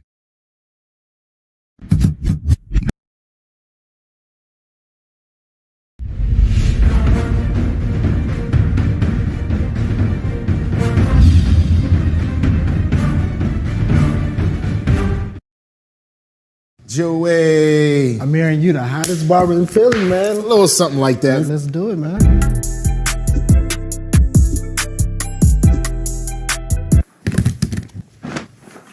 I've been cutting hair for 29 years. My list of clients that I have serviced that are celebrities are the Roots, Mr. Jay Farrow, Mr. Tracy Morgan. Today, I'm gonna give my man Joey that James Harden look. I got some pictures here, Joey. The evolution of James Harden's build up to his iconic style. Oh, wow. So we got like 2007 here, little James Harden, high school. Like he's sporting like a number 2. And that was like the style like around 2007 when people like starting to cut their braids. Oh, 2009, okay. They go to beard. The year the beard is growing. That smile, look like the money coming. That chip tooth, that's not gonna be there after that first check. You know what, and it's interesting because like even like in 2009, like people wasn't even like trying to grow their beard or even having that type of style. Okay, Joey, this is the beginning of the mohawk. As you can tell, it's faded on the side. This barber is allowing it to grow in the back and on top. This is the James Harden I knew. Like when I first discovered him, he had the mohawk. He was like kind of stand out at this point. Let's see, 2014. There it goes, it's coming. The beard is like growing to its highest point. That's crazy. I never noticed. After 2011, I always thought his beard was at the same length. But going through these photos, it's like it was actually growing and growing and growing. At the top, like his mohawk kind of like went in a little skinnier on top. But that's cool. That's pretty much like the punk rocker mohawks. They went in skinnier to show that full effect. By this time, 2017, James Harden has let his hair grow out, as you can see. The mohawk itself is wider. It's not the comb shape. It's a fro hawk. 2019. Yeah, I think this is probably my favorite look out of all the looks, where it's like a little lower on the side, and just the way how it grows in, it's just like it grows in smoothly. And also, it just fits all the objects on the face. The eyebrows, the eyes, the nose, his forehead, the contour shapes that he has, that his mama blessed him with. So it looks great. If I go to another barber, what would I call this look specifically? So you want to tell them to give you like pretty much like a burst fade and leave your beard to its highest point. So basically you're starting from like the ear point and it just exploding like a burst. There we go. So your ear from 1 all the way up to a 2 is popping, exploding. So that's a burst fade. Let me ask you this. What is the easiest way to communicate with the barber? Pictures are great, Joe. You know, make sure your phone is charged when you go into the barbershop, so you can show the barber, hey, this is what I want. Between New York City and Philadelphia, they say, you know, let me get a Caesar. In Philadelphia, let me get a dark fade. It's the same exact haircut. It's just different terminology. So basically, I'm leaving the slang alone and just showing the picture. Can't go wrong with that. Why you decide to grow your beard, Joey? Because you know what? When you don't have a beard, when I had the 5 o'clock shadow, like nobody really No took me one serious. paid you no mind. But once I had the beard, it was like, oh, he's serious. This is real. I get that. So the problem that I'm having right now, I'm starting to notice on one side that part of my hair is thinning a little bit. So I just have to like sponge it and I like try to cover it up. So with your hair today, Joey, I maybe have to just use like a little bit of illusion just to show you a template of how we can get that line back out to look natural. Doesn't look like it's receding or pushed back. Got the 50 calibers. First order of operation here, I'm gonna remove the weight. I take my 50 caliber and my comb. Removing the weight is removing the thickness, opening the hawk up to the fade. Next order of operation here, I'm gonna fade this down to a nice length, maybe like a 1, and I'm going downwards, I'm going south. So this is called fading it down. Thirdly, I wanna get that blend, like that burst fade type feeling right here, so we can knock all the dark spots out.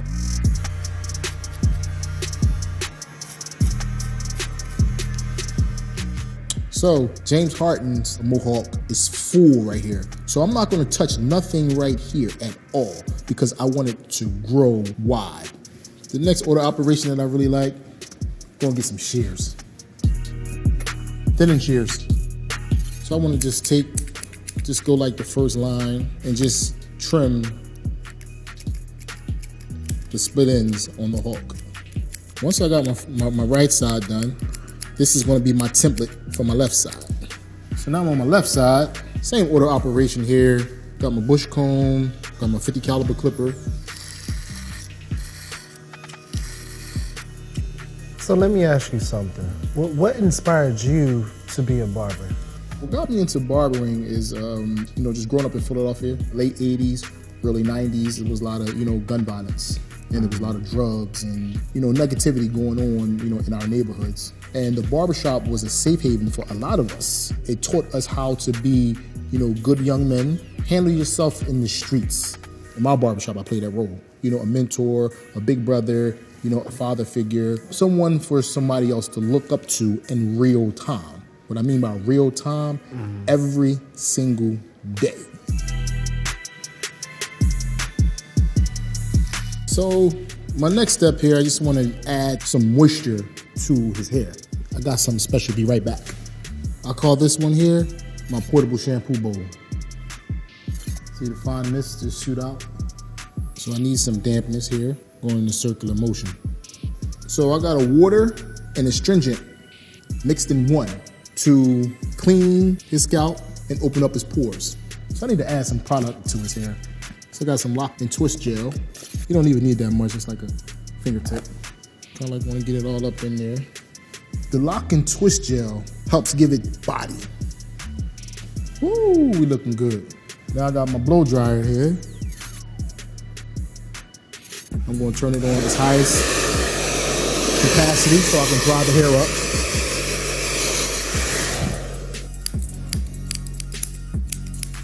So what I have here is just 38 specials from Caliber to get a nice crisp shape up. So Joey is thinning out right here. So I went over just to grab some natural hair fibers. And I'm gonna just put the card right here. Get some misty mist with beard. So after the water and astringent combination, I wanna grab some beard oil. You don't need a lot, just a few drops to put on the beard. Get that shiny coat like a brand new painted car. You wanna massage it into the hair to the surface of the cheek. I applied my oil. I wanna grab my blow dryer and a comb attachment. So let me ask you this. Why are you adding oil after you wet my hair? The main reason is after the water or shampoo and astringent combination, your pores are open. So I apply the oil to the follicle and massage it into the side of the face so it gets down to the cheek. And why is it so important to dry it after? It's definitely important to add heat to the oil so you can make it silky smooth.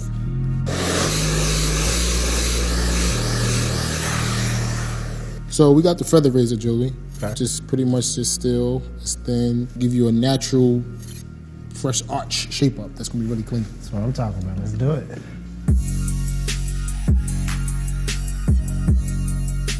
So Joey has some new growth going on here, and I kind of like want to highlight that. So I'm going to fill it in with some natural fibers. Doing this enough time trains the line and keep the line out to its furthest capacity.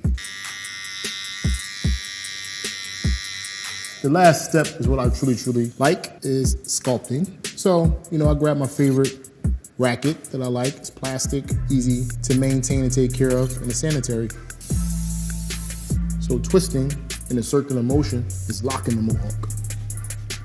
Then it also has a pick that you can pick the hair out. So Joey, I think I'm done, Joey. I got to show you this James Harden that I worked very hard on. But first, let me give you some tips, as far as how to maintain it. We all know that enhancements in the fibers, aren't real. They're just there as an illusion. You can do it yourself. It's very, very easy to do. Then get you a nice, curl bracket to curl your hair. And maybe if you want, you can tie it down at night so it doesn't get messed up. All right, let's see what we're talking about right now. Oh, wow. Wow, this is it. Wow, this is it. When we talking about greatness right now, I'm stepping out tonight for sure, like for real. Hey, oh my gosh, I'm gonna kill it. But hey, man, you done saved my life, man. Appreciate you, bro. Appreciate you, brother. Most likely, man, coming from Philly, that brotherly love, man. You done showed me a lot of love out here, man. I'm feeling good. That's what we do.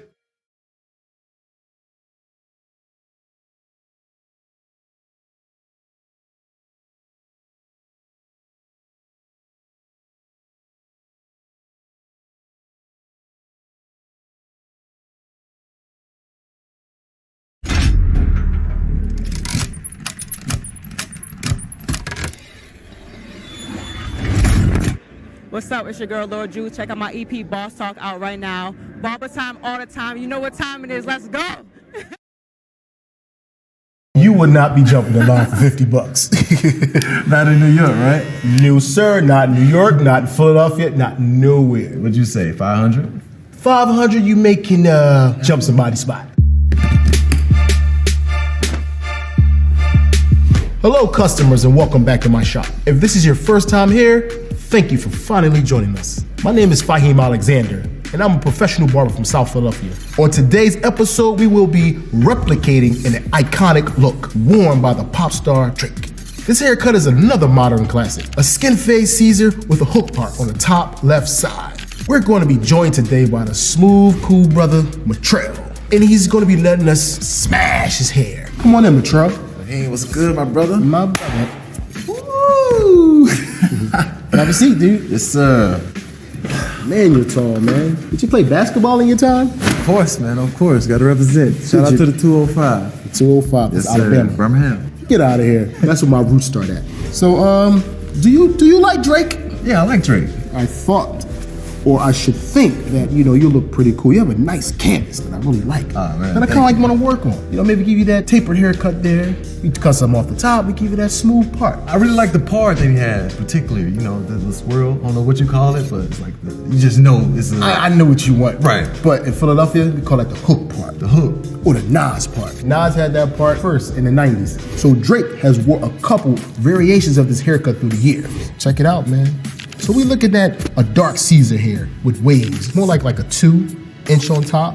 This is Heartbreak Drake right here. He's wearing his hair a little heavy with the suit on. So what do you think right there? Okay, I see Poppy coming in. Champagne Poppy, they say. Got that nice smooth beard, sort of like what you have. He's wearing his hair heavy, maybe like a 3 or 4. Curly top, natural look. So in this photo right here, this is the beard phase. Yeah, I like this. The beard is really nice. I don't know how long it took him to grow that. This is like my favorite Drake look right here. When he has like a fade, like a 2 on top. His waves are starting to spin, but he's missing something. The part. The part. Hook. The hook part. The hook. Okay. This is what I want right here. Can you hook me up?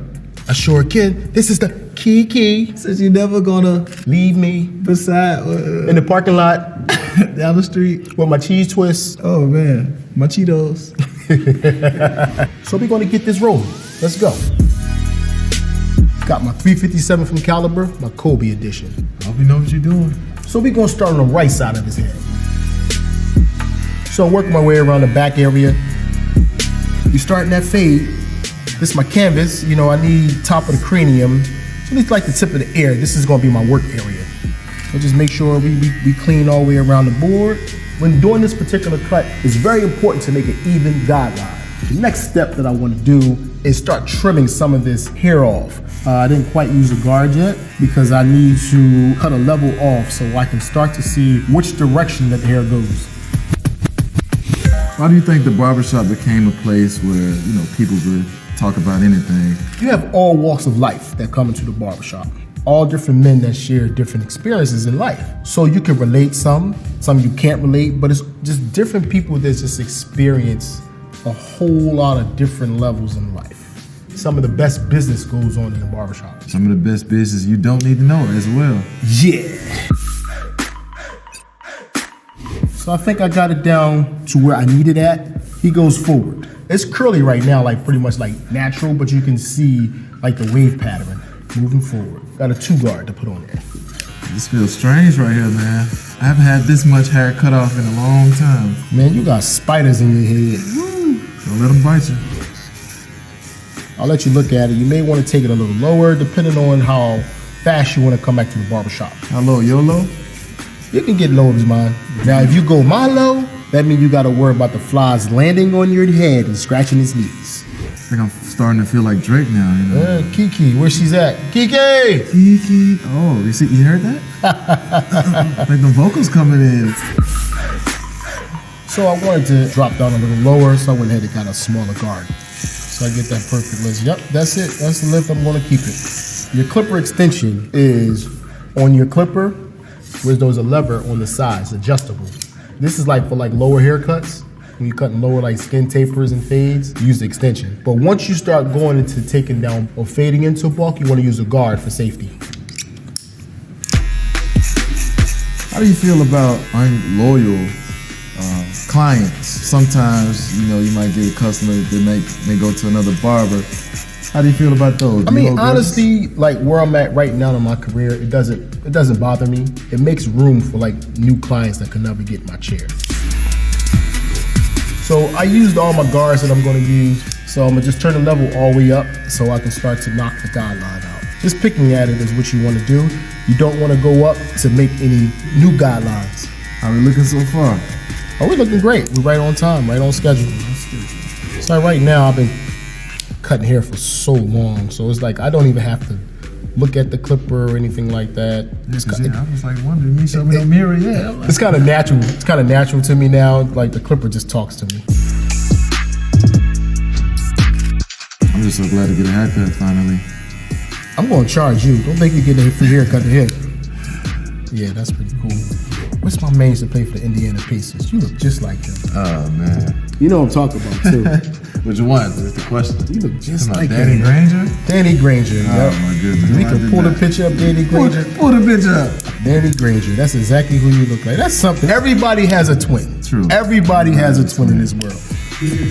What's my guy that rustles? Mark Henry. Yeah. Mark Henry. And I got ate up in the comments last time. People said Mark Henry, he transitioned over to barbering very well. That shows some wrestling moves, man.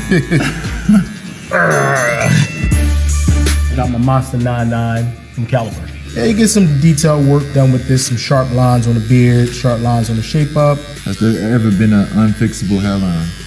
I actually like to fix crooked hairlines. It's one of my signatures. So on to the left side of the cut. You want to keep it low. Start working that bulk down, the weight in the hairline to start tapering it so I can get the guideline out. Do you ever get nervous cutting celebrity hair? Not at all. Sometimes I wonder, if I cut you gonna call me back? But sometimes I really want to know, do you really like the haircut? I feel so changed right now, man. You're a changed man.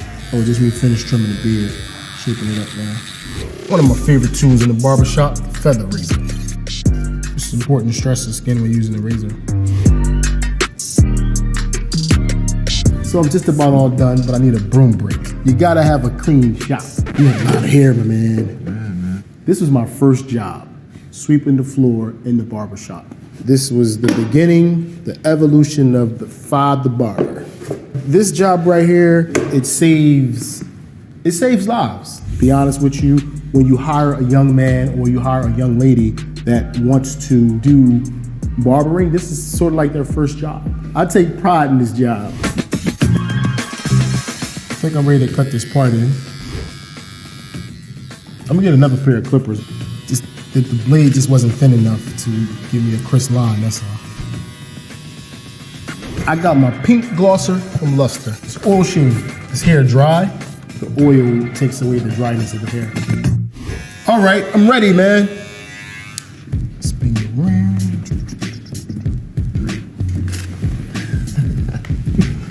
It's not too bad, right? Okay, let's see. She used to call me on my cell phone. I haven't had my hair this low in a while, though. I'm gonna have to get some waves. The part is nice. I like the part. But he even did it. All right, I'll see you. Okay. Thank you. Appreciate you, man. For sure. Thank you. Thank you. But last but not least, you look like an ex-NBA player. I want to challenge you to a game of trashketball. Trashketball? Say no more. Let's do it. So this is the rules, Latrell. You get 3 shots. I get 3 shots. Let's go. Let's go. Okay. Yes! Oh! I appreciate you, my brother. Appreciate you, man. This is your... We out. Today we seen the Drake cut, the fade, the hook part, and the scruffy beard. Come check us out next time. Until then, be good, look good, feel good.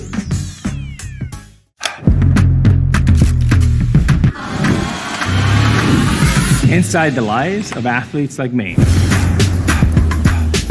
Let my clothes and my beard do the talking. Oh, snap.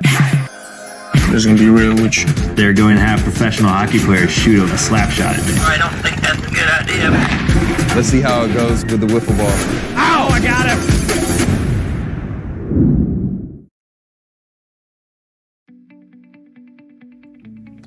Hi, welcome to the experience. My name is Sasha. I'm here to talk to you about the barber pole. Most people don't know the history of it, but I'm here to tell you. The history of the barber pole has direct connection to the history of the barber surgeon. That's why there's red and white stripes on the pole. The barber surgeon was a medical practitioner, and they had a wide variety of tasks, in which their task was picking lice from a person's head, trimming and shaving beards, cutting their hair, to even more complex things as extracting teeth, performing minor surgical procedures, bloodletting, even phlebotomy. So the original barber pole has a brass ball on the top representing the vessel which leeches were kept, the basin which received the patient's blood. The pole itself represents the rod which the patient held tightly during bloodletting procedures to show the barber where the veins were located. The red and white stripes represents the blooded, clean bandages were used during the procedures. Afterwards, these bandages were washed and hung to dry on a rod outside the shop. The wind would twist the bandages, forming a spiral pattern on which you see on the barber pole today. Today, the red, white, and blue barber poles are often found in the United States, although they may have more to do with nation's flag more than anything else.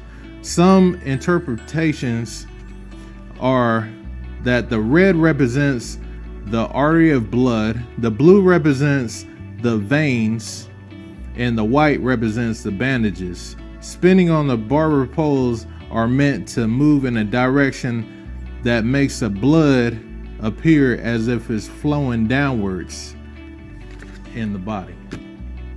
This is a little education to inform you on how the barber pole and the history of barbering ties in together. Thank you. Have a nice day. Stay connected with us for more weekly content at The Experience on Instagram, Facebook, and YouTube.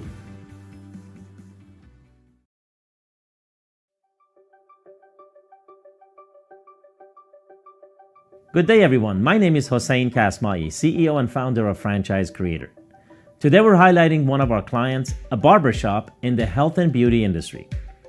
A brand's ease of recognition is an important factor when considering to invest in a franchise. This concept has garnered numerous accolades, including the title of being Virginia's best male barbershop. They've successfully refined the barbershop experience and are offering entrepreneurs a full-fledged franchise package, complete with a line of proprietary hair products. Their particular business model, first-rate customer service, and attention to detail are the keys to their success. Welcome to The Ultimate Barber. My name is John Hall. I'm the founder of The Ultimate Barber. The Ultimate Barber pretty much stands for, that's it. We provide the total barbering service, and the brand was founded in 2010. And just where we are right now, I definitely didn't expect the growth to be as exponential as it is. It started off as a one-man show, and the demand just overwhelmed myself. And so we had to come together and put together a team. Launching your own business from the ground up involves risks that can either make or break your concept. Investing in a franchise allows you to hit the ground running with a proven business model and ensure long-term success. Investing in your own The Ultimate Barber franchise is considerably economical than other worn-out franchises like Supercuts and Sports Clips. Depending on your location, the initial investment ranges from $65,500 to $262,500 and will provide you with a complete turnkey package. This provides you with all the franchise essentials, including real estate fees, furniture, fixtures and decor, inventory and supplies, signage, accountant and attorney fees, and the exclusive right to operate The Ultimate Barber within a protected territory of your choosing. Additionally, we offer area development deals for entrepreneurs who wish to reserve a larger territory and open multiple locations at their own pace. Franchisees are responsible for paying a monthly royalty fee of 4% of gross sales for 1 year, then 6% thereafter, and a marketing fee of 1.5% of gross sales. We highly recommend that franchisees have experience within the salon and barbershop industry to become a franchisee of The Ultimate Barber. For those who don't, we offer a comprehensive training program to bring franchisees up to speed with how to operate our franchise. A combination of classroom and hands-on experience will provide you with over 41 hours of training to ensure proper operation of The Ultimate Barber. You will be ready to understand our brand, provide our services, and handle all back-end facets of the franchise, including how to staff a team of qualified hairstylists, advertise your location, and bookkeep all your finances.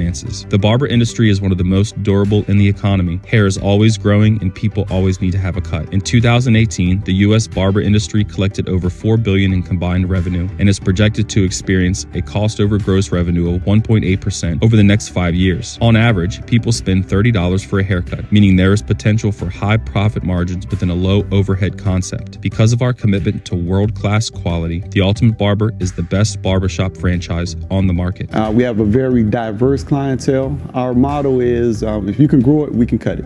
We are the premier barbershop within our location right now, number one. Countless awards. We've been winning awards since 2012, and year over year, we've been winning barbershop awards and haircut awards. The shop is busy. We average on about 80 to 85 clients per day.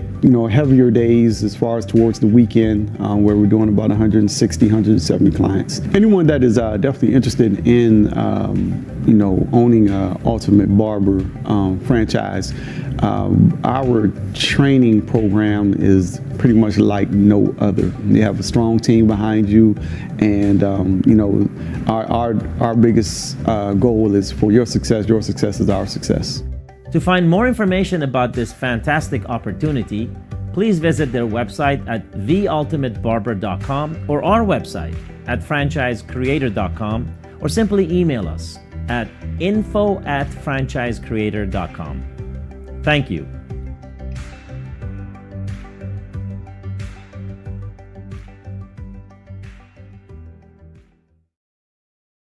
Realize that it's me right now, and I am the only one that pulls me down. So why do I fight myself every day?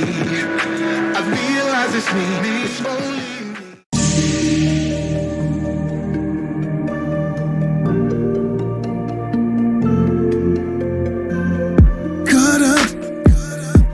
darkness, lust consumed my life. Didn't know what to do, but I know I needed help. If it wasn't for the way that you loved me, the life that you gave, I would be the same way. But now I'm here, another chance for me. I'm thanking you deeply.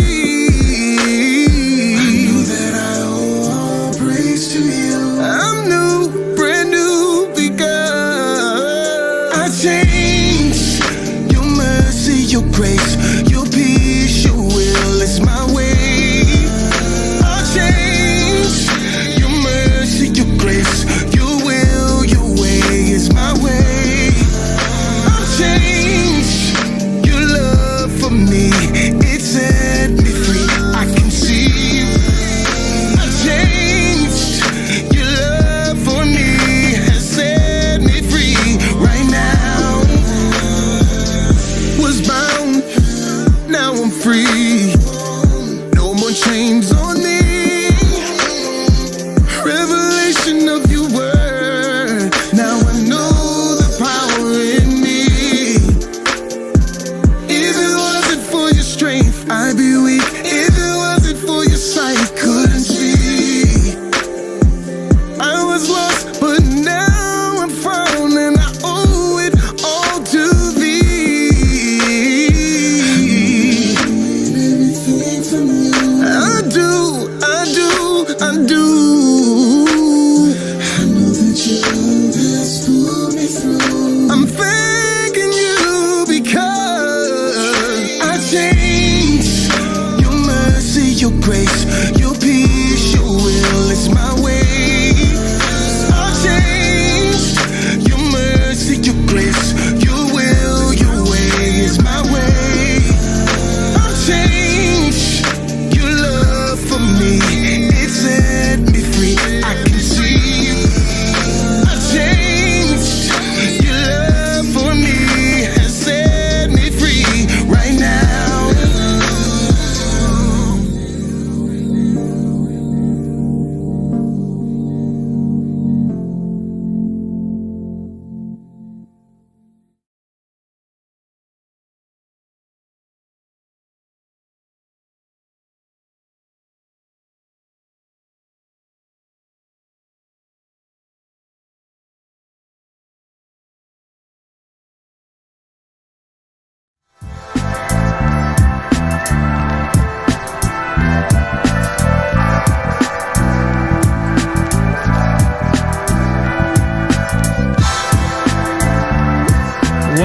What up? Ant, what's good, man? What's good? How you feeling, man? I'm excited about today's episode, bro. Man, we got right now. We got a legend on the episode today, man. I'm just honored to have him up here, man. We get a minute of his time, man. Hey, y'all, this is the Better Barber Podcast, man. We have the expectation that after listening to this podcast, you as a barber will become better.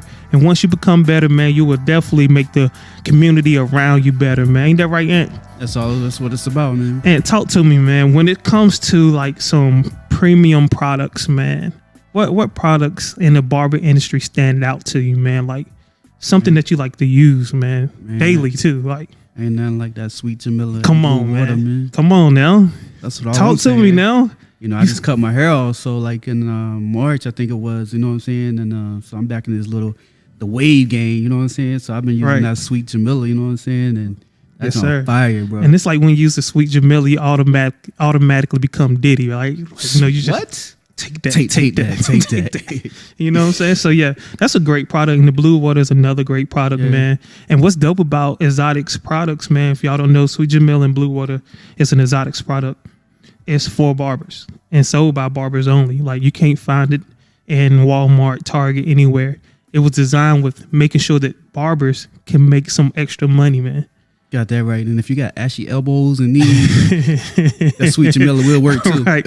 Yes, hair and body. Hair and body. And look, man, we ain't gonna keep playing around, man. Let's go ahead and bring the inventor of Exotics products, man. There's so much more about this brother, man.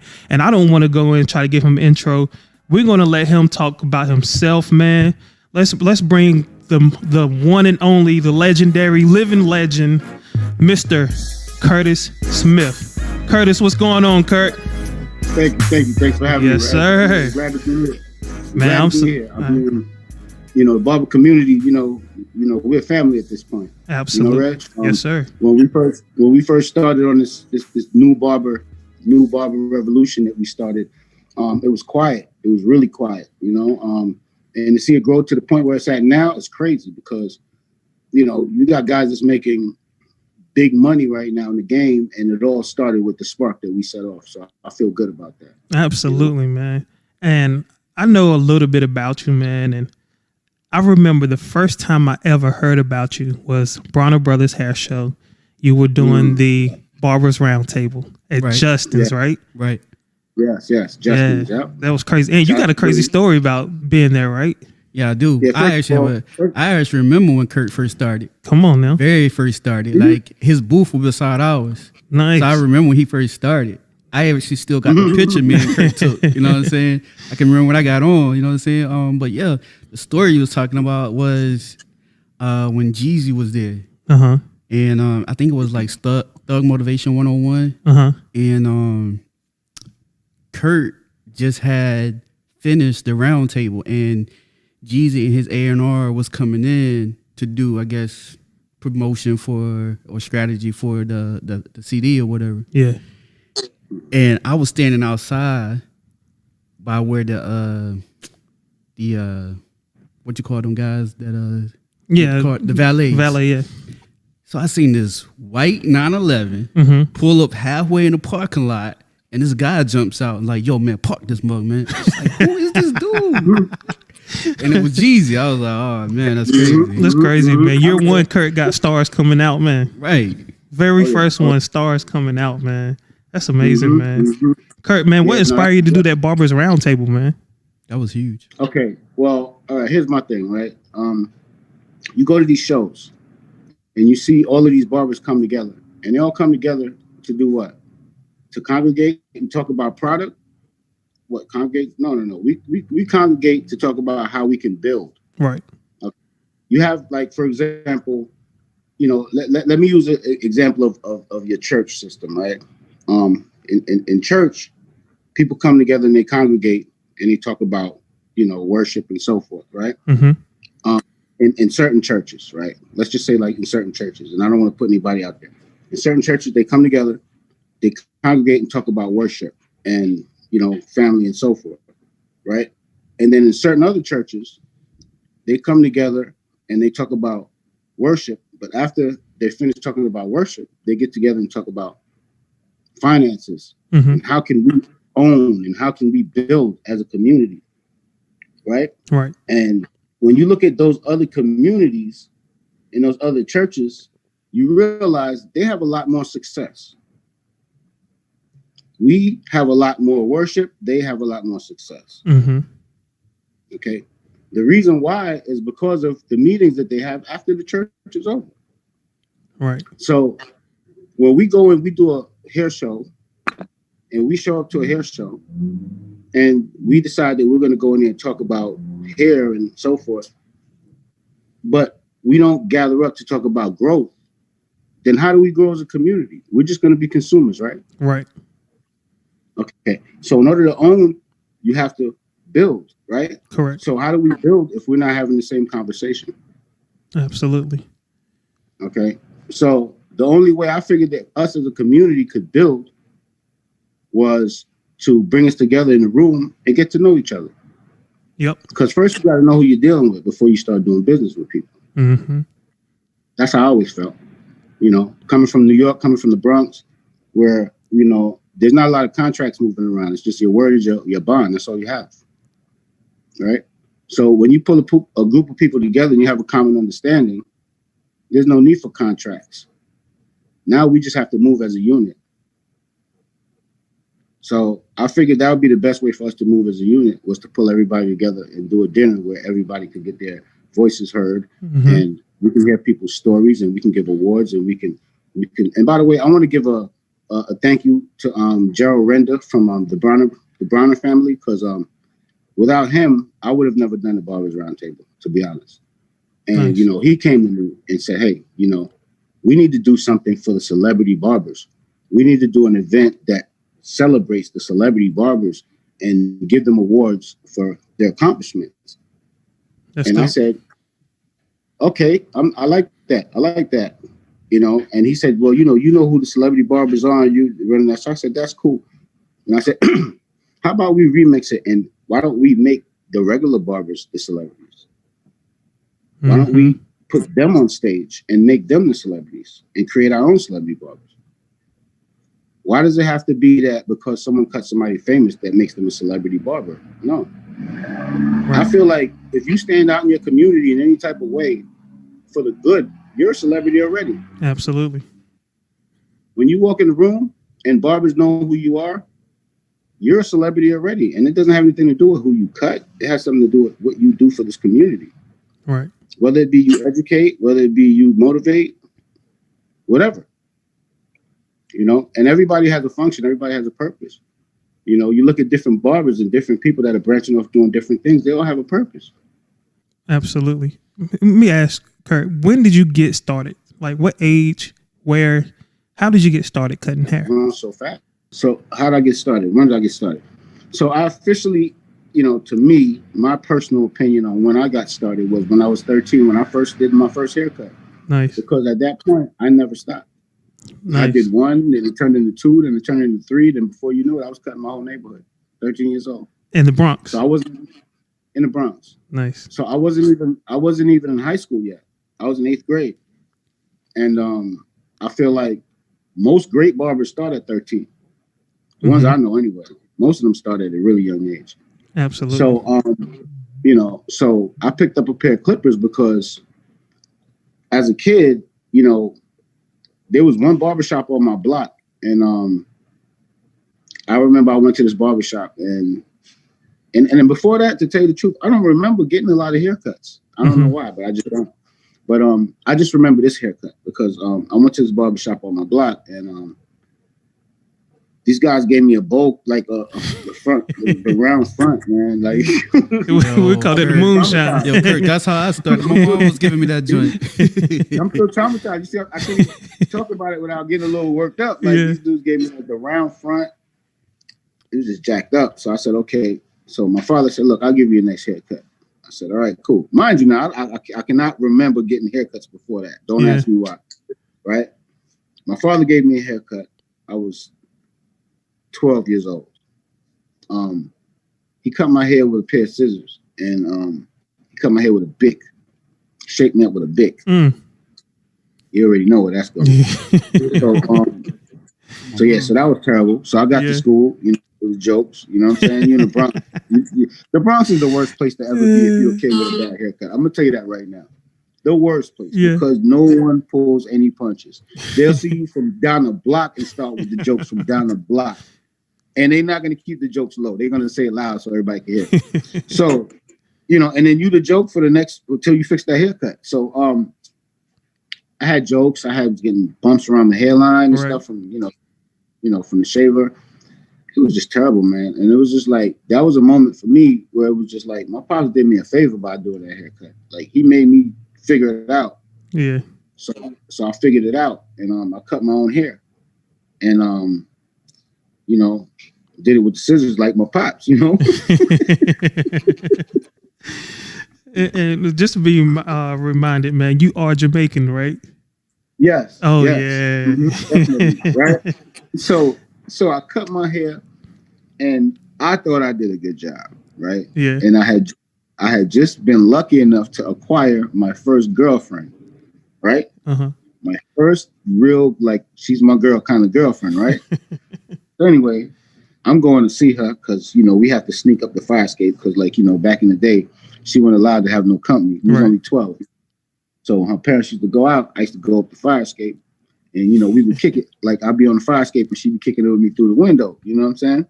So one day I'm going up the fire escape, and man, she pulled a hat off my head because I was wearing this big hat. She said, "Why are you wearing this big hot hat in the middle of the summertime?" She pulled the hat off my head, and man, she see my hairline. She started laughing. Now this is embarrassing, dog. Like, she started laughing, and then she was like, "It's quits." Back in the days when you break up with somebody, you say it's quits. Yeah. So she was like, "What you do to your hair?" Oh my God. She's like, "It's quits." And she dumped me on the fire escape. I didn't even make it all the way up. So I had to turn around and go back down. Like, That's wild. That's crazy, man. Kurt, So- that's a lot of things that really push you, man. yeah, so that was trauma, man. That Yeah. was trauma. It was just like, man, I just can't get it right. You know what I'm saying? So I was just, I'm losing girlfriends, I'm losing friends. I'm like, man, at that point I realized how important a haircut was. Right. In the Bronx as a kid anyway. I'm pretty sure kids in another country be listening to this going, what the hell is he talking about? But yeah, in the Bronx, very important. As a matter of fact, if you don't have sideburns, that's another thing. If you hung out on my block where I lived in my neighborhood and you did not have sideburns, you was some type of weirdo. And here comes the joke. That's crazy. You know what I'm saying? And here comes the jokes. If you cut somebody's sideburns off, like if their sideburns didn't come down straight to the bottom and they weren't perfect, Mm-hmm. the haircut could be crazy. The sideburns is nice. Oh, it's a great cut. Kurt, I'm gonna tell you, man, the struggle down here, man. Don't get on the bus with a clean fade. Oh, wow. My gosh. Smack the back of your neck. What? Your hair would be smacked all day. That's how it was down south, man. What's that? With a clean fade? Yes. You show up on Like that a bus ball with fade? a ball fade. Oh my gosh. They'll smack you in the back of the head. If you ain't got the very back seat of the bus, your head is gonna be on fire. Why they do that? That's just how they were down here, man. Childish. Because everybody didn't get good haircuts, We kind of grew up in a rural area where, even It Stevens. was the opposite. Yeah, it was the opposite. In New York, it was like if you came in with a bad fade, it was like joke time. Ain't nobody gonna put hands No, on you get on the bus looking good, trying to be somebody. Oh yeah, your head was gonna be on fire by the time you got to school, boy. Red. Oh, man. But Kurt, my story is just like yours though. Yeah. That's how I started. Yeah. I started at 12. My mom was jacking my front of my hairline up too with a razor. Mm-hmm. And yeah, man. I saved some money. I saved some money over the summer and bought my first Mm-hmm. pair of clippers. What I think were it was they? at Roses. Oh man, you had some Emersons. what? It was either Roses or Sears. We got a store down here called Roses, man. It was like the Walmart before Walmart. Okay. Yeah. Oh no, because my first barbershop that I worked at was called Rosie's. Oh, okay. Gotcha. So actually, it wasn't my first, but like my first real, because the first barbershop I worked in was in Harlem. Yeah. And it wasn't a good fit for me, because I really thought I was better than I was. And then I got down there and I was working with a kid named Leroy. And Leroy showed me that I was not nowhere near as good as I thought I was.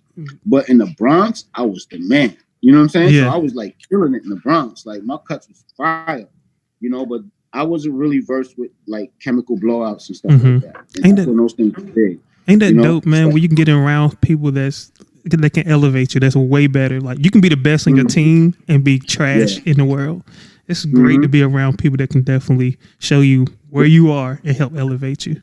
Absolutely. Yeah, I was like a big fish in a little pond being in the Bronx where I was at, because the Bronx is kind of set up like it's very neighborhood. It's almost like, we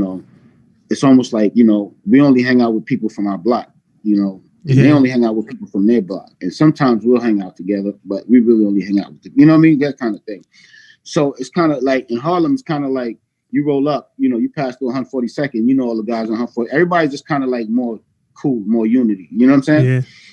So it was a bigger community and everybody knew who everybody was. And I was like, and coming up in Harlem, I was nobody. Nobody knew who I was. But cats from the Bronx used to come to the Bronx to come get haircuts in Harlem. So that's how I started making a name for myself in Harlem. I would basically, because I didn't have any customers and Leroy was just so damn good. So when I sat there and watched him for hours on end and picked up every little detail I could, and he would just show me like, look, this how you do this how you do that. He showed me how to do women's hair. He showed me how to do everything. So that was like my first kind of like versatile training that I was able to get. And that kind of helped me a lot, because when I left there and went back to the Bronx, I was twice as good. You know what I mean? So the work I was turning out was just, I mean, literally, but actually by the time I left Harlem, like I used to have guys come to get a haircut and I would tell them, look, I need you to walk down the block with me and back. And then they'd be like, wow. I said, look, we just walked down to 100, because I was working on 121st. So I said, look, we walked down to 125th Street, walk down past the Apollo, we'll walk back, and then we walk back to the barbershop. And they say, why you want to do that? I said, look, if nobody compliments you on your haircut, it's free. And they go, all right, bet. So I would walk with them down. No, seriously. And I would walk with them down and blah, blah, blah. That was a good and strategy. People would just stop him and be like, yo, my man, who gave you that haircut? And he'd be like, right here. And then he'd be like, yo, where you cut at? So that's how I would get all my customers. Just parading my customers up and down the block, just walking down the street with them. And people, because I knew they was going to stop them because the work was popping. You know what I mean? So I knew they would stop them. So that's how I was able to, get clients and so forth. But then I decided, you know what? I need to go to college. So I went to college, because I played football in high school. And I was gonna, I actually played football in college too, but then my grades didn't hold up. But, I went to work. Instead of going to college, I went to go work in a barbershop. And, my motto was college ain't going nowhere, So it was like, all right. And I didn't know what I wanted to do anyway. I was like, I want to do computers. I want to do business management. I was one of those kids that's like, I didn't know what I wanted to do, but I knew I was good at football. So I said, let me play football. I already had people talking about scholarships and so forth. So I said, cool, but I knew I was only 5'5". I'm not going to make it to the pros. So, I'm going to go as far as I can with this thing. Got to college, didn't do good in school because I'm, too busy hanging out with the football team. We all we did was have fun, so basically, we played good though. We were good, but we partied a lot, so that you go to the mess hall, everybody hang out in a certain place where everybody, it's just bad old school high school habits that followed me into college, and then got out there, didn't do right by myself. I was paying out my pocket for school. It was just a lot. I said, you know what? School ain't going nowhere. I can go to college whenever I'm ready. But this haircut thing is working. Right. So I was like, look, I'm making $1,000 a week in what year was that? 1990? You know what I'm saying? Yeah. And I'm making $1,000 a week. I'm like, man, college ain't going nowhere. Because I'm sure. going to school. Because I'm saying to myself, I'm going to school to do a profession that doesn't pay me this kind of money. You know what I'm saying? Like I was going to do computer information systems, and and that's when computers were still kind of like still growing and just, kind of becoming a real thing, as far as how it's blowing up. So I really wasn't into that. That wasn't my thing. I wasn't into all the numbers and all the math and all of this and stuff like that. I'm not into math like that. I was really more into science, Yeah. So I basically, and that's where my love from products came, because I was always big on science. Talk to me about the products, man. When did exotics come in the picture, man? Oh man, that's like years later. Okay, all right. I was taking you the long road, so I shortened it up real quick for you. Yeah, but so the products came about when I first went to a show called Bronner Brothers. Right. I was in I would say my second year of business. I just opened up my first unisex salon in the Bronx at 22 years old. I was, it was 1994, right? So here we are 4 years later, 1994, I'm in the Bronx, and then I opened up my store. Me and my partner, DJ Kid Capri, I don't know if you're familiar with him, but very famous DJ. Oh, yeah. Right? So, who don't know that's Kid Capri? Yeah, that's my best man in my wedding, one of my closest friends. So anyway, we partnered and we opened up a first barbershop called Ebony's Unisex. Okay. We were a big deal. Like we had people coming from all over the place, man. Like we had celebrities coming in and out of there all day. It was good. I mean, and for the Bronx at that, you know, like people were scared to come to the Bronx, but they came in. So that was cool. You know, a lot of football players and so forth. So anyway, you know, I started hearing about these hair shows. So I went down to Brown Brothers, and I was walking around and I was noticing that there were actually people who looked like me that own product brands. I wasn't used to seeing that because, you know, you learn your stuff on TV. You don't know that. You don't see that, right? Right. So I'm seeing it now, and my head starts to spin, right? My head starts to spin because now at this time, you know, I'm working with Diddy. You know, I'm doing other things, right? So I'm starting to, like, you know, expand my brand a little bit. But then when I see this thing, my head starts to spin, and then I met a guy, and he had a company named Natural Oasis. And I tried the product, and I loved it so much that when I got home, I called him up, and I asked him, I said, hey, man, can I ask you a question? He said, yeah. I said, how did you start a product company, man? And, like, how did you figure this out? He said, look, bro, first you got to know what you want to sell. First, you got to know what you want to make. You can't just come out with a product. Mm-hmm. The idea is great, but you got to know your purpose. And I thought about that. And I was like, you know what? I know my purpose, right? But I really didn't. But I thought I did. And that was enough to start with, right? Yeah. So, mind you, this is 1997 when I first came up with the concept, right? Okay. Maybe 3 or 4 years later, I was, you know, dabbling with it here and there. And then I said, you know what? Let me get labels. Let me do this thing, right? So I did it, and then we went to Brown Brothers show with the product. Here we are now, years later. We have Brown Brothers show. We have our own booth. Now I'm the only barber that has a product. Everybody else was hairstylists or just companies. Mm-hmm. So now they're looking at us like, huh? Now it was just me, my boy Pacino's, my boy DC from LA, and my girl Christina Goree. Mm-hmm. Okay? My same people that I still hang out with to this very day, right? We used to stand there, and the only reason why people used to actually stop is weird, right? Because they didn't know anything about our product. They didn't know anything about us. A couple of people knew because they saw me in some magazines and stuff like that, but they didn't really know about us like that, right? So a lot of times people would just stop because I was the only booth that had a Spanish guy in it.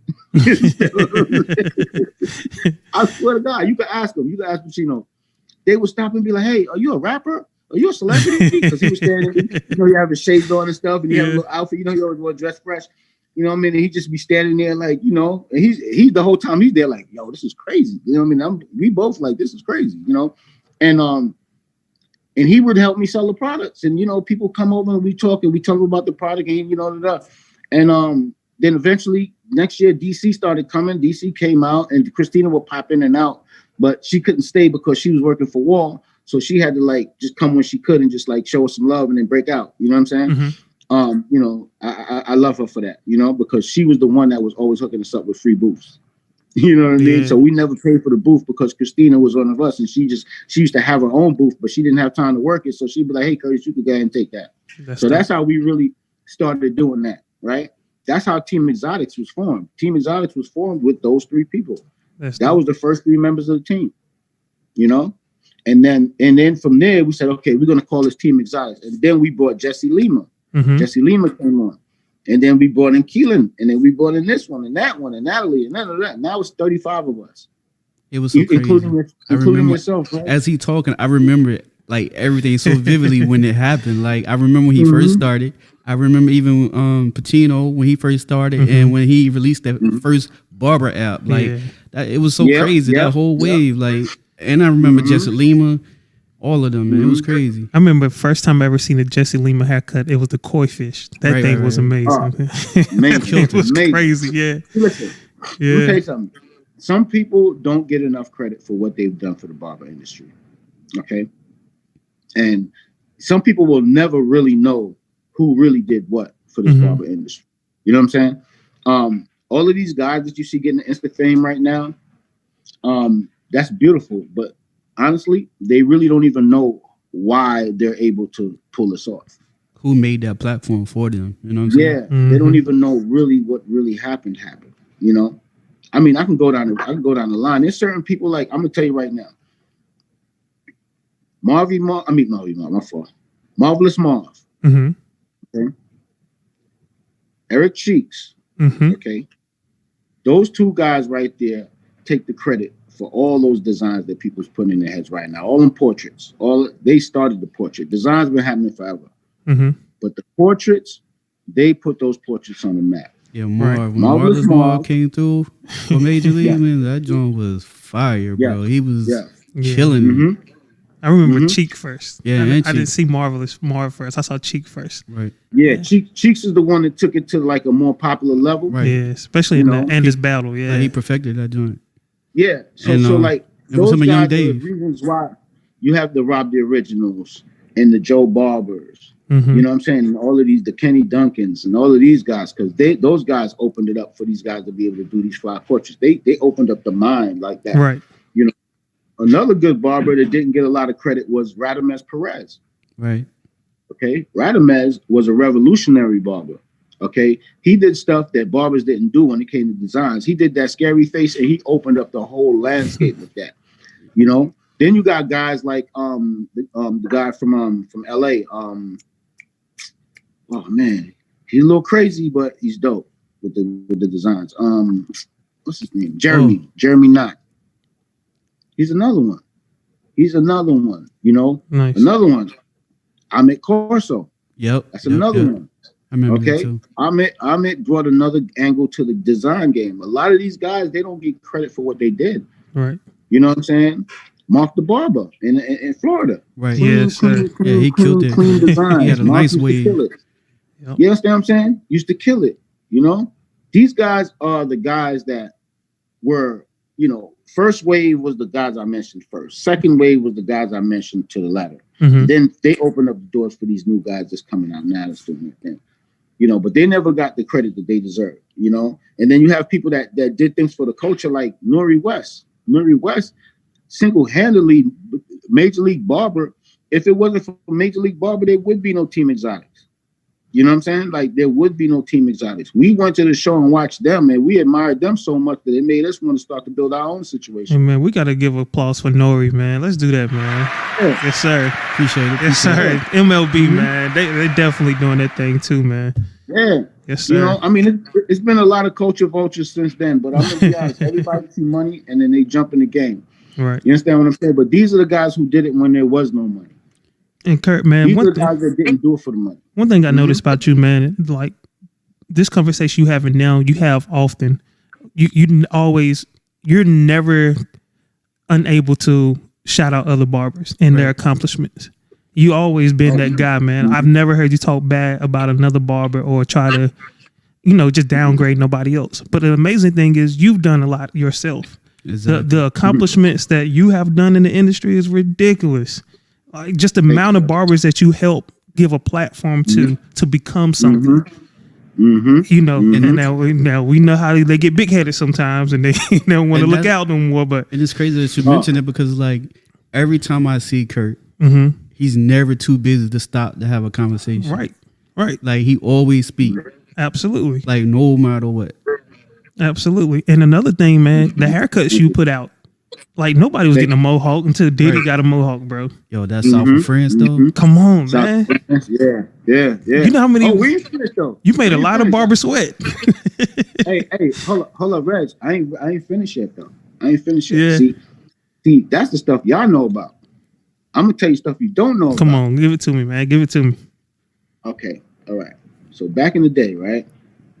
I used to go to DC. Uh-huh. I'm talking about 86, 85, 87. You know what I'm saying? Pre-high school. I got in high school 87. So like pre-high school, I used to go down there. My brother and them used to, you know, they used to be in Virginia. Let's just call it that, right? So and they used to go to school down there. And I used to see these guys. They used to come with these little tapers, right? They used to taper right here. Mm-hmm. And you know, that's when I was starting to really get into the haircut thing a little bit. And I used to see the guys with the taper, and I used to say to my brother, "Hey man, why I see these guys with the little fade right here at the bottom of their hair?" And he go, "Oh, that's the DC cats." You know, because back in the days, it was like, you know who was who, you know, and my brother's team was pretty strong. You know, so everybody had to respect everybody for their own. You know what I mean? Yeah. And he's like, yeah, that's some DC cats. You see any of those cats walking around with that haircut? They from DC. I said, okay, all right, that's cool. So I went home, and you know what I did? I'm gonna remix this situation. So what I did was I started to take the taper up and angle it this way towards the hairline. Okay. So that was 1992. So I want you to do your homework if you think I don't know what I'm talking about. So 1992, I started doing that haircut on those guys, right? Or was it 92? No, it wasn't 92. 92, no, sorry. More like 89, right? Started doing those fades just on the corner. Boom, boom, boom, boom, boom. Which eventually turned into a tempo taper, which people call blowouts, right? Right. But when I used to do it on people, cats used to come to me and say, hey, yo, you Curtis, right? And I said, yeah. He said, yo, you know that thing you do? I seen a couple of guys, they have the thing that you like. People would literally send me their customers. Like barbers would say, guys would come to me and say, yo, my barber told me to come to you because he don't really know how to do that. That's crazy. You know what I'm saying? So I would get customers just from other people's barbers would send them to me because they knew me as the guy that did that fade. You know what I'm saying? So no one was doing that nowhere, right? And then it started, you know, because we were doing the blowout. So I would add it to the blowout because when we used to do a blowout, we kept it dark on the edges. So I started tapering the edges with the blowout. Boom, that became a thing. Then I started tapering the front too. That didn't take off. Okay, that didn't work, right? You know, you're gonna have a few. Yeah, absolutely. You gotta push it. Yeah, but I mean, I still see people doing it occasionally where they fade the front too, right? But you know, the problem is a lot of people are weak in the edges, so it's hard to keep that, you know, strong edge. Sometimes the afro helps to hide that. You can't hide it no more when you do that. So that was an issue. But we started doing that, and then we started doing another cut that I used to do in the house called the wet rat. Yeah, wet rat. That's what we called it. Right? Wet rat. So what we used to do was, so we used to take an S curl, and you know, because S curl, let me tell you something. There's probably not one person on this planet that did more S curls than me. I promise you that. I promise you that. I think that's how I caught cancer, but I ain't gonna get into that, right? But yeah, you know, from burning my fingers and the stuff going into my pores, not from the product, you know. Yeah, you know what I'm saying? But I did about a gajillion S curls, right? So in the process of doing those S curls, I used to realize, and I just didn't do S curls. I used to use all kinds of relaxers. I was really good. Like, you know, Leroy taught me some tricks. Let's put it that way. Yeah. And when it comes to texturizing hair and working with textured hair, I don't think there's anybody that understands it like I do, right? So what I started doing was I started relaxing the hair to a certain point, just to a certain point. You know, like my S had to be a certain pattern, you know, like when you're combing out relaxer, you don't have to know how to read the pattern of the hair. If you don't know how to read the pattern of the hair, you don't know what you're going to get when you wash it out. Correct. You understand what I'm saying? Now, most barbers, that's going to go over their head. They have no idea what I'm talking about. Okay. But you understand what I'm talking about, right? So I had to get my pattern to a certain wavelength. So once I had it at a certain wavelength, I was able to wash it out. And just with that certain wavelength, it'll be just enough where the hair wouldn't look relaxed. But I don't care how you came in with your hair, I don't care how tight your curl was or nappy or whatever you want to call it, your hair was. I would be able to put it to that certain texture where I could make it look like your head had a full head of waves. I need you to get Kevin Durant number, please. Huh? I need you to get Kevin Durant number ASAP. He need that ASAP, like right now. So that was another thing that took off, right? And then what I started doing was I started putting color on it because I realized those Philly guys started going hard with the color on the beard, right? So I was like, I didn't like that hard line, but I like the effect of the color. So what I started doing was I started, you know, push the hair back, hit the color, right? Push the hair back, hit the color, let it sit for about 3 minutes, wipe it off, then hit the rest of the hair. So what would happen was the color would leave like just a baby shadow stain. It wouldn't leave a real color stain, just a shadow, right? And then when you put the hair back down and then you line it up, it looks like the most perfect hairline you've ever seen. And I don't care how close you look at it, you would never think they had color in their hair. And you've seen my work on TV. You see my work on TV for years. You never looked at any of my work and said there's color in that guy's hair. You can never look at any of my clients. I put it in all their hair. You would never know. Not all of them, but most of them, you would never know, right? So I perfected that little technique back then, and we call that the wet rat. And that particular haircut changed people, like in the Bronx or where I'm from. it changed people because like people went from one texture of hair to like the best, perfect, most shiniest waves, and people would be like, "Yo, how did your hair go from that to that overnight?" And they like, "Oh, that guy." Yeah. You know what I'm saying? So that's how I was able to, you know what I'm saying? Absolutely. So I was able to kind of, use those tricks to my advantage, and it worked. You seen how, how long I've been doing what I do. So. Hey man, that's crazy, man. Like now I understand something a little bit more about you. So I've been on the road with you doing the exotics tour and the barber battle. Now I see why you don't like enhancements. It's just not nothing new. You never really liked enhancements. And just the straight enhanced look. You want it to look like a clean haircut. That's what's up, man. That's what's up, man. I really enjoy those shows too, man. Like, man, my favorite might be Dallas, man. I think Dallas and LA. Dallas and LA, yo. Can't never go wrong. Tampa's Dallas fun too. No, Dallas for me for sure. Yeah. I'm gonna tell you why Dallas, because the people that come to the show in Dallas, they come for both things. You know what I mean? Like they don't just come for the haircuts. They come to see each other and have a good time. Right.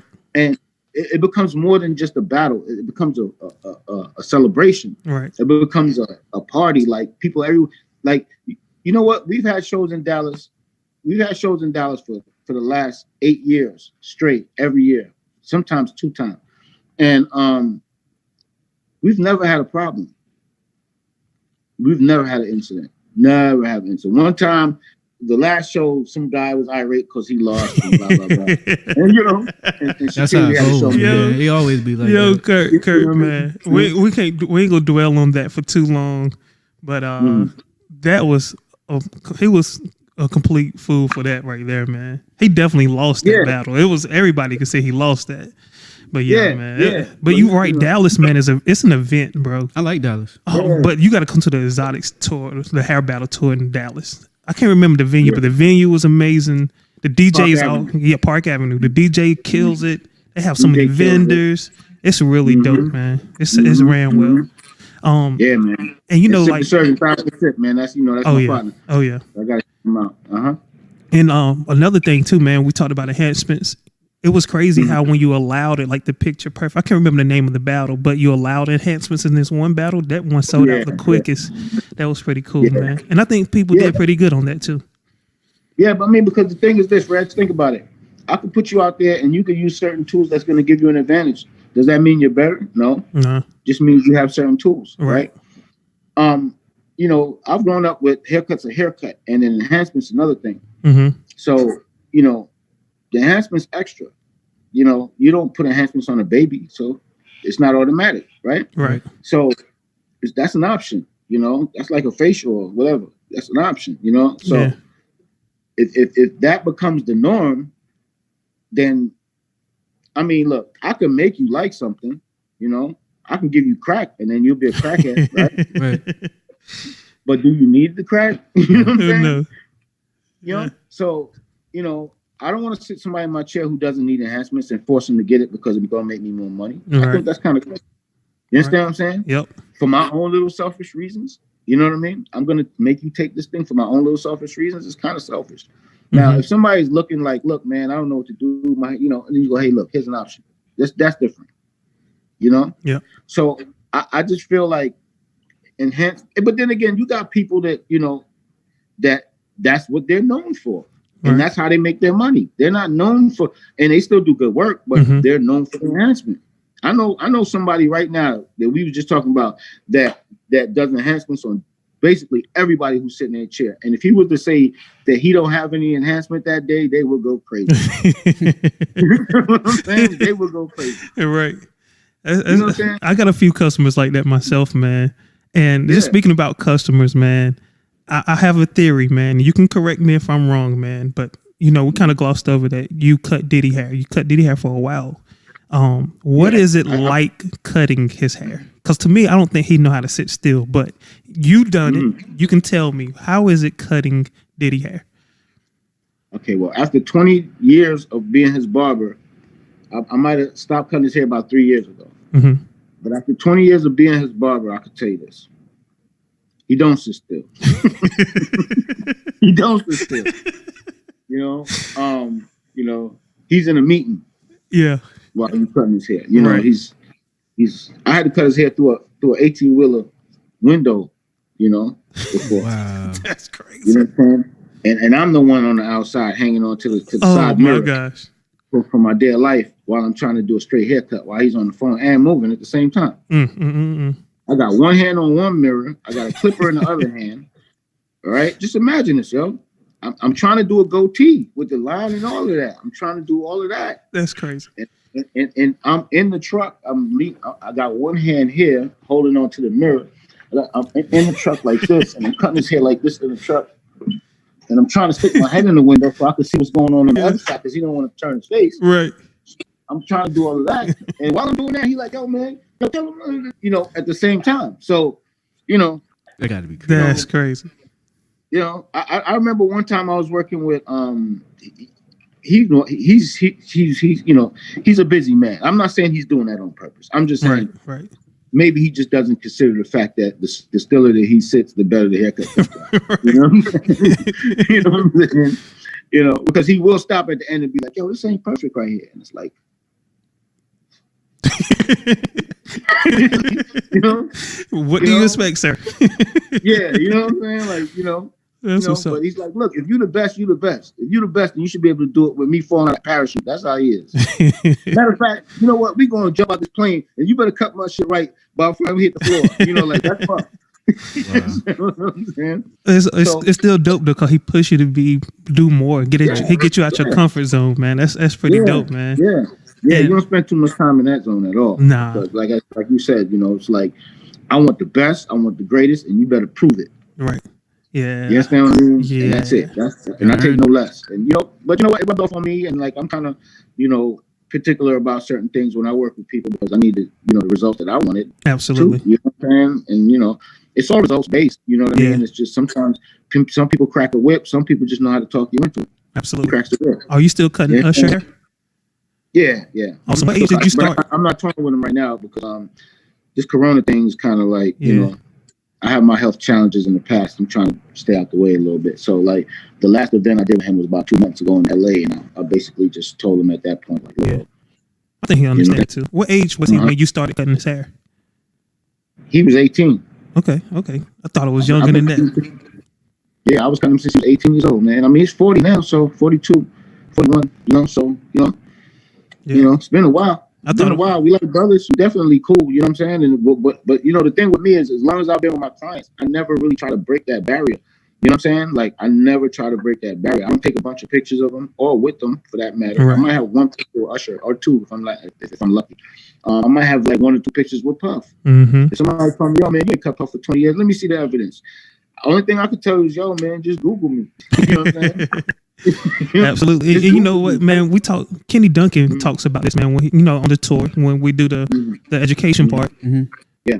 Celebrities will pay for you not to say anything. To keep your mouth shut, right? Yeah, like stop taking pictures of them. They ain't come for that. They ain't call you for that. You know what I'm saying? Yeah, you clout chasing. It's too much. Right. Just let that get on out of there. Because they want you, if they want you to have a picture, they're gonna take it regardless. Right. You know what I'm saying? They'll be like, yeah, wait, you got your phone? They'll give you some kind of indicator. I posted a picture of me cutting French Montana, and you know, one of my people said, "Yo, I thought you don't post pictures of you doing haircuts and stuff." I said, "I don't." I said, "He posted it. I just reposted it." You know what I'm saying? Yeah. So I'm, you know, like if they post it, then great, I'll repost it. You know what I'm saying? But never will I ever want to look like a groupie or a fan. You understand what I'm saying? And the minute you look like a groupie or a fan, that's when they start talking about your rate. Absolutely. You know what I'm saying? That's when they start talking about, yo, 500, you know, can't do it for 200. You know, that's when they start talking like that. I'm telling you, man, we had a couple people stop through here, you know, the Instagram celebrities. So I ain't gonna call them real celebrities, but they wanted me to stop what I was doing, come to their hotel room and cut their hair, and they'll shop me out on Instagram. I was like, nah. Oh my God. No, but there's a million barbers that'll do that though. Right. There's a million barbers that'll do it. Believe me, just I mean, and I don't blame them. They're young, they're trying to figure it out. They figure this might be my parachute. You know what I'm saying? Like, I need this. So they, you know, their morals come last, you know, and sometimes their moral system ain't set up yet. They still trying to figure out what's cool and what's not cool. I think the only time I came up so sometimes you need somebody to tell them, like, look, shorty, that ain't cool, man. Like, you putting that man business out there like that. You know, you standing behind. Obviously, he don't know you took a picture of him because he's not smiling for the picture. He's not even looking at the camera. That shit's embarrassing to the barber game, bro. Don't do that. You understand what I'm saying? Don't sneak pictures of clients. Don't do that. If they're gonna post. And what I tell my barbers is this: if you're gonna go do a custom for me, a client for me, And that's what I've done. I've passed off my clients to all my other barbers, right? So the first rule of thumb is this: do not pull that damn camera out your pocket. That's the first rule of thumb. And all the barbers that did listen, they've never worked with me ever since. Okay. Now, I didn't tell them I wasn't working with them. I just never called them back. You know, you gotta tell nobody. You know, just don't call them. So yeah, so I just never called them back. And the ones that never violated get the call. You know what I'm saying? It's simple as that. But the point is, you know, you're gonna do a service. You don't see a plumber pulling out his camera talking about, yo, I just did your pipes, so let me get a picture of your pipes. You know, like that, you know, that's just not how it works. Like, you know, the gardener don't say take a picture next to my lawnmower. Yo, the lawnmower community gonna love me. Like, no. Yeah, but they still cut the lawn. You know what I'm saying? Like we the only one. Like everybody's doing their job. Why the barber gotta be different? Why the barber need to pull out a camera? You got that right. We the only ones. We want to show people we work and we're connected to the celebrity, and we really are. And it's just a form of showing off. Absolutely. Well, Instagram, I'm gonna get 1,000 likes on this one. It's just a form of showing off. And you know what all that showing off does? It makes other people feel like unaccomplished. It makes other people feel like they're not doing anything. Yeah. You know what I'm saying? It makes other people have their own kind of self-esteem issues and feel like their career sucks and all this type of stuff. That's what showing off does. You know what I'm saying? Right. And for me, it's really just showing off. You know, it's like, you know, it's the same thing as the mentality of taking $1,000 to buy a pair of sneakers, but you barely keep your car on the road. You understand what I'm saying? It's the same mentality. It's showing off. It's like you're acting like you're something that you're really not. Take you know the what I'm saying? professionalism away. Yeah, you know, you get one haircut and then you're like, oh my God, I'm a celebrity barber now. No, you're not. Just slow down, bro. Like, you're just a barber that happened to cut a celebrity one day, and be humble about that. And that's how you get called back. Right. Absolutely. You know what I'm saying? Because you have barbers that will do a job and they'll get called by another barber to do a job, but they'll be, oh, look at me, but they'll never even shout out the barber that hooked them up with the job. Correct. Absolutely. That happens. You know what I mean? Absolutely. They won't say shout out to the plug. None of that. They don't please. Oh yeah, I made it. You know what, man? I've been blessed, man. My brothers in this industry, they always shout me out if I send them some celebrities or somebody I know that's a high profile client. So shout out to them. Yeah. And it's mainly Team Exotics people, you know what I'm saying? So, or people that I work with. Bro. Yeah. Bro, listen, I tell you this, and I'm not funny style or anything like that, but the reason why I chose the people that I chose for Team Exotics is because they're all good people. You know what I'm saying? They're all good people. They all been vetted thoroughly. You know what I'm saying? They've all been vetted. We had to part ways with one or two along the way, but that's normal. Yeah. You know, but you know, they've all been vetted. You know what I'm saying? And they've all been good people. And the only reason why I bring them in on the circle is because I already know they're gonna do good by the people in the circle. You understand what I mean? Yep. As long as we all do good by each other, there's nobody on a team that you can't pick up the phone and say, yo, I need something, and they're gonna tell you, no, I can't help you. You know, I get the question, man, how do you get to work beside Kurt? I'm like, because Kurt seen me quite a few times. He said how I show up. He said I get it on time. He said I do the work. And I never asked him, yo, Kurt, put me on, man. How can I get on? I just said, hey, look, if you need any help, I'll be in the city that weekend. I'm not working. If you need me, I got you. Just anything you ask for. And I show up on time. I don't bring extras. You know, I'm not asking for extras. You know, like I just do the work. I'm aligning myself with his vision for what he has and his results that he wants. I just want to see his results. So and I see that with a lot of Team Exotics members. Yeah, and everyone is growing from it though. Because now, you know, now you got. So let me give a perfect example. So Jesse does. Jesse does. You know, he does his SMP, right? He does classes. He's taught a lot of students, right? But he's taught at least close to half of the Team Exotics members already, right? And everyone's been paid for the class. No one asked for a favor, right? And that's just kind of like a testament. Like, we know that he's doing something good, and it's also something that's good for us. So why wouldn't we take it? Why wouldn't we? You know what I'm saying? And he's one of us, meaning, you know, we're like-minded people. So why wouldn't I go and support what he's? I wouldn't take it from nobody else. Jesse's the only person that could teach me that. You understand what I'm saying? Yep. If Jesse made bomber jackets and I needed a bomber jacket, I'm not buying it from nobody else. I'm buying it from Jesse. If I can't find somebody in my circle that could do the job, then I'll go outside my circle. So that's the reason why with the team it works, because it's like, yeah, like you said, you could call anybody in your circle because you already know we already have a common understanding. We're all together. You understand what I'm saying? So whatever it is that you need, I'm going to try to figure out how to accommodate in some type of way. But just because of that X pin, just because of that pin, you know, and people recognize that and people respect that. And I think, you know, it helps everybody out in a way, because I've had people say, hey man, you know, it's funny. I went to a barber battle the other day And I was standing on line, and yo, somebody see me, I had the pin on. They was like, yo, you good? Yo, you got to stand in line. Yo, you good? And they let me for free. Dope. Walked me past the whole line and let me for free. They take a nickel from me. Man, You understand what I'm saying? And then all he said was, yo, man, tell Kurt, yo, tell him I said what up. That's what's up. You understand what I'm saying? That's what's up. That's what your reputation to do, right? Good reputation. Yeah, that's what I'm saying. That's what I'm saying. And that happens to my people everywhere. Anywhere they go, they got that pin on. People already know. You don't get that pin unless you officially down. That means you've been vetted by the whole team Exotics, and every one of them rock with you. That means you a solid dude. Period. Absolutely. Ain't no funny business. You're a solid dude. Find one dude on Team Exotics that's shady. Facts. Tell me one. Facts. All of them solid. Elliot, you name it. Keelan, all of them. You know what I'm saying? You name it, man. Everybody's solid. Kenny, Danny, Pacino's, even though he got his own brand now. You know what I'm saying? Yep. But, you know, original member. You know what I'm saying? All of them solid. Jay Majors. We can go on and on. It's 35 people. Yes, Reese, sir. you know, everybody's solid. Yeah, they're all the people. Absolutely, man. So what's next, man? Like, you know, we're going through this pandemic situation, man. What goals do you have for yourself, man, in the next couple of years? All right. Well, you know, they say you can't really say things before it happens. I understand. You know, so you know, let's just say, we got some good things on the table right now that's really groundbreaking. Mm-hmm.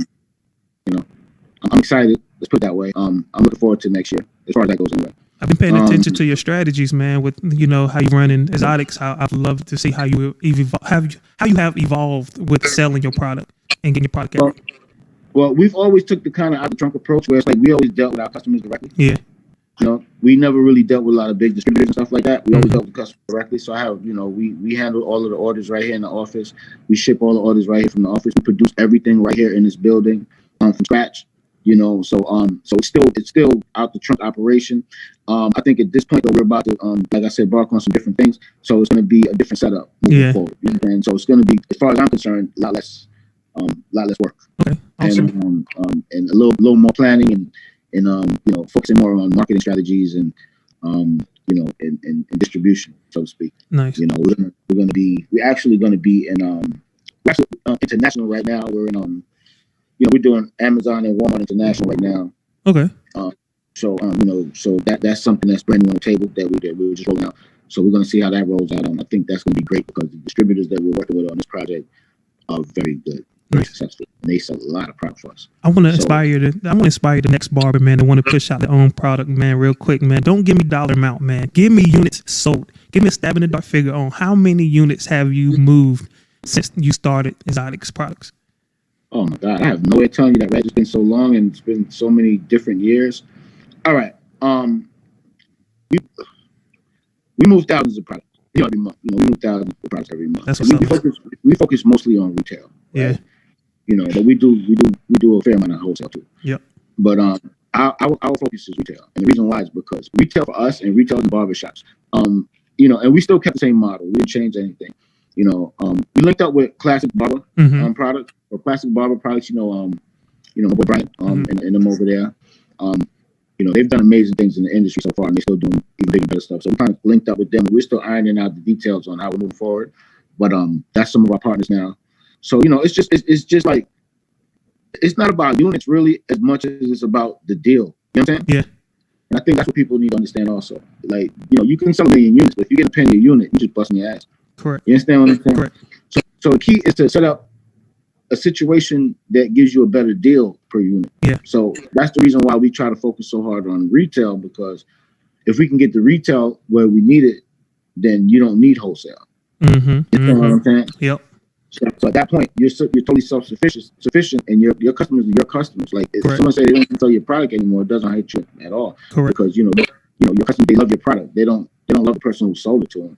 You know what I'm saying? They love the product. So once you can get people to love the product, and then you know the person who sold it to them can be the supplier, then everybody's happy. You understand what I'm saying? Absolutely. And that's the focus. You know what I mean? So that's what we're doing. You know, I just brought on new talented young gentlemen to help me out, you know, with my thought process and to help me get through the fog and so forth and connect the dots. So, you know, we're just trying to build a team step by step, and you know, every day we bring on, you know, just brought on new video people and so forth, and you know, we're always changing and trying to evolve. You know, absolutely. We're always trying to evolve because every day I wake up, I see a new person dropping the product. Yep. Hey, well, I'm gonna say this. I'm looking at your Instagrams too, man. Like your pictures have, let me say, they've been good in the past, but you stepped it up. I can see the step up and you leveled it up. So shout out to whoever's doing those pictures for you and creating that social media content for you, man. Oh yeah, that's my boy Jay Creative. He's been helping me out a lot. We've been doing stuff. We still got work to do, but so far, it's looking better. So I'll take that. You know what I'm saying? And we'll go from there. But I'm always looking for like new, people to create. Like Elliot always makes these really dope videos, and different people like that make these really dope videos. I love posting those because they create that feel that I want. Sometimes I get videos from people, they'll send it to me, but they don't think it out. You know what I mean? And they don't, they don't think lighting, they don't think none of that stuff. They just shoot, you know what I mean? Just shoot and send, and it's like, man, I want to really, put this on my page, but man, I really can't do nothing with this. You know what I mean? It's not gonna have the right feel. You know what I mean? So. People got to think about the details, because the details are what people see. They don't see you. Yeah. They see what you put into it. Correct. Absolutely, man. And how can people find your products and just be, connect with you on the internet? Okay. Well, if you want to follow me on social media, I really don't do too much Facebooking. It's, it's just there as a necessity, but yeah. I personally run my Instagram. So if you want to get in touch with me, just reach out to me at Exotics, XOTICS. Okay, awesome. When to buy your product, exoticsproducts.com. XOTICS products.com. Exoticsproducts.com. Look, if you haven't tried our product, and it's not a sales pitch, anyone that uses it can tell you. Hey, look, anybody in my circle already know, man. That's our #1 product here at the barbershop. Absolutely. Exactly. So if you listen, it's a cult kind of following, because when people try the product, they just automatically just become hooked, and it's a great feeling, because when we make and here's the difference, I'm gonna tell you the truth. Like a lot of times you have these product brands that drop and you don't see the effort that goes behind the brand. And some of them don't make an effort. Some of them just put their name on bottles that are already made. Yeah. Right. So they're just pushing somebody else's product. With us, we actually make our product from ingredient. Like we pick the ingredients, we do research, we do everything from scratch. We have our own chemist that does all of our back end work, make sure all formulations are correct, and then all that stuff. And like we do everything from scratch. If someone tells me, look, man, it's great, but there's just a little too much this. They say it's great, but there's just a little too much this or a little too much that. We could tweak that on the fly. Yeah. We could say, okay, next batch won't be like that. See, and when you outsource your product, or when you go buy someone else's brand, you have no control. Correct. So you just say, okay, yeah, and they say, okay, that's what it is, because you know what? They're bottling that same stuff up for like 20 other people. Right. Absolutely. And there's no originality, there's no uniqueness to the product, and then there's no longevity, because you start to realize that all that stuff on the shelf is the same stuff. Absolutely. And it's like people making everybody's products. Mm-hmm. You know what I mean? So that's what we want to hold on to. We want to hold that dear, that we create our product from scratch. We make every ingredient from scratch. We do quality control in-house. My people open every bottle, every jar before they ship it out. Stuff like that. That's what's up, man. And talk to me, man. How you feeling, man? I just need some of this blue aloe. That's what I'm talking about. This conversation, though, man, is what this podcast was made for, man. This platform was designed, you man. You can't get this every day. No, sir. Everyone don't have access to Curtis Smith, man. So I'm just thankful, man, that you were able to give us some of your time today, man.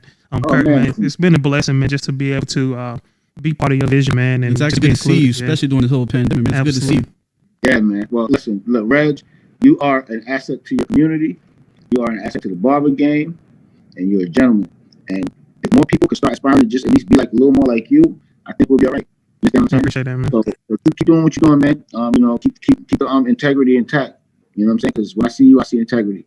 And just good luck on everything with the show. If you ever need me, I'm here. Yes, sir. I appreciate it, man. So, yeah, man. Y'all, let's make sure we give another applause, man, for my man Kurt being on the show, man. I'm super excited, man. I'm super just honored, man. So yeah, Kurt, thank you so much for being part of the Better Barber Podcast, man. Can't wait to release it, man, and see what the feedback is. I think it's gonna blow a lot of people's minds, man. And yeah. I think it's value, man. That's what we add in here is value. So yeah, man, any closing words, man, as we get out of here, man. As always, man, it starts with you. Iron sharpens iron, man. That's what it's all about, man. Uplifting, being in, integrity, and just being that positive influence in our community and among the barber industry. There's so many doggy dogs out there, you know what I'm saying? It's about unity. Yeah, that's what it's all about, unity. Absolutely. That's it, man. Up, man. Hey, listen, I want you to ask yourself this, and I want you to ask all of your people that you hang around this. I want you to ask them this on a regular basis. When is the last time you spent any money on a black business? That's right. Okay? When's the last time? Because you know what? When you start asking people that, you know what they're going to say? They got to stop and think about it. and that's sad. Absolutely. That's really sad. Absolutely. Because if I have to say, I say, when's the last time you spent money on a white business or a Korean business or any other business? They'll be, oh, I just remember yesterday. I just came from the store. You understand what I'm saying? Yes, sir.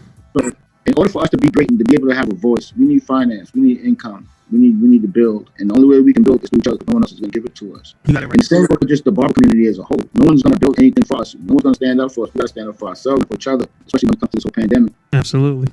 Right? So look, man, I mean, at the end of the day, I just want to be a part of change. I'm not in it for me. I'm in it for us. Absolutely. Y'all heard it there, man. Y'all heard it from the horse's mouth, man. That's what we say down here in the South, man. You heard it from the horse's mouth. That's the GOAT. Right. That's the GOAT, man. Hey, man. All right, well, listen, man. Hey, definitely pleasure talking to y'all, man. Y'all have a great day. You too, man. Tell the wife I said hello to. Will do, man. Yeah, man. Congratulations to you and your wife, too. Man. Hey, thank you, man. 1 year, man. January, man. Yeah, it's a beautiful thing. Yes, sir. All right, baby. All right, now. All right. Y'all, this has been another episode, man. It was amazing, right, Ant? We're going viral. We're going viral out. But this is the Better Barber Podcast, man, where we expect you to get better just from listening to our stories, our experiences, and our perspectives. Catch us on the next episode, man. We're dropping every Tuesday right now. And hey, look, we're trying to do a little bit more than that in the future. All right, so stay tuned, hit that bell notification, make sure you subscribe, and share this with a friend. All right, peace out.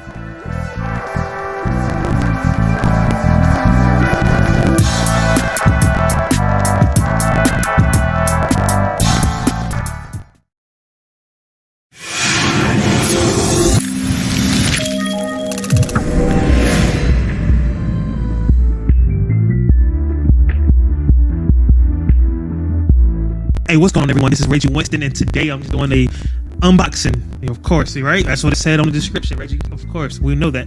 This unboxing is going to be of the Panasonic Arc Shaver. I'm not sure how long this shaver's been out, but this is supposed to be one of the best shavers out there. What I see right off the bags, nice packaging, of course. It has 5 shaving heads on it, and it tilts different ways. You know, it's just pretty nice looking shaver. It also has a warranty, 2-year limit warranty. So, hey, when you purchasing something, you want to make sure that you're getting a good warranty with it, right? Especially when you're spending the money. This shaver retails for $149.99. Most barbers like myself, they got some kind of sense. You know, we can purchase a shaver from Walls, Andis, or Babyliss for like $80, you know? So when we get into that $150 range, it kind of make you question if this is a purchase that's worth purchasing. So in the future, I want you to write down in the comments below. Let me know, what would you like me to compare this shaver to? I have I do have a Babyliss. I have the Braun. I put that video out a while ago. If you haven't seen that, I'm gonna try to link it there, one of these places, wherever. I gotta get used to this new camera setup, y'all. Give me a break. I'm gonna try to link it up there so you can check it out. Now, a lot of barbers, if you're a barber and you commented on that video and you had an opinion, I kind of respect it a little bit more. I make these videos for barbers. We try to make barbers better around here and buying decisions, right? It's one of those things. And I think that Braun shaver at $250 is too much money. When I can get an Andis shaver and I can do, you know, the same thing. I feel like the Andis cuts closer faster. The Braun is a little bit, they don't cut as close to me, right?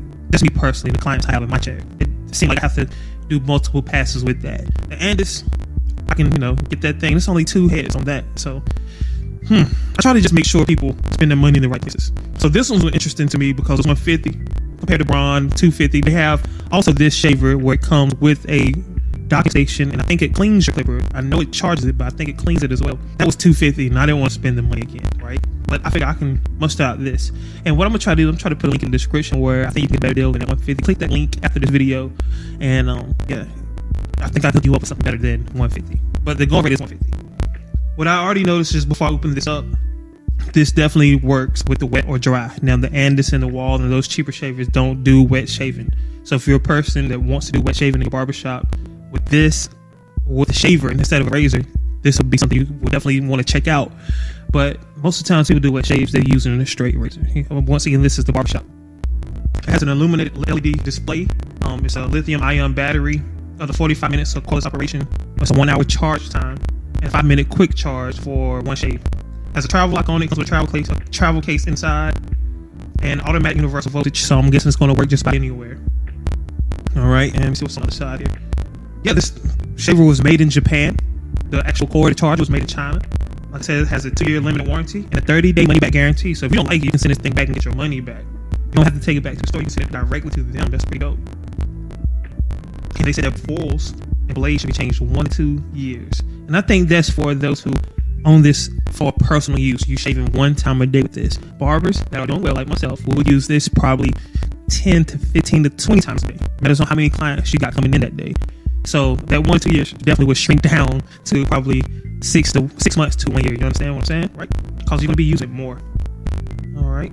Like I said, this has 5 shaver heads or 5 foils. It also has the little pop-up thing so you can trim your mustache. Won't give a super sharp line, but it'll clean you up, of course, in your sideburns. 14,000 CPM. I'm gonna guess that means strokes per minute. Like it's SPM with clippers. Has shave sensor technology, so it's supposed to detect the density of your beard and put enough power to the trimmer to make sure it gets to your beard. So if you have less density, it won't use as much power. Like I said, it's multi-flex, so it tilts forward and back and side to side. And like I said, it has 5 different foils. So let's go ahead and open this thing on up right quick. Y'all, I didn't have my knife, but I do got this little key.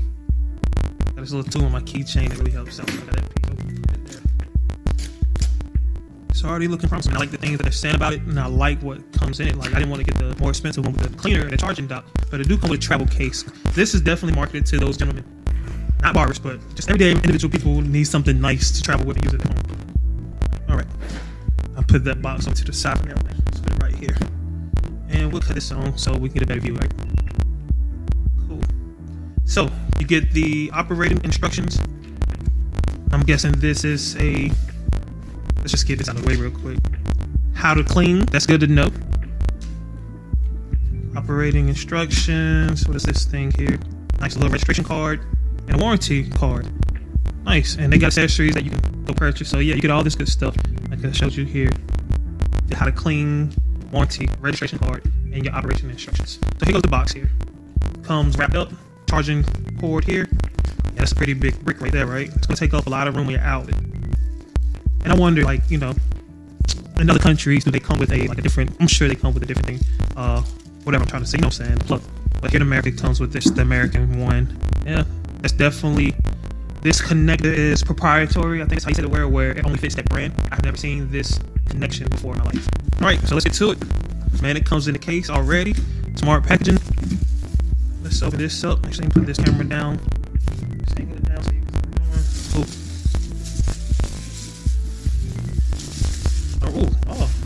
It's a leather case. Nice. This case is pretty cool. It's almost like a leather dang on guitar case almost, right? Wow. I think it almost remind me of like my grandma's old cigarette bag. If you're old enough to remember cigarette bags, go ahead and hit that like button, yo. Let me know what color your grandma used to have. Grandma's was the only one that had a cigarette bag that had a little snap closure on top. y'all see young for that. All right, nice zipper, and it still comes nice touch aside. Put that to the side. All right, it still comes wrapped up in its own bag. Nice. Got a head here. A cover for your head. Awesome. Got a cover for the full shaver, like the head. And you can definitely see articulation in that. Right? See that? Definitely some articulation. Yeah. I can see how that can be nice and contour your face really well. And how you pop this up? So it's the lock. See, let's try to put it on lock. Yep. So let's move when it's on lock. And that's how you pop this thing up here. Your shave, your trimmer. Like I said, that thing is not gonna do much of anything, but it's there. You know, for those people don't. I just realized I wasn't talking to the mic. That sucks. Now I gotta really figure out how to do this. The shaver comes really nicely packaged. It's lightweight. It's a lot of plastic, of course. Try to put this back down. Okay, cool. Let's pop the shaver cover off. I'm not sure if you pull anything on the sides. Okay. Nothing you have to really press. You just pull it up. This releases the head on it. Nice. So it's only 2. That's interesting. So it's only 2 blades in here. Let's take a look at that. So as you see, it's only 2 blades in the clip head. I was expecting 5, considering this forehead had 5 things. Let's look at the inside of this forehead. So that's 1. So that thing will move on the inside. Those 2 blades will move on the inside. These actually move though. The 3. That's interesting. Did they give it guys? Or I don't know. And I don't. Okay, we gotta go back that way. All right, cool. Wow. I'm not gonna cut it on. When you have a lithium-ion battery inside of a device, you want to charge it all the way up. So I'm not going to cut it on. I do feel some nice grip on the side. It's like a soft touch plastic, or maybe even a leather. I'm not sure. It's like a rubber. Maybe it's definitely rubber. It's definitely not leather, but it's a nice rubber feel on the sides of it. Got an LED display on and off button there. Has a lock there as well. Yeah, I'm interested to use it. So my goal is to use it in the next few days. If you have something you want me to compare it to, please let me know. We'll definitely do that video as well, because I want to help you make the best purchase, or I want to help you make smarter purchases as a barber. These things, I know that people refer to them as investments. I'm gonna say these are expenses to items that you're going to use. All right, an investment. I like investments where you don't have to pick up and use it. But anyway, the packaging comes like nice leather bag. Nice little charging is proprietary though. Like, this is their personal. I've never seen this charging connected before. Box coming, some little cardboard. Everything comes nicely packaged, and I'm impressed with the packaging and the warranty, 2-year warranty. I'm impressed with the fact that it's a 30-day money-back guarantee. I'm also impressed with, they say change the foil head every 1 to 2 years. That's if it's personal use. I say for your barber, 6 months to a year. Don't stretch it out that long. I can imagine that their shaving head and their foil can probably be expensive. I'm not sure. We'll look into that in the future. But I'm excited to try it out, man. So if you're interested in how well does this do compared to any other shaver, you let me know, and I will try to make that video happen for you. Thank you, man. This is my barbershop, by the way. If you've never seen the video of me actually in the barbershop, this is what my shop look like, y'all. It's a beautiful spot, but it takes a lot to maintain. So shout out to all the people that work here that really help maintain, and all our amazing customers who support us and deserve a clean barbershop like this. So yeah, this is Reggie Winston. Together we make barbers better. Thank you for being a part of this community. If you haven't already, please subscribe. I just want to get you to consider subscribing to this channel, and I really appreciate it. Let's continue to make stuff happen and end this year with the bang. All right, peace out. Excuse me, let me get these mic levels right. Yeah. Let's focus on me. Can you focus on me? Camera, can you focus on me? Started cutting when I was about 12 years old. Kind of fell upon me a little bit. I never thought that I would be a barber. It was something that I never could imagine. I would always say that, I'm not gonna be standing for 40 years, behind a chair, cutting the hair or something like that. But I'm gonna say 30-some years later, so I'm doing it. Turned out to be like a passion of mine. Fell in love with it. I remember being a young kid, and there was a barber in the Alexandria area that got a Rolls Royce. And that was the only Rolls Royce I seen. Right? He was like, hey, and I was like, man, I said, the barber can do that. And I said, man, that's how we do. But it's my baby, right? This is my baby right here. Out of all of this will see right here.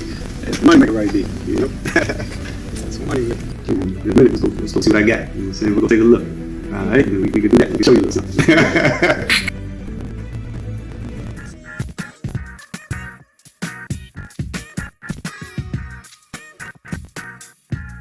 Man, this is right. This is like James Bond having right here. So this is you probably won't see this one too much. This is a wrap heat. So this is a 4-door. One is like two doors, D9s, DD11s. This is a 4-door. So this is one of like rare. Everything about this house, actually, man, I like the neighborhood for real. I got a lot of neighbors that are, IT professionals and CEOs and things of that sort. So it allows me to kind of elevate my thinking and my mind space. So I like space too as well. So if I got to get away from the wife and the daughter a little bit, we got enough room to get around and we can still make it happen. I'm a real estate agent, the ultimate realtor coinciding with the ultimate barber. And I actually had a listing appointment this morning. I also had a listing that I need to service, so I had to stop by that listing today. And then I'm actually leaving back out later today to go for showing for another client. So that is my Sunday. We're in the house chilling. This is my baby. Hi. My name is Jada, and I go to TCM. It's not open right now because of COVID. Right. So we went to take a ride and came out in this magazine called Virginia Living. So I got some people went to the magazine. So we got to see if we can find it. I got to go to with the bookstore out there to see if we can find the magazine. But just this neighborhood here really just gives like I said, it just gives me a bigger piece of just feeling. And those again community and stuff like that. So I'm just curious stuff like that too. But yeah, it's just I love everybody's real friendly. Like I said, it's a real nice community neighborhood feel. Really nice. Just one guy. That's all. The V12 engine, the acceleration, it's just fun to drive. It has a heavy feel, so I feel like it's like on the road. But it goes just the speed. Like we're just on regular mode right now, right? Like this one. Right there, you'll feel it. It's a little different. Man, I'm gonna tell you, man, I just love Alexandria, period, man. I really don't have one favorite. I just love Alexandria. Just being able just to call this home and everybody like everybody. You know what I'm saying? It's big. It's small, but it's big. We're franchising now, so we're going down. Yeah, this thing really came out. Right here. It's on the top floor right there. The second floor right there. 820 given. Some wall space in there. This is where how they was built out in the public like this.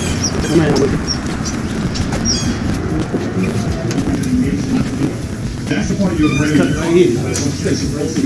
There's a lot of experiences that I had that either worked or didn't work. And if it didn't work, I refined it to make it work. This is a lecture where he breaks down the reptilian brain, the monkey. TBT, that's touched by tone. That's his brain right there.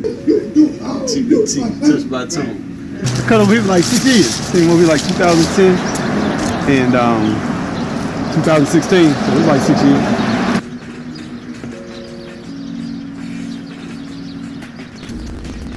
We call this the avenue. This the avenue here. To be a resident of Alexandria, Delray, you gotta either have a kid or you gotta have a dog. One or two. That's one of the requirements that you can see. Everybody out here, they be out with a child or be out with a dog or something. Barbers in the, really, I guess in my background, shall I say, my mother's colleges. My uncle was a barber in the Navy. My great uncle taught him like a. Hey, Rob. Right here. That's Rob. Man, right here. How about you? She's sleeping. She's sleeping? Yeah, I'm called 100 times. She's probably sleeping. I remember when they built this too. It was like 1995. This was like railroad tracks and stuff. I remember this. Everybody's excited to go. Got a shop to sit down. It was so little.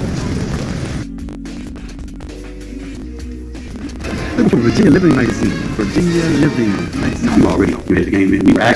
We had a heck of a year last year. We were on page this year, like January, February. Yeah, we were like little breaks and numbers, you know what I'm saying? Fire out about that shit. And all of a sudden, boom, March 10th, and shut down. And we wiped out. At least for the next, I'm gonna say 4 years or less. Looking to retire, but now I'm gonna retire. I'm gonna pull back on a lot of things I'm doing. So I'm trying to get a lot of stuff set up right now, so things can kind of focus on all out. So I'm banging hard right now. For the next 10 years, I'm gonna work as hard as I can, non-stop. I wake up in the morning, I can see like first day of school, you know what I'm saying? Excited. We go in, and it's really making people feel better about themselves. We have 4 more years left, so you're really gonna see me. Really push to the limits. Scorpius magazine here, Free High magazine here. David Yerman, Fix Jewelry, all those advertising in this magazine. Right? They got a section here that they call Faces. Faces in Northern Virginia. Let me see here. Made in Virginia awards here. And let's see. So, Made in Virginia. I'm trying to get to our section here. Let's see where it starts here. This is the December issue also. So here we go. Faces of Virginia. All right, 2020 Faces. All right, so bumping here and looking. You see real estate the construction companies like military here. You got just look at all the faces here, man. You see what the faces look like, right? It's crazy. Faces and faces. More Cadillac and some pediatrician, dentist. See all that. So you can see here these faces. Boom. Then all of a sudden, here, and this brown face pops up right there, y'all. That brown face. It says Northern Virginia. Faces of Northern Virginia, right? Face of modern barber room, Northern Virginia. Boom. It's about a haircut. We get a haircut, fresh cut, look mirror. And that smile, that face, that right there. That's it. So next time, man. Till next time, we'll get it.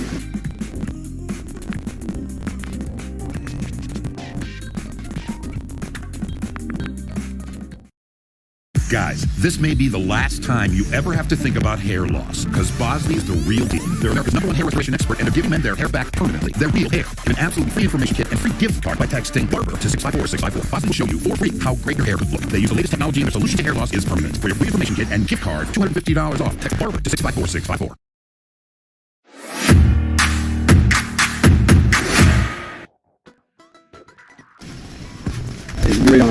Right here to Sweets. Once we show you what that's all about. Gotta check on some people, see how things going. Have been out there in a while. I got somebody handling stuff. Just gonna take a look, see what's going on out there, and make sure things are okay. We got some carpet reviews coming in tomorrow, so we'll check your carpets out. See who's working today. They got their own business. We got 37 suites, individual suites, and some of them on Sunday. So we'll see who's out there and we'll go talk to them and see how they know their business and stuff like that too.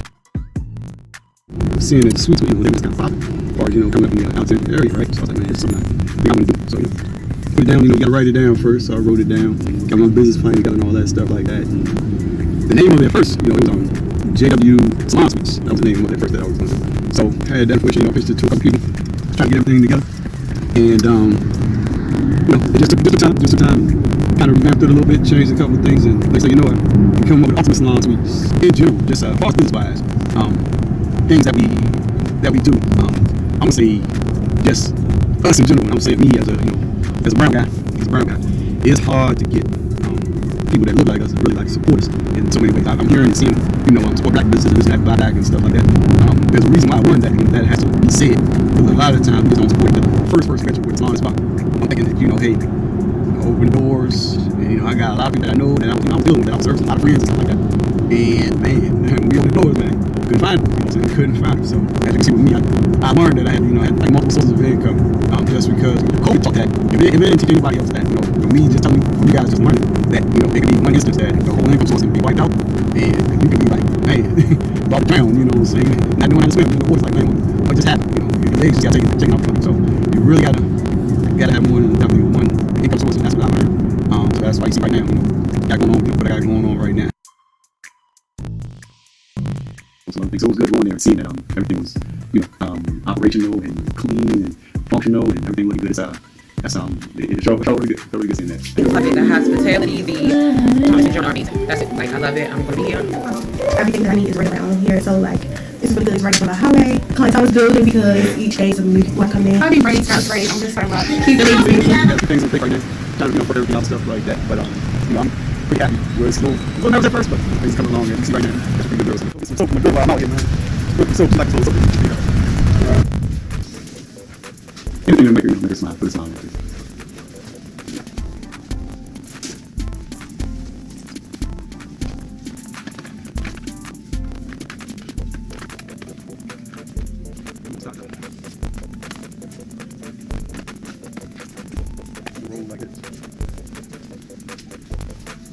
I never get a little carry card. I was doing like that too.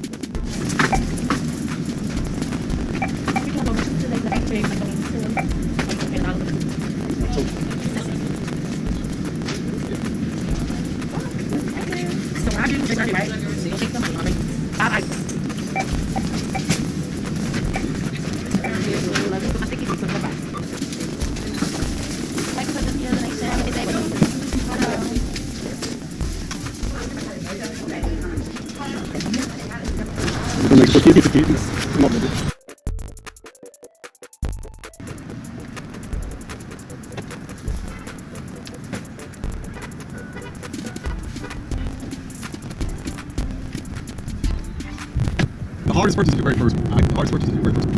Alright, so purchased my house in 2001. I'm good. Now I'm straight. I'm on fire. So when I called my lender back up again, they told them that I'm looking at property down in Atlanta. So you just send information on property. Sent that over to her. I was qualified. Went down here. Bought our house. Well, I think the hood is like 150, and I think we put a bid in for like 142. Alright, it went. It went big. Alright, so we got it. Sent it over to my lender. Documents. She sent the documents down. Flew down there, and did a walkthrough of the property. We closed the next day. And that was the last time I seen. I made my first purchase. It was over here. It was an acre of land, and they had this private building. He was building 2 houses on it, and he split it in half, and we made a purchase here. So acre land is different as normal. That's normally not in that neighborhood area to see this little field. This is an acre right here. That's actually the neighbor's house right there. He put these trees right there first. And that's my first house I bought right there. First home we bought right there. Always good seeing him. You know what I'm saying? Always good seeing him. He always got some stories for me.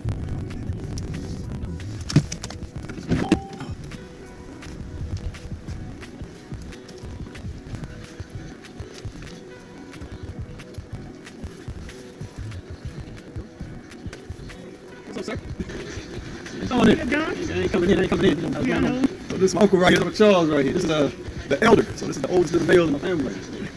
Yeah, how you doing? Pretty good. Well, let me I'm too early. Let me see what I look like. Yeah, for sure. Tell how young you are. I'll be 40. I'm 84. I'm 85 in December. That's right. In our family, we got longevity, especially on one side here. Like longevity. So a lot of people they live to the 80s and 90s. Yeah. My grandmother. My mama, your mama, my mama, she's 96, and her sister 97. And you was cut in the night. Those old piece of clips I gave you, they were born in 1993. I got some clips like 7 years old. We'll talk to you a little later, so I'll get you. All right, see you. Thank you.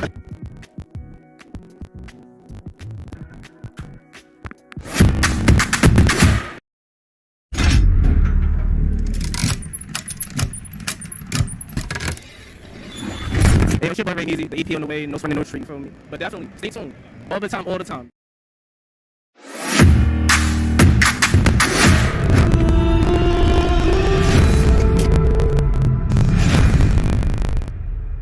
Matter of fact, that was my money. That was actually money. Instead of going on the beach, I could hair. Everybody was going on, and I walk around with two pockets. I didn't know I was money home. Last money was spent because of hair. Yeah, I mean, alright. Bullshit, I cut all off hair, was carrying. But money that's what I did. I cut their hair. They wanted to have, they didn't have no barber, they had a barber shop. But the way they train a barber is, they had to cut this. There's the head. I'm trained right there. Self-trained. That's what they all came to me. So I go down, stand at the game plank below, like everybody going board the boats to go ashore. And they said, you can go, you have to go. No problem, I got you. Go on. Talk to you after. Yeah. Name John too. Yeah, his name is John too. Got on certain. Yeah, so being that, like I said, being able to get information from him from times that he was born in place, and I'd rather get from somebody and hear them telling me from first-hand experience than reading the textbook. You know what I'm saying? So those souls like that is something big. I definitely cherish. That's the older I get, the more I like to hear about my family and stuff. He gave my first pair of clippers, and then I bought him all the clippers when I first got my first job. And I didn't hear about it, about it in shape, but in shape. And then he told me, I came on way back in 1964. He said, I'm not gonna cut that no more. So he gave everything back to me.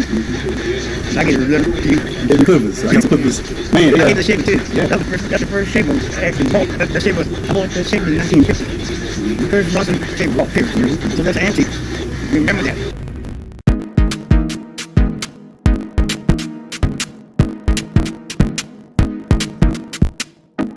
Hey, John. Yes, sir. Yeah, I know you're probably driving. Yes, sir. Just cut down. Cut water in the family. Cut water. Matt Patrick. Yes, sir. Matt Patrick.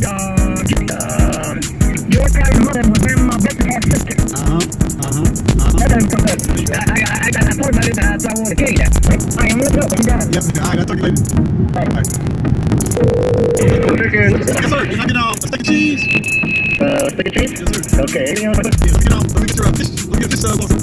Okay. Yeah, you wait. Yeah, I'm good with that. Yeah. Okay, anything else? That's it. Okay, I'm saying about 15 minutes. All right. Thank you, my friend.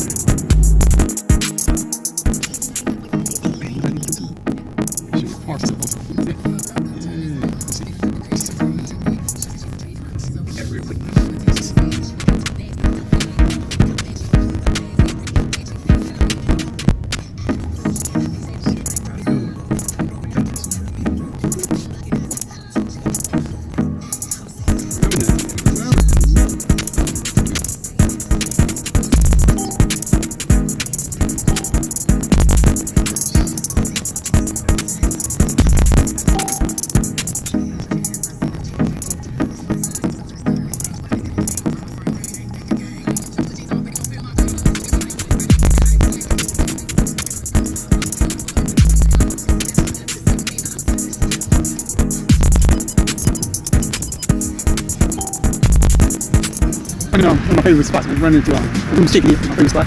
Pick up, I got a little fish sandwich. I got they got the best. I like the chicken kebab. A little salmon there too. But I got fish sandwich. My favorite spot here. Yeah, I love on the Room's Chicken. You know what I'm saying? Going in, I'm able to get a good meal, a decent meal, and I changed my diet several years ago. So they got a lot of natural stuff in there, not real like fat and things like that. So we got charcoal chicken and stuff like that. So something ready. I like that.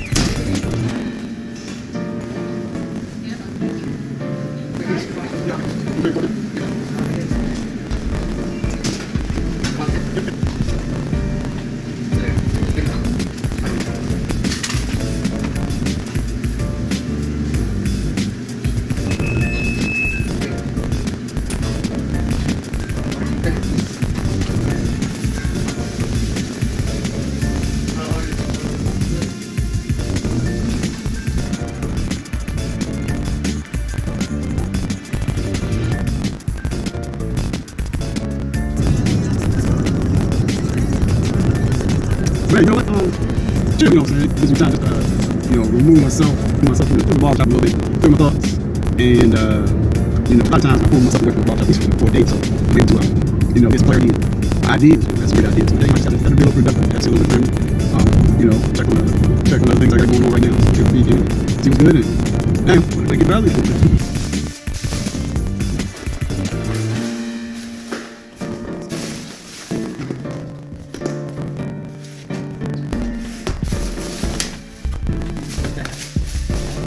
You know what? No, actually, I like a yellow cake with I like yellow cake with they call it butterscotch. I call it butter cake. I like that type of icing. So that's my favorite. They had this here, rather normally a big cake, but I go here I get some. Still trying to watch my figure and stuff like that.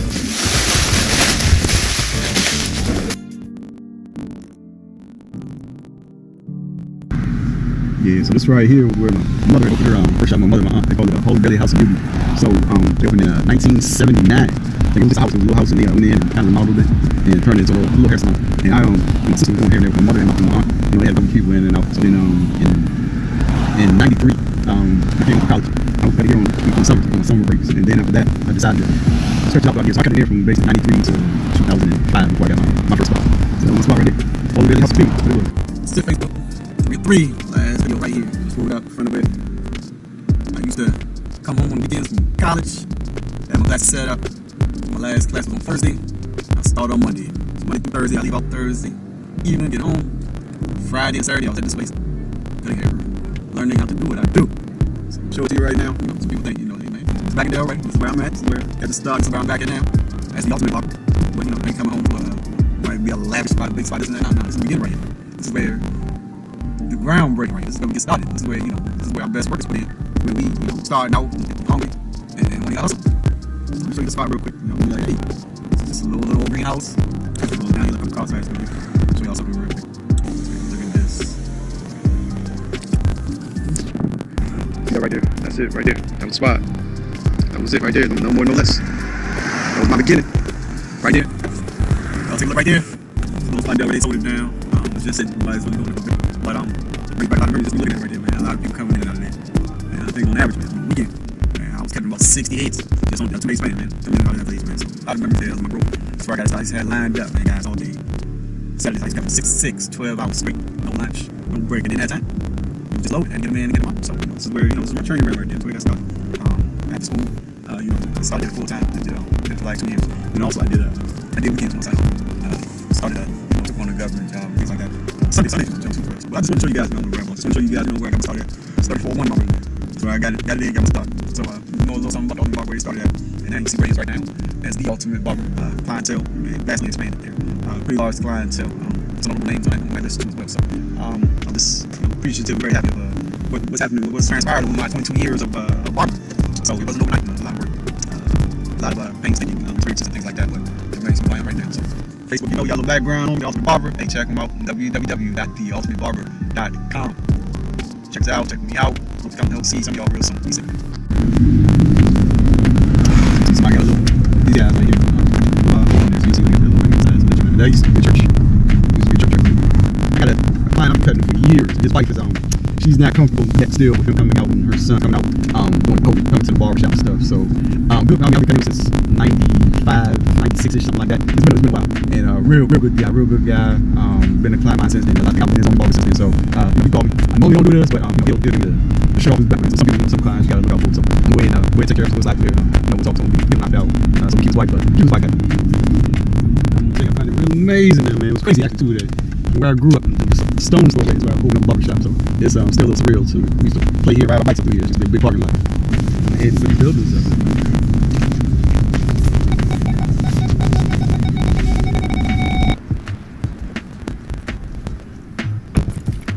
Here, y'all. We're talking about this TC Wings. Sponsored basketball team up here. It's my alumni. I went to TC Wings, graduated from TC Wings. Remember the Titans? Is that Washington? That TC Wings.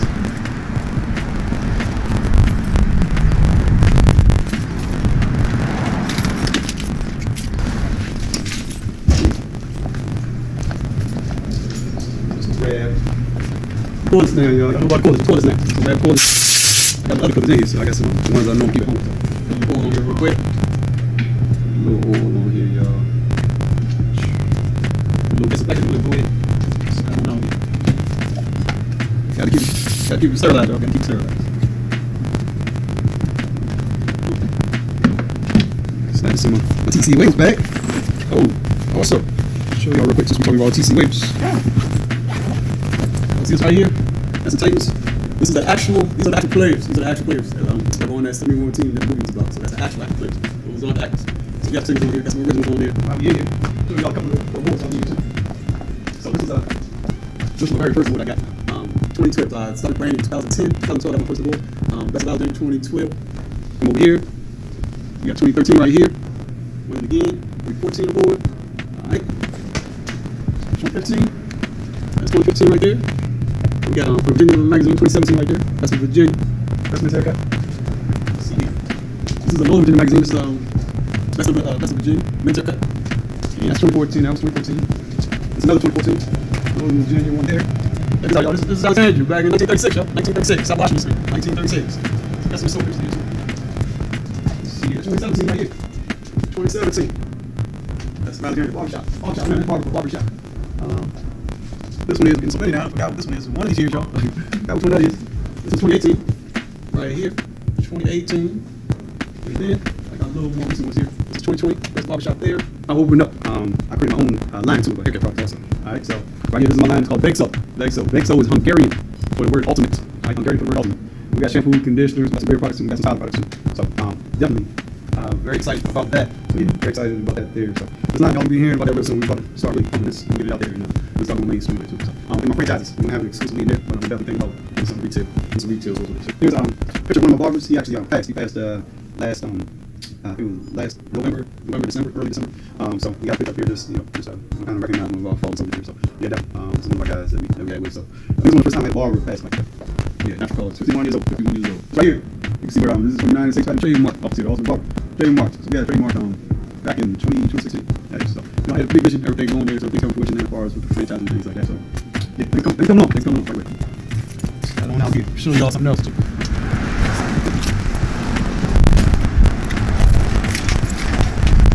Go ahead, put the alarm on y'all. I'm gonna go ahead, boom, just like that, my arm up. Alright, and if y'all didn't know, let's see here, show y'all something real quick. Ultimate Barber, got us an app, y'all. Got us an app, appointments and all that stuff, team, everything on here as well. So, certified, man, certified.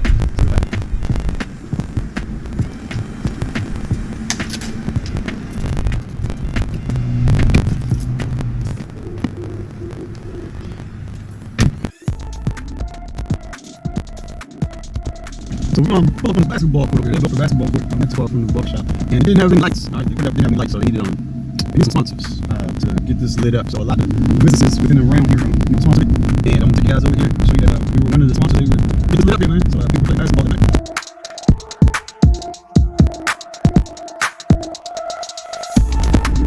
Get this, it says Department of Recreation Parks and Cultural Activities, thanks to fire departments for their generous support. Just to get the lights up here. Mike down here, Jack Taylor was the main guy. He put the most into there. I was in the studio. 3-pointers, express lane, here's some jumpers. You see jumpers, times playing, talk about Harvard right there. So yeah, phone line burning over these things. Alright, it's me forever. As long as this court's in the lights up, that name also will be there too.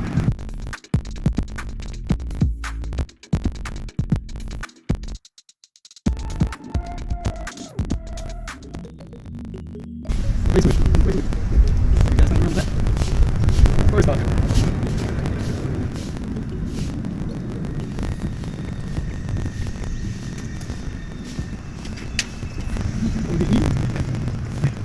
Wait till we get it together.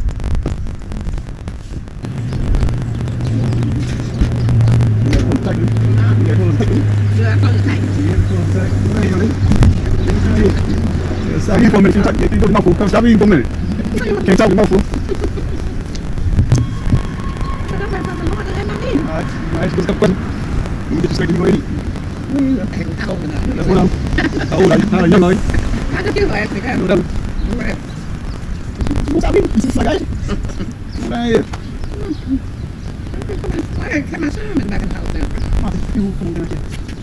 3 seconds to the phone. You keep on the phone. You gotta keep it back and forth. Back and forth. Come on. I put my son down. I put it down with all that. Hold it in your hand then.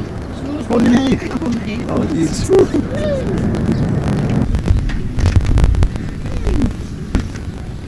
Drop the phone, man. Put the phone right there. Keep it the phone.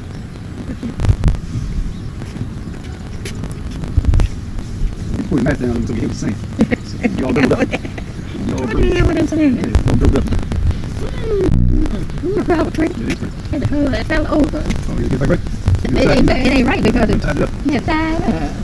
Tell them how you Tell them how you This is mom right here. This is mom. You can tell. Look at you. Look at like 82 years old. 83.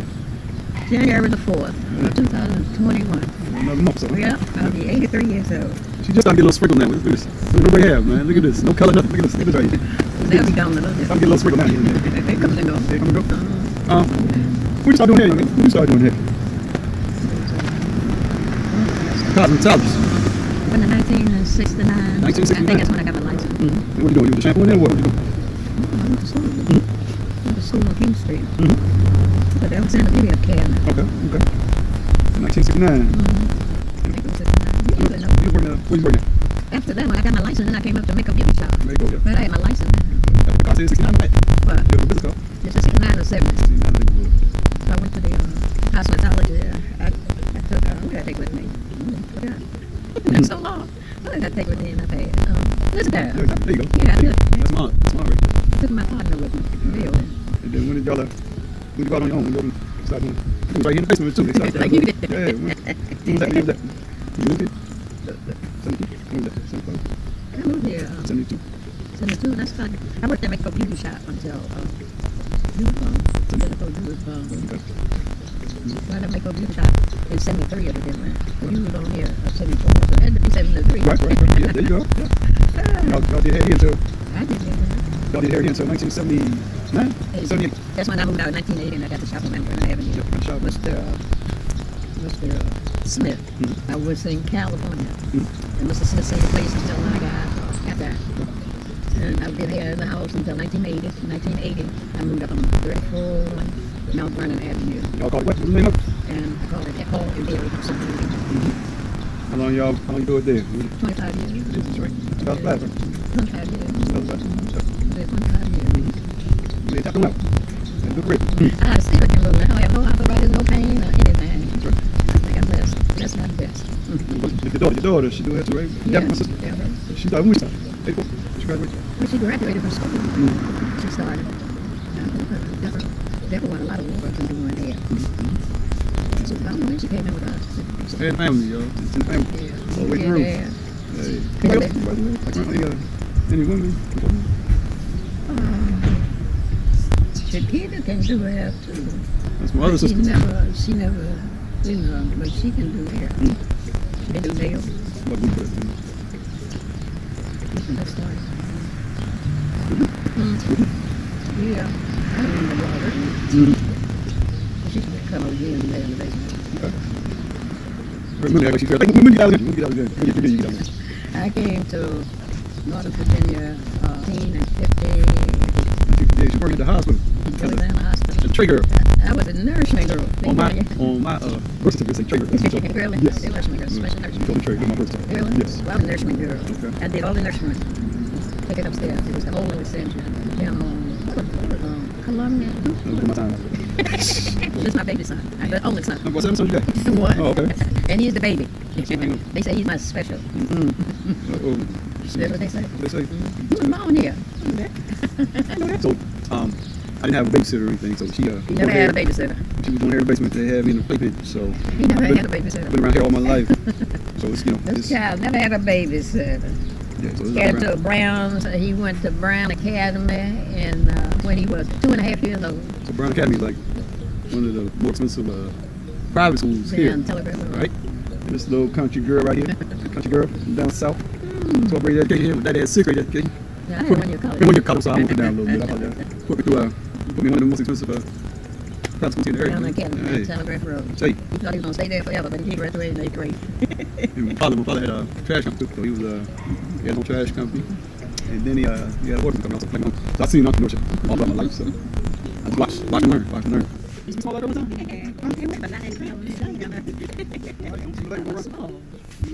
That's how fire ring. All right, man. See you later. Okay. All right. See this corner right here? This corner is like 15, 20 guys. Let's got all the guys around here. So we're going to head over to to one of my, like I said, my clients' house here, his wife, she definitely don't want him out with all the son out about this coronavirus, as they call it. So, like I said, I'm on the influence, but this guy right here, somebody get him taken care of. Like, we'll get him taken care of. So we're in Northeast DC. It was a rough little section one time. It's called Mayfair. All right, so we're gonna rope it in. DC changed a whole lot, so we did a lot of building up. Got some good time with around here, but like I say, it used to be a rough little section one time. As we go around here, see what's happening. One time, you used to get rough area. We don't see a lot of building going on here. A lot of things. See right here, all that. Mayfair. Engines right there. Little section right there.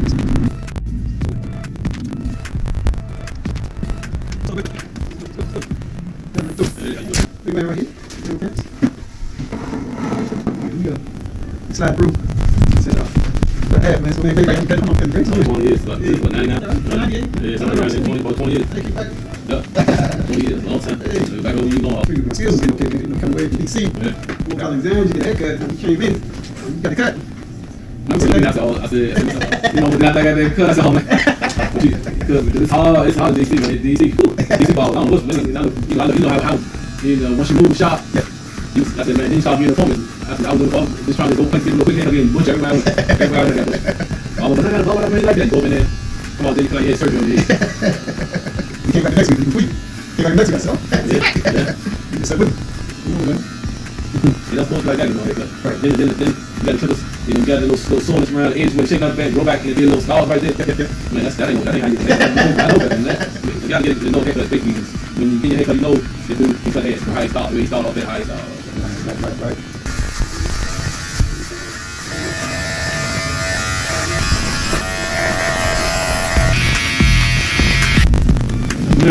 This one there, right? Go back. This 20 some years. Y'all look up. You can't let it look like caveman. You know, they look like decent man. Y'all look up. Let's go. That's it. Appreciate it. Thank you for allowing us to come through the street. My pleasure, my dear. Thank you. Very nice. You know, two best. It's outside the dollar. Breaking a little chain like this. Y'all's land. And my little brother, one, two pairs of clothes. That's right. Hey, what's up, family? Please subscribe to my channel. Like my video. Please leave a comment. Not forget to leave a comment. Tell me what you think. Give me your thoughts. And last but not least, don't forget to share. Share this video. Thank you.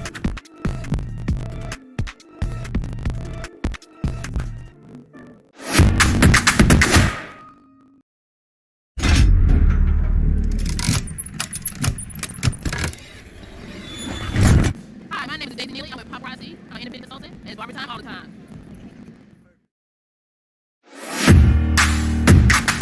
Times like this, when we get back with this. So we got a giveaway, okay? So make sure you subscribe to the channel, like video, share it. Make sure you comment, right?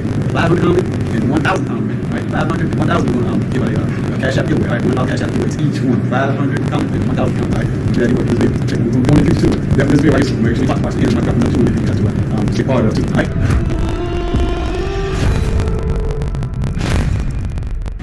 Talking about the story in here. So, talking about all the barbers in Alexandria that can't go in this and that's still getting that. So, I'm trying to regurgitate that to y'all. I'm gonna let y'all hear from the man talking. We'll take him out.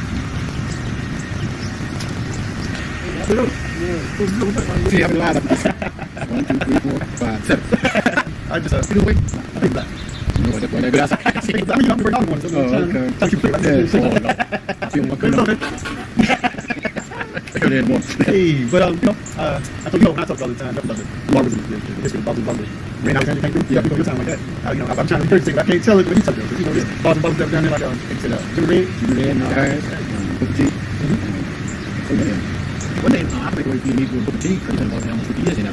You say George came from yeah. Jimmy Red, he moved to my right now. And he's kind of like back then. 25 cents. And I turned 15, then it went up to 50 cents. When I turned 18, it was 75 cents. Yeah, down the court. Hey, come on, you still think about your cat? You know what?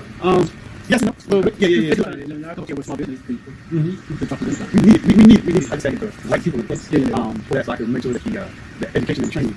Right. What I'm seeing right now is something I'm that's not a problem. I gotta make sure that I'm helping the fire chiefs put together a EMT training. Okay. We're trying to go for the schools and see how we're going to do it. We're going to get your one of those when shooting trying to get him, not him, but trying to get schools to get into the mindset. When I come in there, distributed in, vocational ed. They don't do anything. It's time to do it when the pandemic is out. And during this one summer, I would say, creative development. You come today, you talk about the barber. When I look at the situation there with the pandemic, I think in terms of reconstruction. I think in terms of what we are today, and skill and livable vocational skills. For example, when I do read my history on barbers, I was surprised how many men of distinction, what we call men of distinction, men of character in the community, who were barbers. After the Civil War and before the Civil War. But when I think of people like Felix Lawson in the 1800s, 1845, he was a barber. And he was from Philadelphia, but he had moved around, and one of the places he stopped was Alexander. And he was a Mason, but he also started, his oldest sergeant in State Virginia Universal Lodge, he being a barber. Also, there was John Colston, Pete Colston. These are descendants of Martha Washington, which were children of George Washington Custis. They were barbers. They lived on A Street next to South Beach. They lived next to Frederick Douglass. But these men of distinction were barbers in the community.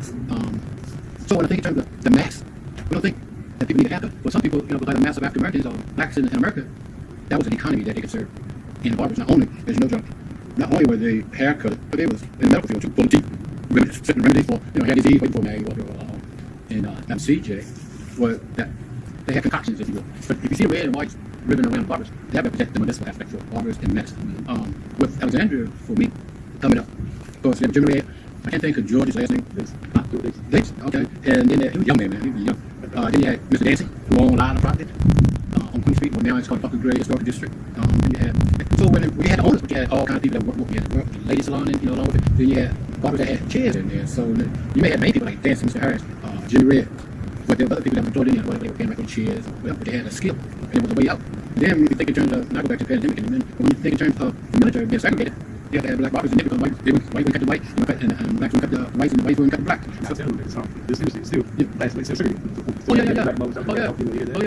Oh yeah. I know, because I've been took it myself. But but one of the great legendary barbers here in Alexandria, Mr. Townsend, Tanzil, Herbert Townsend, they call him the mayor's up. He was at 200 block of King Street, and Mr. Townsend, Herbert Townsend Sr. I'm not sure what his other kids did, but there was a line of Townsend, Herbert Townsend Jr., Herbert Townsend III. But Mr. Townsend would call the funny, I got another story. But Mr. Townsend called the mayor's barber because he cut out he was a barber. And you talk about color. There was a barber shop in Fredericksburg, which I'm thinking about, that this man, he could pass for white. I ain't gonna call his name, but he wouldn't cut black folks' hair, but he would cut white folks' hair. And Mr. Townsend was of a light skin color. I don't know if that had anything to do with him, just cut the man's hair out of his skill level. But again, coming to earlier today with the pandemic, is that instead you got a volume of people that has a need, and people without jobs, people was being free. First, what we call first free after the Civil War. Then you got the numbers again of African Americans who were unemployed. And so look at people like Booker T. Washington in the 1870s when he started the school system. Not Booker T. started in the 1870s, but being that the school was open, you got to remember, black folks had skill, carpenters, barbers, and brick masons, and so forth, because of the skill craft that they learned on the plantation. And so they transferred that out to their livelihood as they raised families. They created, as I call it, a nation then that it was so much segregation and Jim Crowism. So you think about Booker T. Washington, the Tuskegee, or what we call normal schools, that's what they called back in the day, which became colleges and university. That all over the became, for example, the M Street Academy over in D.C., which later became Martha Washington School, which was a great institution known for the first black high school in America. In fact, that they had barbers and nurses only make it what we call home economics in my time to give people a workable level of skill and people took advantage of those opportunities. Today, I've always encouraged the school system because of the mass concentration of young people who training. We had distributed ed, vocational ed. They don't have, I don't know if they have that much in school as ASM, but for young people to earn craft and livable skill, because everybody's not going to college. College is a business, as an economic thing, but a mass majority of people just every day work at skill level. So my thing with the school board is they encourage them, whether it's barber, training, dentistry, even Martha Washington had a dentistry school too, and you can go get a license as a dental assistant. That under my opinion, under the new economics now, you just got to be creative, and that creativity is going to include what people talk about prison pipeline. I don't break that too, because you got to give a skill level where someone can get to have a little opportunity. Everybody's not going to everybody that's going to get. And if you got more C students than you got A students, that's what I always say. So anyway, going to that, when I was coming up, for example, I went to Jimmy Red, he was down on Wall Street, coming to 200 block of South Wall Street. I paid 25 cents for a haircut. Big. Then when I turned 13, I paid 50 cents. Then when I turned 17, paid 75 cents. The men at the time were paying 75 on up to $1.50. That's I ain't gonna put a price out there because of the time, but this is like what, 19? Yeah. Actually, no. It was the early 60s. When the dinosaur was walking when I was on Earth. So we're talking about, we're talking 50 some years ago, 57 years ago, 62, 63, and little kids paid 25 cents for the little ones. Set a barber on 200 block. I don't think his name is. I can't think of his name. But in the 200 block below Payne Street, next to Cameron Payne, it's in the 1834 business section of Alexander Business. It's listed in if you want to look at his name. Because not only did he have a barber, he had a restaurant. So the point with that is the barbers were diversified. They had a barbershop, but they also owned property. Yes. And they owned property where they can rent it out to people, rooms or rent houses, and they were entrepreneurs. And I would say pioneers, and pioneers in the sense that they were very creative in the portfolio. Better word, the portfolio. And behind every good barber, there were women too, you know, because they were businessmen and they had families. And in order to run a business, you had your family to make was very key and very significant in the achievement that they made. Mr. Harris, his barbershop was on Queen and Princess Street. And he had dances on Queen Street. And he had Mr. Booker T, who worked at Harris and dances. And Mr. Booker T's still alive. And he had, he's still there at 2020. So here's what. Harris. They went dances and then he, the barbershop was the one-stop place. You could get the news, you can get the gossip, you can get the truth, you can get smiles. And plus, you could get some laughter too, because that was like, in my opinion, like a little city hall, or a little meeting halls. It was a neutral spot. You had the highest, and you had the highest economic person, then you had the lowest. When I say low, not in character, but in terms of economic money making. You have the trash man with the preacher. You have the preacher with the food hustler. And so they had all makeup people at one spot.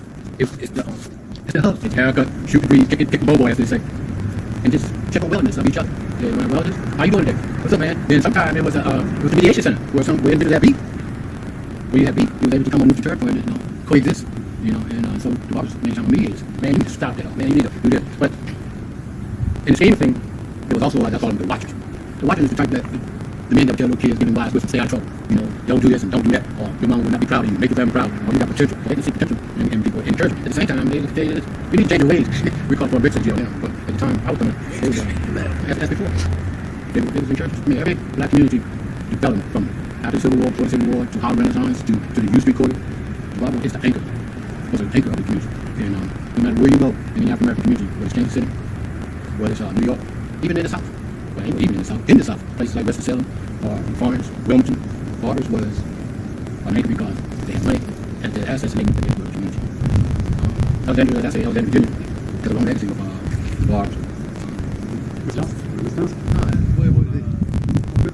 Oh yeah, the Bradford building. Yeah, Mr. Williams, and Mr. Williams too. Yeah. That's Cumberland Street. Then you have the ladies, Miss Price. And Miss Price had a beauty shop which is on the corner of Henry and Cumberland Street. At Baker Jackson. Baker Jackson's place was a beautician for a long time. She did up into her 80s. It's so big, it's so much. Down there by the waffle shop. Yeah, I don't remember.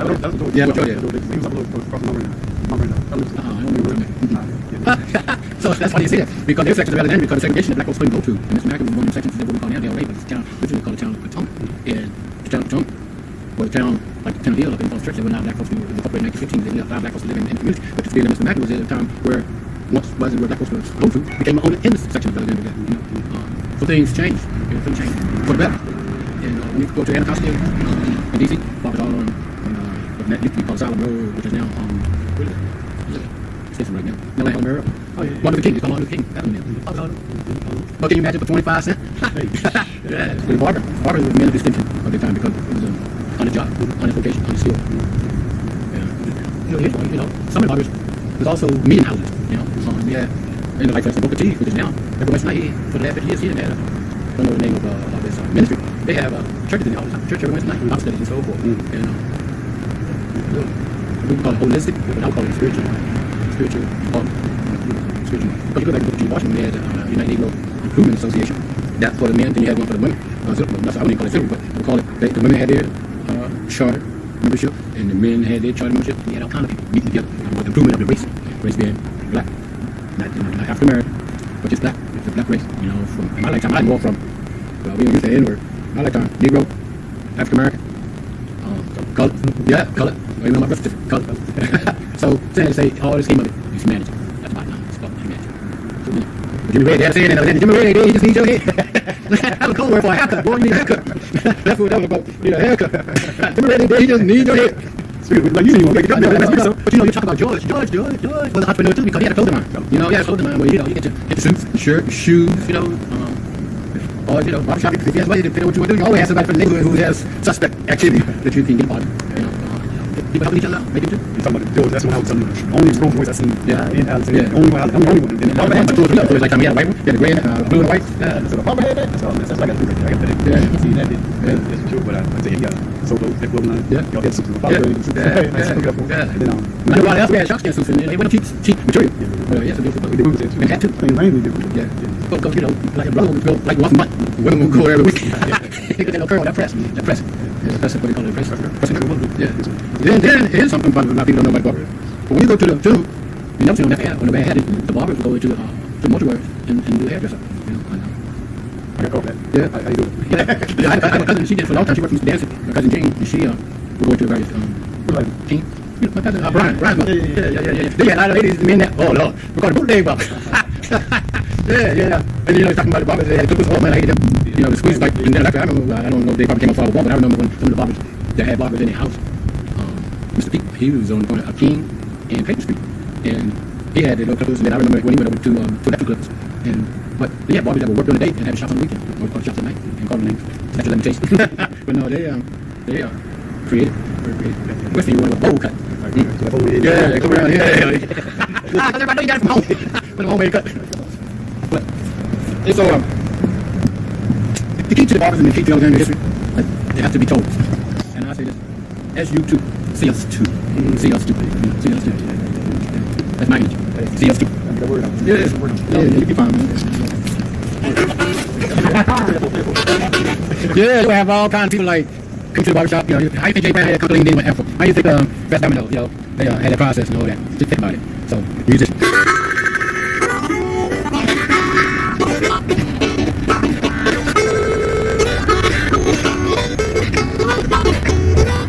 Even barbers got a day job. I think they did 1, 2, 3, 4, everything.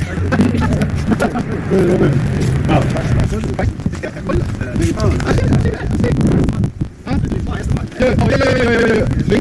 I ain't never like that before in my life. If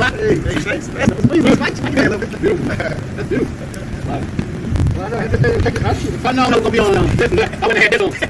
Oh Lord. That's what I ain't dead, okay, not. I wouldn't have had this on. Oh Lord, yeah, you can do that. Well, 150 wouldn't hurt. 150 wouldn't hurt, but all 50 wouldn't hurt. You can't do that. No, today. And tomorrow too.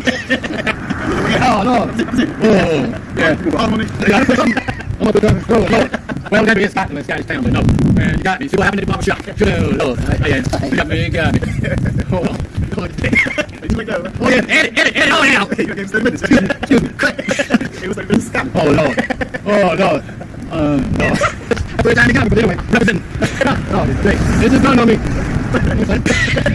Don't think enough money about it. You need to. Come on, let me back around the corner. I told the Jay, I start this for real. I've got something. Hey, Chelsea, this episode, right? We'll start doing this episode for sure. Make sure you like, subscribe, share, and leave a comment. And 500 comment and 1,000 comments. We'll do 500 comment and 1,000 comment. We're going to do a $1 cash every way. So we serve number 500.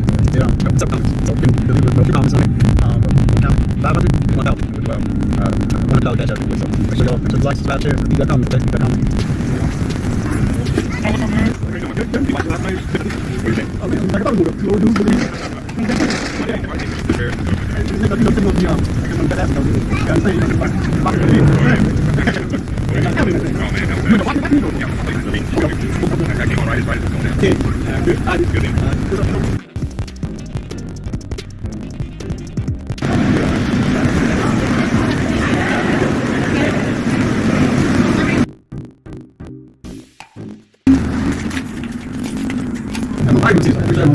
You gotta shake it, shake that. So you gotta have your pipe straight together here. A little bit up, but knock his ass out.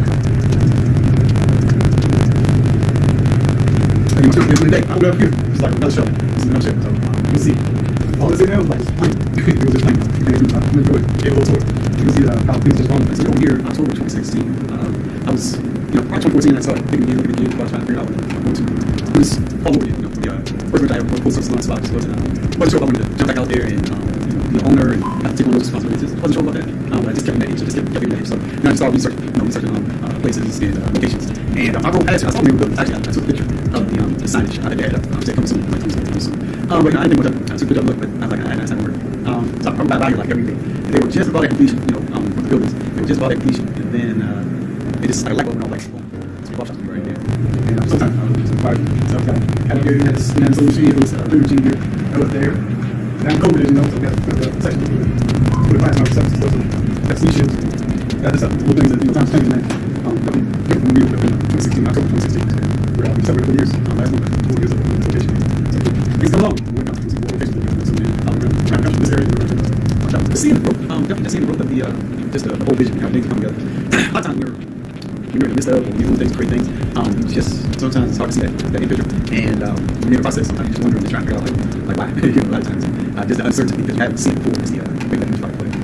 Everything's come about now, and where we are, I see everything happened for a reason, and so now we are where we are now, just part of progression, maturity, understanding of the business, understanding of the industry, just everything just come together. I was just, might not have taken the road that I had projected to take, but guess what? I ended up where I wanted to be. So it's amazing. I don't know, like kind of had circumstances, but we ended up at, I was like, very patient. These times like this, we get back to this. So we got to do a giveaway. Okay, so make sure you subscribe to the channel, like video.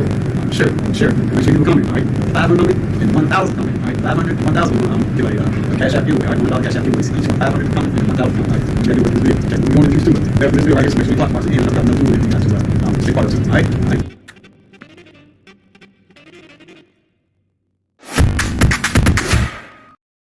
Comcast from the seat of my barber chair.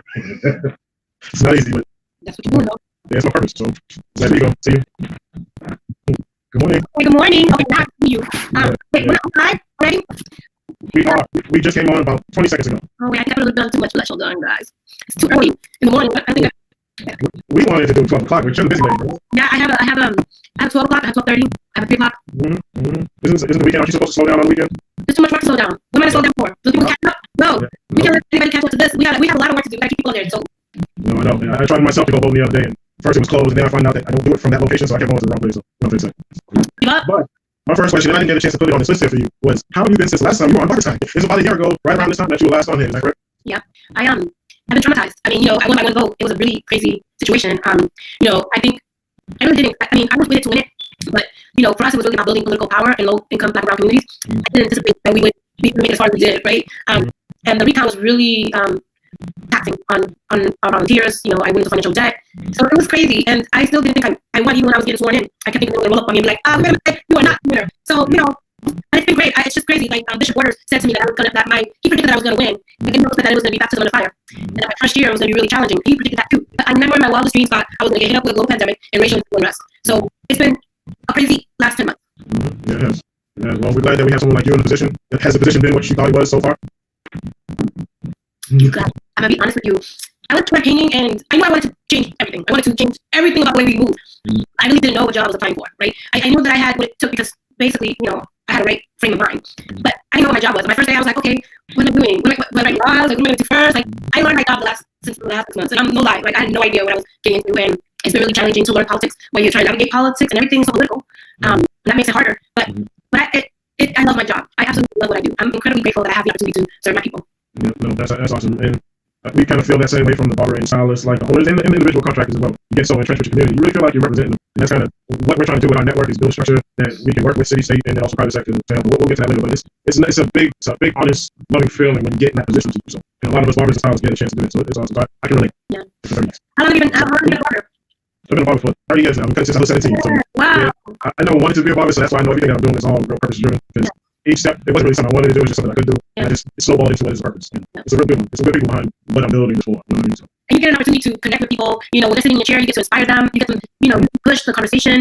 And you're like the therapist, the therapist, the modern day therapist, Yes, there you go. Oh my God. Everything is about relationships. So yeah, absolutely. Okay, my phone is. Go ahead. Come on. It's keeping the bag, y'all. You know how it is. I know those big bags. I got 4 Venus aliens that I live with. God, it's like, I don't know where it went, but it's dead now. Keep on talking. I don't mess with people. No, it's all right. We're going to start with the first one. I want to know, is everyone safe around you? How has COVID affected your life? Because I know you're fighting in many ways to help people dealing with it. How are you doing? Yeah, COVID has, people used to get mad at me because I used to say that COVID was a blessing in disguise. Because it created an opportunity for us to think outside the box. It created an opportunity for us to connect with our community again, to spend more time at home with your family. So it just presented so many amazing things, right? But COVID also has disrupted a lot of things. Like, I had to move my whole team out of the office, and we're all working remote on our first year, so we had to learn how to work remotely, everybody. My mom, who lives next door, she got laid off. She's 71 years old. She's a workaholic like her daughter. And she's forced to retire. That's right. She got so many bills and she ain't ready to retire yet, so she, lost them off. Anyways, she got a little bit depressed because all of a sudden she's seeing the news. And that really impacted her. And my daughter being home alone during remote learning, and I'm in a stressful job. I had no time for her. So I had 2 people that I was responsible for at opposite ends of the age groups that I had to be mindful of while also trying to serve in my first term 100,000 people, right? So COVID has just really been challenging, to say the least. But at the same time, I see it as an opportunity to connect and to build and to spend time with family. I've said the same thing a lot. For me, it's so difficult to say that there has been good with it all. I understand that, but it's definitely been an opportunity and a revision to a lot of what was supposed to be and what is. And we're building on that. So it's some excitement as well because of the challenge. I'm challenging. So I like it. All right, so let's get to the big question. Who you got on Tuesday? I did the early vote. I'm not going to be waiting around for nobody. I took my parents to vote last Sunday. I really wanted to get it out of the way. Of course, you know, I'm not going to go Trump. Hell no. I voted for Biden and Kamala because I really do believe that I can't take 4 more years of that mess. And so, obviously, you know, I did the right thing, at least for me. So I voted already. But I've been doing a lot of phone banking across the country because, you know, I won by 1 vote, so I got that. I'm a 1 vote wonder. Those are y'all for get your high school goals. So I've been calling people all across the country for candidates who are running progressive candidates, and so I've been utilizing my story to inspire people across the country to go out and vote. So good. Well, I figured you would be actively doing something towards it, not just locally, but your energy, you know, your permanent, it's powerful. So I'm glad we had you last year. I'm glad we finally got around this year. I know you worked shops on the whole COVID thing, so you're familiar with our lane. So I like having you on because of who you are personally. To be honest. And I really do appreciate this, right? Because what I always used to complain about is that elected officials only come around when it's election time. And then we don't see them anymore, right? And I think that for me, I want to be in all day at every moment because I need to be in community with the people that I serve because everybody knows my thinking. I hear what's on the streets, you know, able to bring in the work, right? And so for me, I really do appreciate every opportunity. People say, you know, that I even show up to an envelope opening. Like, I be showing up to things like 3 little cats and I'm there, you know, like, I love people, right? I love my job. And so I am really grateful for this opportunity to connect and bring me back more than once, you know. I think it's important for people to give updates, to be accountable, to talk about the things that I said I was going to do and let people know where I stand and how things are coming along. Because that's accountability. People don't like to be accountable, but I need to be accountable. Talk about that all the time. I'm big on that. And people don't realize it until they have to then come across it with me. Accountability is huge because I am, you know, I like responsibility. It does good things too. So like I said, you know. But I'm going to get back into the political questions for you because you are a politician. So what do you say to those that are concerned that a Biden win will lead to lawless mobs and oppressing government oversight? Because, you know, there's that side of the fence that believe that that's where that's going. What do you say to those? What do they say? I never heard that before. Biden win, there's going to be lawless mobs. You're going to see more of the looting and vandalism and, of course, the government oversight. That, you know, come taking guns and everything. What do you say to that? Oh, wow, that's crazy. Yeah, no, but each side has...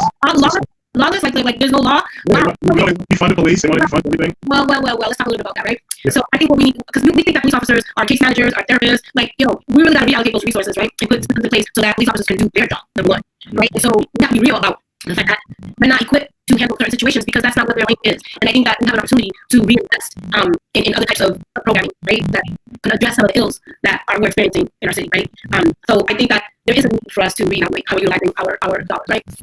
So I'm good with that. The other piece in terms of they're going to take our guns away, it's so funny because in 2000 I covered presidential elections for MTV, and I got to travel all across the country. And in my highlight reel, there's a young person. He says he's from Georgia. He said they're going to take our guns away. This was in 2000. So I think that there is this belief about Democrats doing that, right? And I think there's a difference between taking your guns away and having tougher gun control laws, right?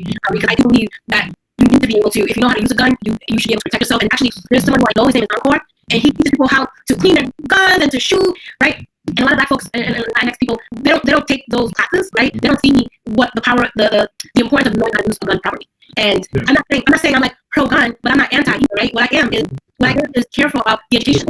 Yeah, responsible usage, absolutely. No, and I think that we do need to have because look, in the streets out here, we're dodging bullets every single day. Right? And then the question is, like, how did that gun get here? Most of those guns are made here. So there needs to be some sense of accountability when it comes to guns. Yeah, I know, I dodged a few of my own, literally. So, let me tell you this. I'm a storyteller, okay? So I'm going to tell you one quick little story. In 1993, or 1992, I was doing my internship at the Boys and Girls Club in the Salvation Army in the South End. And, you know, I wanted to be a reporter, but I decided that I hated what I was seeing on the news and I said I wanted to do something about it. So I started working with people, teaching them how to utilize video as a way to deal with their anger. And when I was there, a whole shootout happened. And I had to take all the kids and go underneath, you know, and this was in the 90s, right? And then I got to spend most of my career early on to do violence and prevention here in Boston, back in the 90s. Fast forward to now. Like, every time I go to a bodega, which is a corner store, y'all, in case y'all just finish up here. So, you know, every time I go somewhere with my daughter, I always open the door first. I tell her, I look both ways. When it's safe, then we go. The fact that I'm already conditioned, you know, I've lost family to gun violence. I've lost young people that I've worked with. You know, the salon where I get my hair blown out, somebody was murdered, like, in their chair there. You know, so, like, I'm not a stranger to this conversation. And that's why, for me, when I talk about gun violence, it's important for us to have some sort of accountability with it. Nope, I understand. I'm a Jamaican born male, so discipline is a necessity in doing anything useful in your life. And so, yeah, I make sure myself and my children, we're raised that so. And a lot of it, and the gun stuff is something that's new for the family. Because a couple of weeks ago, we went and took my wife and I went and got our certificate. We got to go to the next. But, you know, we're business, owner, cash business, and all some other stuff. So, should have been had it, but I'm definitely a proponent of it. I just want proper and responsible usage and laws guiding it. There should never be a problem with that. Yeah, and I bet you that if we had more people being properly trained and having a certificate and registered with guns, we would reduce violence. Absolutely. All right, let me go on to the next one. This is the reverse side of the question. So if Trump wins, you have people concerned that it's going to embolden his militia-like following. We're talking about that set. And then also domestic terrorist attacks. Because we have to call it what it is, just domestic terrorism. So, yes, absolutely. So there's people that are concerned that if he wins, it emboldens them any further. What do you say about that? If he wins, I didn't think he was going to win the last time. Right? That's exactly why you have to have the conversation. And okay, I was like, I'm moving to Canada, right? If he wins, but I'm not letting anybody out of this damn country, so I'm going nowhere. You know, my mom was undocumented for a period of time when I was growing up, right? And I wasn't born in this country. I became a U.S. citizen. So for me, my livelihood is at stake. You see, and there is a level of fear that under another 4 years for Trump that I see us going down a civil war, if you will, even. And I hate to think that, but let me tell you that in 2001, I lived in New York when 9/11 happened. And I'm gonna tell you that at that point, when 9/11 went down the way it did, it was an anti-immigrant, anti-Muslim, anti-anything that was not white or American. And I felt a sense of fear then, and it's just gotten worse over the years. You know, there's an attack on our people, right? You know, we're seeing our brothers being murdered right in front of our eyes, and nobody does anything about it, right? Like, it is crazy. And I'm glad that you and your wife went and got your certificates and got your training, because I'm telling you, we're all gonna end up having to fend for ourselves if this mofo wins again. Yeah, again, those concerns are definitely there, but I also have concerns that's there if he loses. And the fact that we have to have those concerns is the whole root of all of the problem. And I need those that don't understand that to understand that. That whole thing of terror and usage of it to control and manipulate systems, it's going to happen either way. And people need to understand that that's the root of the problem. Find that and we need to smash it up, find a way to do it collectively. But you know, I think this is where the opportunity presents itself again, right? Like COVID. Whatever happens, win or lose, we're going to have to deal with the fallout of it, right? Because everybody's going to be, if Trump doesn't win, all those crazies are going to come at us, right? And if Biden and Trump wins, all those protesters, it's just going to be mayhem. What happens, and we just have to prepare ourselves for it. That's why local politics matter. Yep, it's a bottleneck moment, and I believe we have to go through this to get back to the golden ages, if you understand what I mean. And my community will find its way through and lead. It's just been tough for so long, but I believe, I know what I see, and things coming together. It's just we have to press and push and be inclusive and not be exclusive. It's about everything, you know. And I want to really push that. But that's my hashtag, all means all. Absolutely. I didn't know you had it. I'm going to use it. I'm going to add it to myself. All means all. And then the other hashtag is nothing about us without us is for us. That's a long one. That's longer than my barber time mullet time. Next question. What's the top 3 valid issues facing Boston, and what are your concerns and takes on them? I top 3, I already know about 2. I've been paying attention. All right, which 2 topics? I need to talk about the 3rd one because I did not see that on my ballot. No, I thought they were several. I'm not even sure. And again, I'm asking you. You don't even know. Okay, so I'm just on 1 and 2. So 2 is for it's for regulatory voting, and it's to give you an opportunity to pick people in your order of preference, right? And so that gives you more choice in one way. So I'm all day every day with that because I'm still learning. It's an interesting concept, and I'm going to look at it. And then the other one is the right to repair. And if I think about mechanics, about giving some information, I suggest that one too. Because I'm like, yo, I don't know, I should like give them a little break.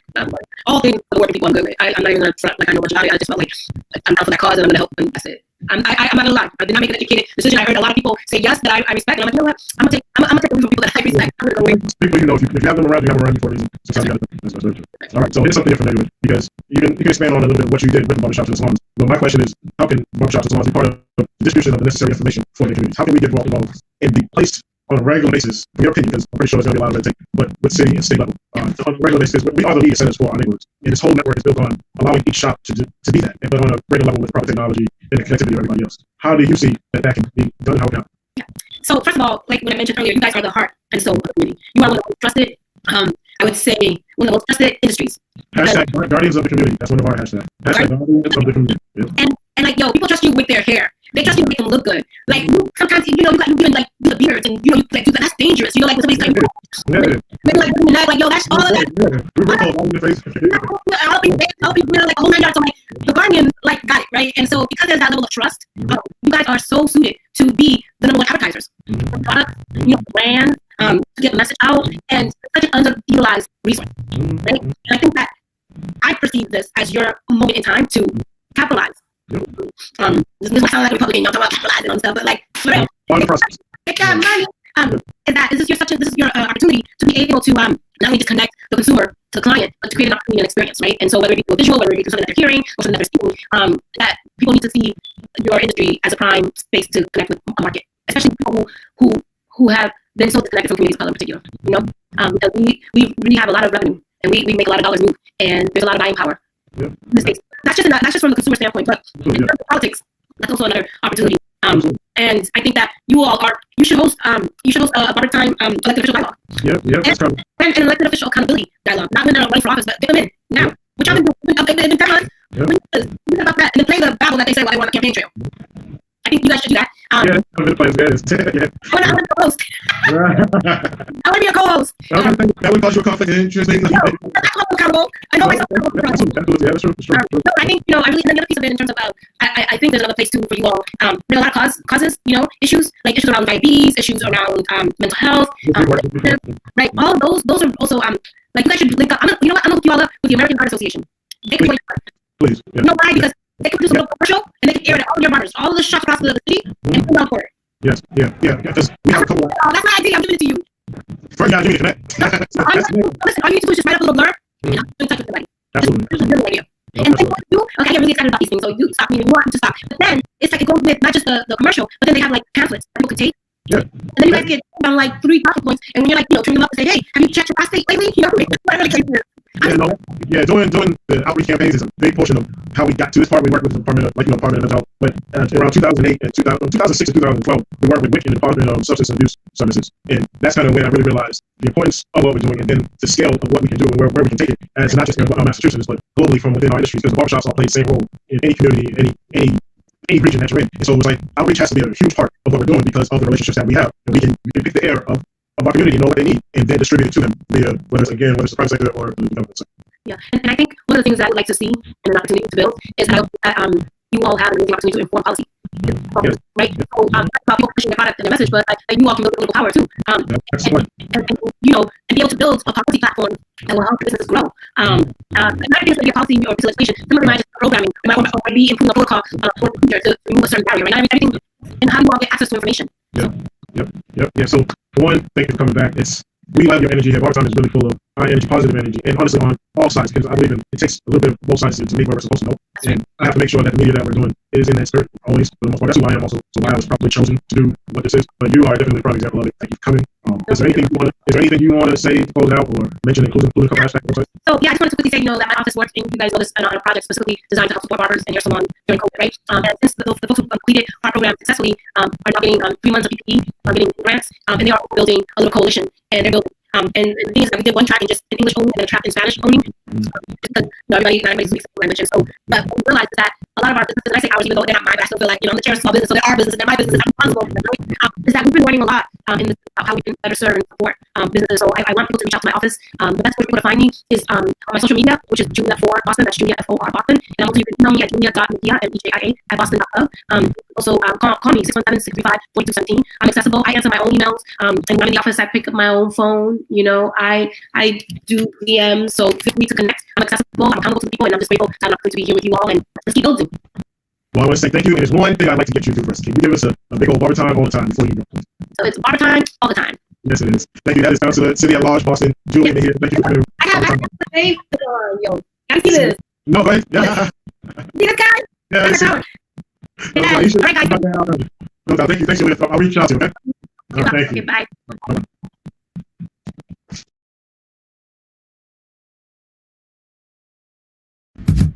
I'm on a new level.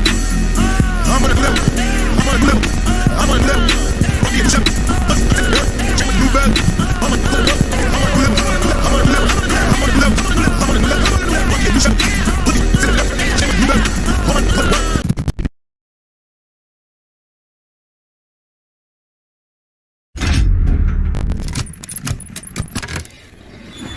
Hi guys, this is William with Fusion Doll and barber time all the time.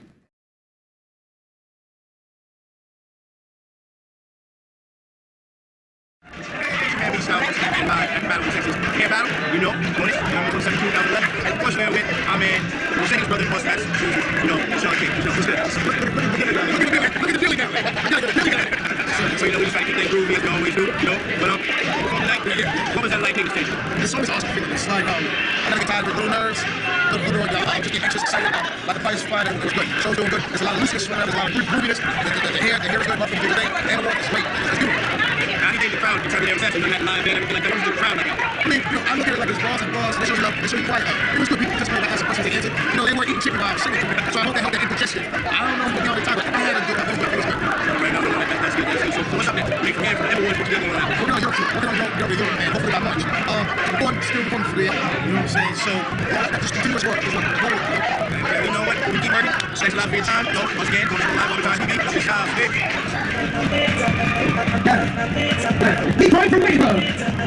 Yes. Beautiful. All right, thank you so much. Thank you so much. Thank you so much. All right. You are contestant number 2. And this one you represent. Everything's real. And this side. Angie. Ladies and gentlemen, everything's real. And the contestant number 2. Get the news. Hi. Take a look. Afro picture. She walked like she's hungry, Johnny. People are fine. Calm down there. Yes. I'm calling the house. I'm working. 3 up. Beautiful. Cute body. Cute. This time, keep it serious. Contestant number 2.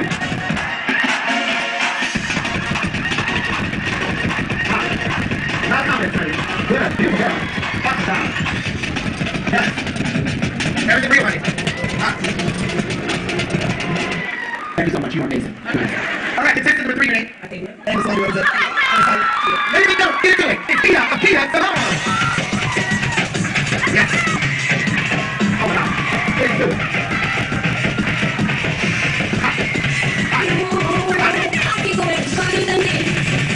Peter. It's a hard look to pull off.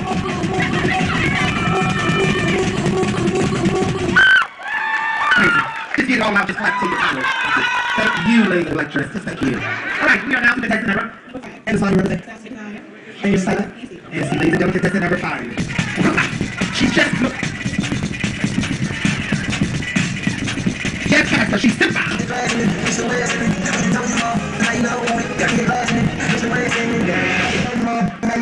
I got the diamonds on my neck. Where's the tail? Get it, girl. Got it down, man. Number 5, one more time. For concentration, please. Very rapid, very quick. Hold on. Don't try it at home. That's like it was crazy.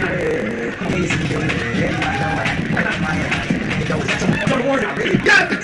Contestant number 5, ladies and gentlemen. Just kidding. All right. Contestant number 5, great job. I love it there. Awesome. Hi, baby. Shannon. All right, ladies and gentlemen, let's talk about the hair factory. Contestant number 7. Yep. That's a picture. Probably jacket. Oh, I got 2. Yes. Yes. Yes. Sean, it's all about you, honey. Here you go.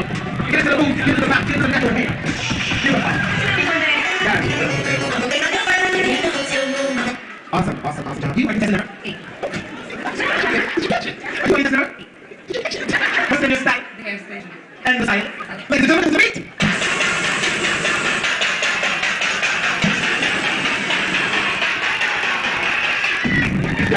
It's natural and it's beautiful. It's contestant number 8 on the main stage in beautiful.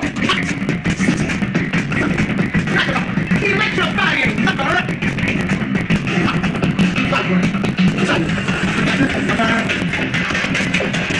It's Afrocentric. Take out, Diva. Take it out. Take it out. Take it out. Take it out. Hot. Vibrant. Exciting. 100 days of making the test will be our Afrocentric winner. Take that.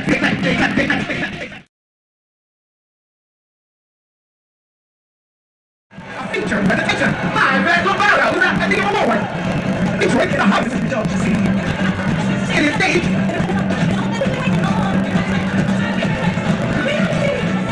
Ladies and gentlemen, it's the way. I'm on the part of my stage. Awesome. Light, camera, action. Oh, you wanted to meet them? Yes.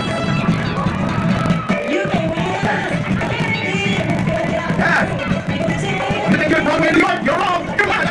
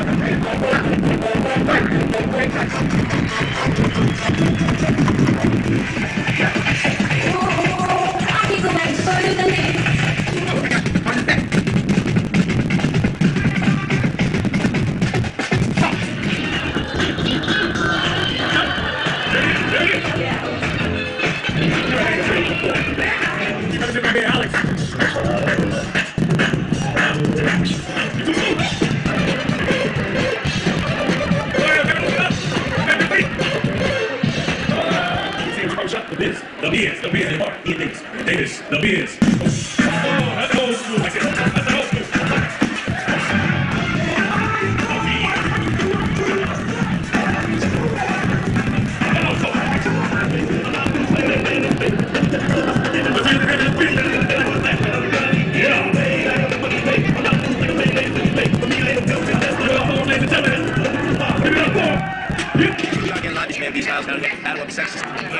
Awards, and I am on the couch with a woman herself, a woman of power, one baseball habit. Okay, so I know it's been a long day. You know, she got all the love in the world right now, so we know we're just trying to get through this interview with her. You know, you have something big coming up to us at the end of the evening. You know, you want to get a Why not say too big? just let me show you. Make sure right there. Everybody else don't like I've had some conversations with So along with that, like, please with the turnout, you think how things everybody has nothing but positive to say, like, I'm happy and I'm feeling like so I'm excited. So after this, what's next? That was Sex in LA. So we are going to LA and look out on the spring. And also my reality show, which is probably one of the reality shows.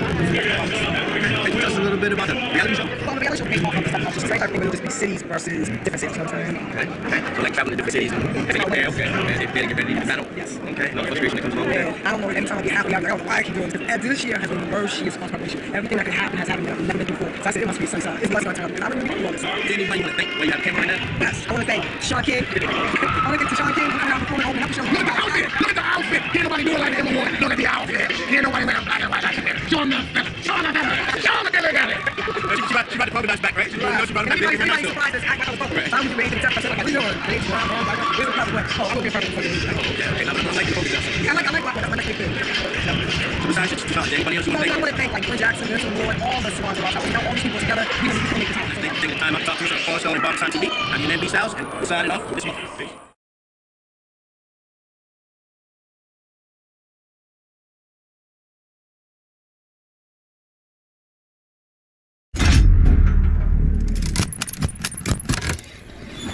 Check out my girls and I'm practicing on Barber Time.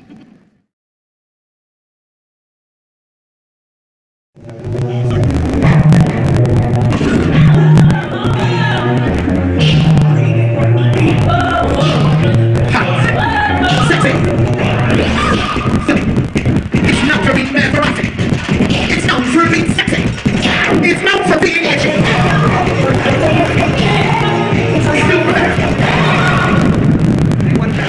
Hello, good evening, everybody. We are live at the air show of the year to be at out here in Lombardo's on November 27th, Sunday, 2011. And I am here with by far somebody that if you ain't into the hair world, if you don't know this brother, then you must be speaking on the rock. You know, I'm here with Glenn Jackson. You know, you might know him from the Golden State. I'm gonna let him tell you a little bit more about all that and what he's doing out here in Randolph, Massachusetts this evening. Something we're going to do tonight.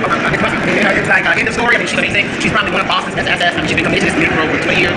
This is just Bernardo, who's just the top of the line. I mean, she has spared no expense in making this event great and awesome for this activity that she serves. I'm hungry on it. And what role you played in the show? Of course, I am the Golden State Awards at the top of the record. I have 20 years across the country. I have 5 television shows. But tonight, my task is sort of the host of the Okay, as the host of them, you know, I happen to catch Golden State, you know, all trials and tribulations, they call it all reality type thing. You know, it's not my chance. We were watching, like, you know, this dude is really spinning out here, really right now. I think our community is just out. You know, it's like a lot of community we haven't worked with her before, but we're so creative. We think that's creative power and and so you can muster everything and we can have it. You know what? Thank you for your time. I know you got a million things going on. I'm really glad by the time you guys are doing amazing. I just keep spreading word of all the things that I'm doing in this market. I think about this. They do the show well. They do what we do. All right, well, thanks for taking some time. All right, we're going live on TV.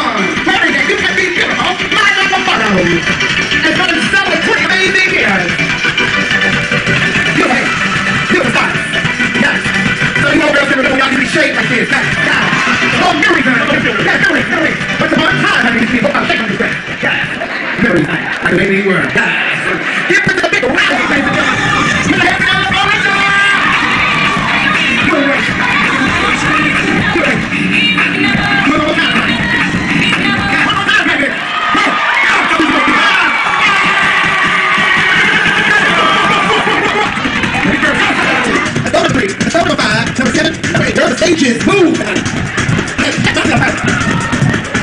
Yeah, I am expert like you. Now, I mean, people else that count on. There it is, everybody. She's been open up. All right, let's go, DJ. There we go.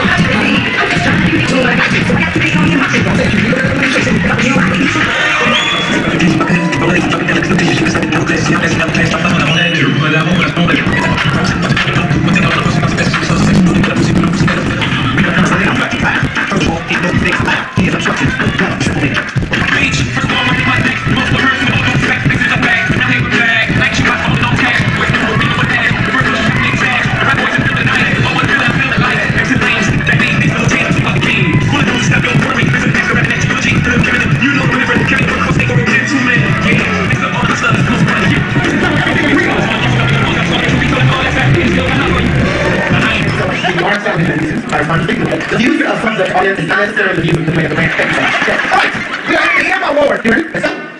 All these other competitors. Don't I hear about what you go back to the photos. This is not the script of the word of the photos. They don't know what's going on. Yes, I know. Put it down when you go. Go, Tina. Go, Tina. Go, Tina. Go. Yes. I never get it, honey. One more like a day. One more like a day. Yes, this is what they all know. Show me that. Show me that. I turn around one more time. That's not being a I'm just here, honey. I'm just here. Ladybug. Thank you so much. You think my show? That's number one.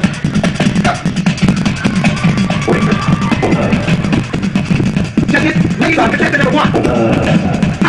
Girl, you get it. Oh, honey. Oh, honey. Yes. Turn around here. Number. And you started. And it's fine. Go for it, honey. That's number two. Cheek fellas. And it's in. Beautiful. Beautiful. Very hot. Very sexy. That's what you tell. Okay. Very hot.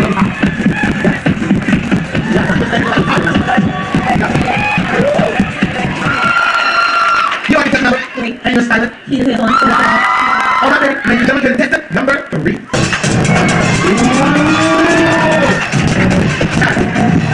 Get the shoe first.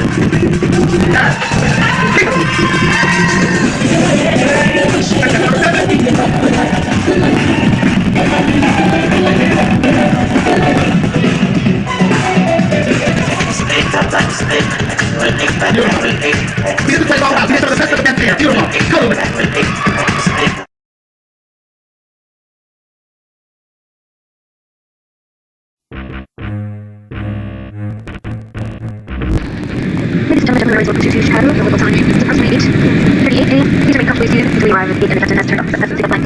Greetings, Ball Time Faith. Just want to let you know, day 1, Super Bowl experience. Ball Time, the whole team down here in a couple of days. We'll produce the next magazine for you. Ball Time 5. Y'all forward, sit on the soon. Online, pre-out, subscribe, enjoy. We're going to have a lot for you. Stay tuned.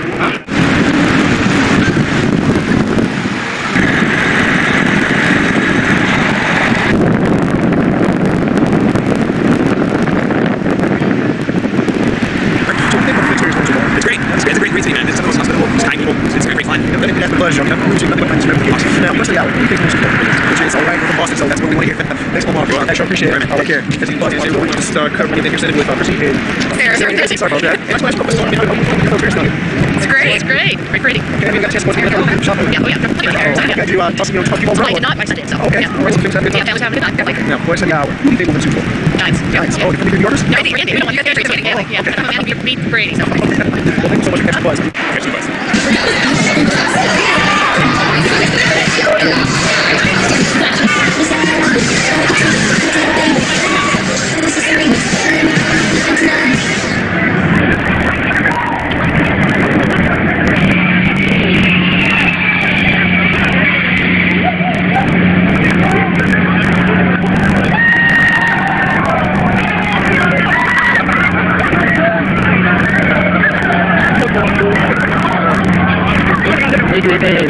On our way to the Super Bowl, getting ready to meet up with some celebrity friends that we have, some interviews, parlay, mingle, and then go to the big game. We're here with you, we're gonna guide you one day, so stay tuned. Ball Time Fishing.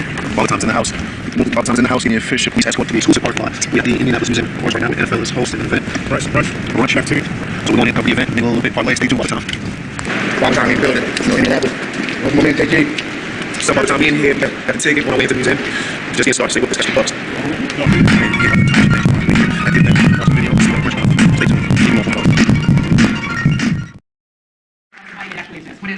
We started thinking about what to do to take a great game like Super Bowl Sunday, to open it up a little bit where fans can actually sit down with great players and play this game, and play this game, ask interesting questions, just have fun, just college. For us, it's an opportunity to reaffirm that we believe this game is about the fans and the players. Anytime we can do that, have a good, what you do, roll.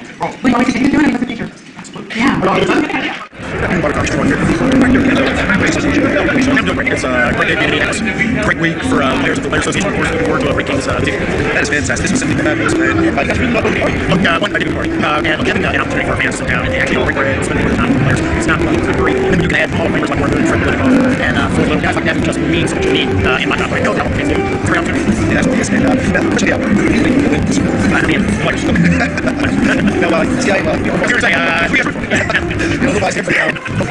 fantastic game. No, not really. I mean, I love the game of our guys who play at some one side of the table. You've got guys like Lucy and Peter Thomas, like, man, guys, they're so strong in the front. I got on the other side of the table, you got Tom Brady, got Matt Light, got Brian Waters, who's going to be taking me. So, I mean, look, when it comes down to them, I'm going to be excited. But you've got great teams, great franchises, fans who take them. So, for me, I love the opportunity to just get back relax, put up the field just a little while, and watch great athletes go ahead.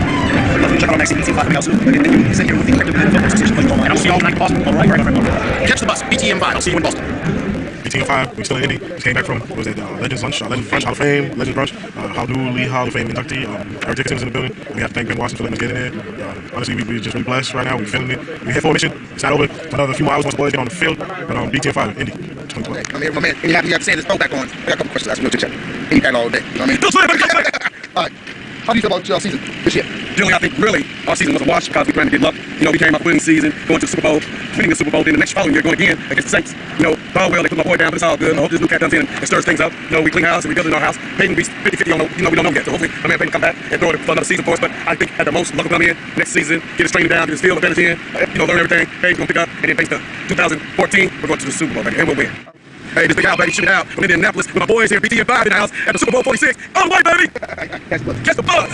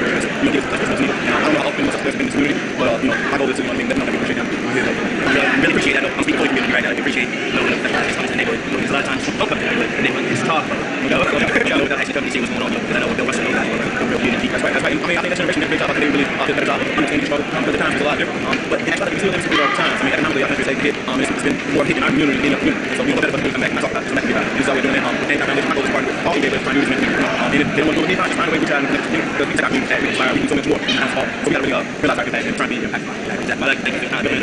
Also, going to ask you. Well, you shop this today. Okay. Well, I didn't get to do my favorite part. My favorite part is usually question and answer. Because we can answer some pretty important questions for the rest of the night. That's always my part. If you're doing it all, so check out the buzz. We'll get you in 5. Peace.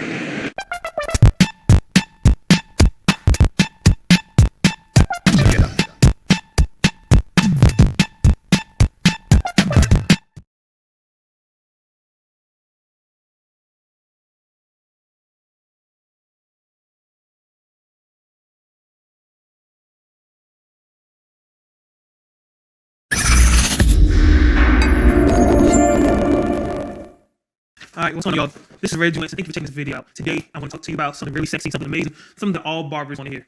I'm lying. I want to talk to you about insurance. This channel is all about making barbers better. So if you haven't already, please take the opportunity right now to subscribe to this channel. I want to continue to put out some good content. It might not be the most flashy stuff, but it's going to be information I know that you can use, alright? And sometimes we'll have some fun and some other stuff. But in this quick video today, I'm going to talk about insurance. A lot of people think about going into business for themselves like barbers. They want to open a full-fledged barbershop and have other people working there for them and charge a booth rent or whatever they want to do, right? A lot of people don't consider insurance. When you go to when you want to go lease a building or lease a place, or you want to go to business, have a brick and mortar, you want to lease, you have to have general liability insurance. And a lot of times they make you have at least $1 million of coverage towards the building.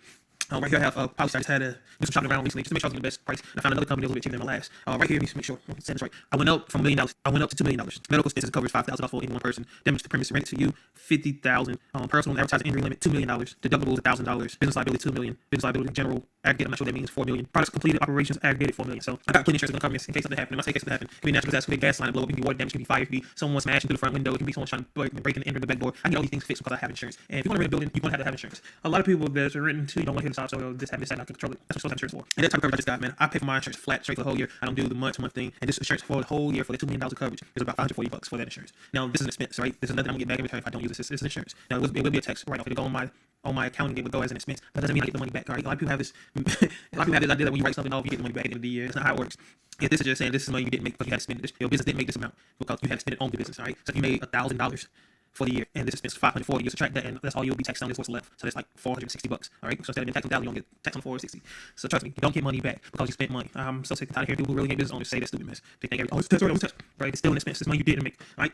But consider that. One of the things I want you to think about when you're going to get insurance is, if I can recommend, don't go to just a specific company. All right. It'll take you days to call around different companies, get different quotes. What I did is went to an agent who can represent numerous companies. They can shop around themselves and give you the best quote. I don't pay them to shop around, but once I sign the line and I purchase some insurance company pays the agent. It's kind of just like selling a home, right? You don't have to pay the realtor to help you find a house. They get paid at the end of the deal. So the agent, he looked around for me and he searched over 2 different companies. I don't know because I'm making that up, but he did the work of finding me the best rate. So I continue to do what I want to do. So if I were you, that would be my word of advice. When you're going to get general liability insurance, have an agent search around for you, so you don't have to spend your time doing that. They'll come to you with the best 3 options, and you pick from there. Like I said, I got $2 million of coverage at $540 for the entire year. You're going to need it, right? So that's one thing I want you to think about is general liability insurance. When you want to go into business for yourself, and you want to have your own establishment, your own barbershop, right? Your blueprint, I don't think you have to worry about it. There are other insurance you can purchase, but this is specifically for that person who's interested and wants to open up their own brick and mortar barbershop, right? This is Reggie Winston, and together we're going to make barbers better. Hope y'all liking the new setup. I'm getting there. It's not complete, but this will do for now. At Reggie Winston on Instagram, Facebook, Reggie Winston, influential barber.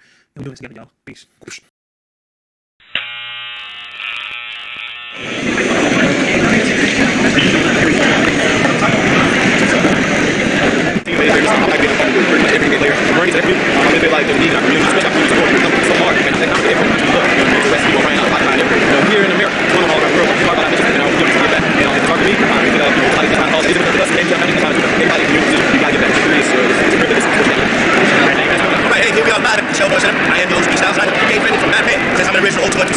I'm more than honored to be here with you folks today. So, what is it? What does it make you feel when guys like this come across yourself, come into our community and give back like this? I am so excited. This is wonderful. This is great. It's my honor. Thank you. I'm happy. I'm very proud. Very proud. Very proud. This young man is really appreciated and find that person. I thought it was all the thing to do, so it's good time. Right, I tell you, this is my need and every gift, especially here. I'm looking at role models and I'm happy to all this afternoon. Okay, thank you for your time, and appreciate you coming out today, and thank you. Thank you. And I'd like to come out and also, see me in housing, and I love it. Phil, see, Kevin Garnett, Ron, one piece and guys like that come to the community to get back to yourself. On the board, there, right here. You've shown us, what we do, experience, what we do there. Next time, so all right, thanks a lot for your time. We appreciate it. Enjoy the rest of your day. All right, thank you. I'm so glad I love myself. I'm very busy. I'm not sure, but I love walking. It's like I'm here. Thank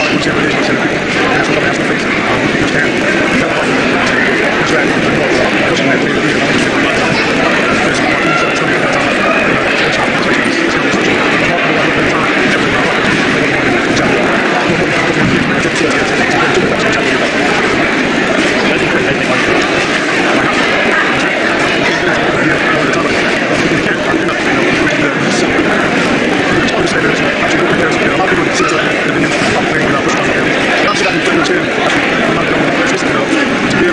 shit like what's your conversations, man? Today's going on. It's wicked, man. I was trying last night to see what happened. Like, I'm trying to talk about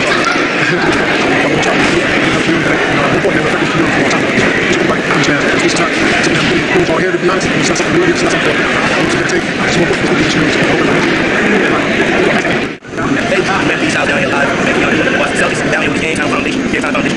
Bring to the neighborhood. Man, it's just all, man, we gotta bring that. It's pretty much yours. You know, you got to be here. I know you know, what does it mean to you as players to be the message to the neighborhood? Yeah, well, I mean, worry about it. No, I want to be part of that. I want to get a lot of times that our story, but it's really our message. Things inspire once again to do right thing. If I collectively, you know, you can change one's lives and make our community kind of strong. Because you're not going to my brothers, that's that. You guys got me back over. Why talk to this platform? So you get a real side of it. I'm not going to now. You talk about my life. I agree with that 100%. So, how many people, how many families benefit today from it? I'm not sure how many families, I think, because we got a lot of stuff, but it'll be extra. But we want to make sure we got at least 150 families that will be able to benefit. So this has been able to know, right? Just go to community today. It's our day off. Got last night in Toronto. Well, no, guys, but I was very important not only to do it, but to get us a pleasure to see. I don't know how often it's such a community, but, you know, my goal is to, I mean, let them know that we appreciate them. I really appreciate that. I'm speaking for the community right now that we appreciate, you know, the fact that they go, a lot of times people talk about it, and they would talk about it, you know, without actually coming to see what's going on, because I know the Russian knows that. That's right. I mean, I think that generation did a great job. I think they really did a better job of understanding the struggle, because the times is a lot different. But that's why we still live in some times. I mean, economically, our country is taking hit. It's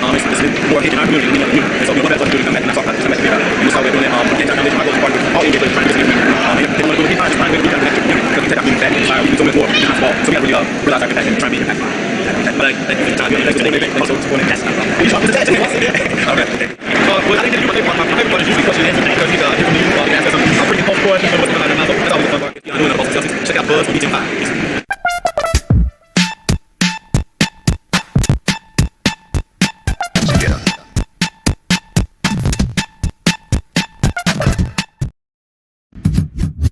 We are here for one purpose, and that's Barber Love. What's the progress? And take this thing to the next level as high as we can take it. Barber time, all the time.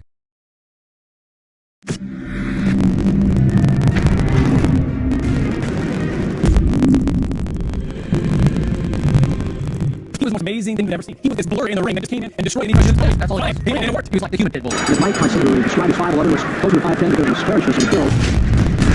He spoke of Mercedes inside a silly round and question most of the insiders are asking is can he do the same thing again? I'm not from the ground, from the dirt, I don't think we get it. His life was very, very sad. Very poor kid, lived in Brownsville, lived in rough neighborhood. He stopped going to school around age 7. He was constantly being evicted. His mother would different kinds of men would keep a roof over their heads. Run away from the bed, like pinches from him. His mother had sex with a man. Robbing people when he was 7 really had no supervision. Mike Tyson was sent to the Triangle Correctional Facility in upstate New York after growing up as a mother and predator on the streets of Brooklyn. Well, Tyson was a tough young boy. I got in trouble on the way to his voluntary thing, and I met a young man. Obviously, was a boxer. Tyson told Stewart that he wanted to learn how to box. Stewart then brought Tyson to a gym, public police station in Catskill, New York, to meet Customer. He was a legendary fight manager, a legendary trainer, and a magnificent man. He taught Mike from the age of 13 to the age of 19 how to control his emotions. I saw Mike Tyson's professional debut comfortably this just about a month ago. Watching the early Mike Tyson fights, he seems to be like an unstoppable force, uniquely devastating, uniquely offensively capable.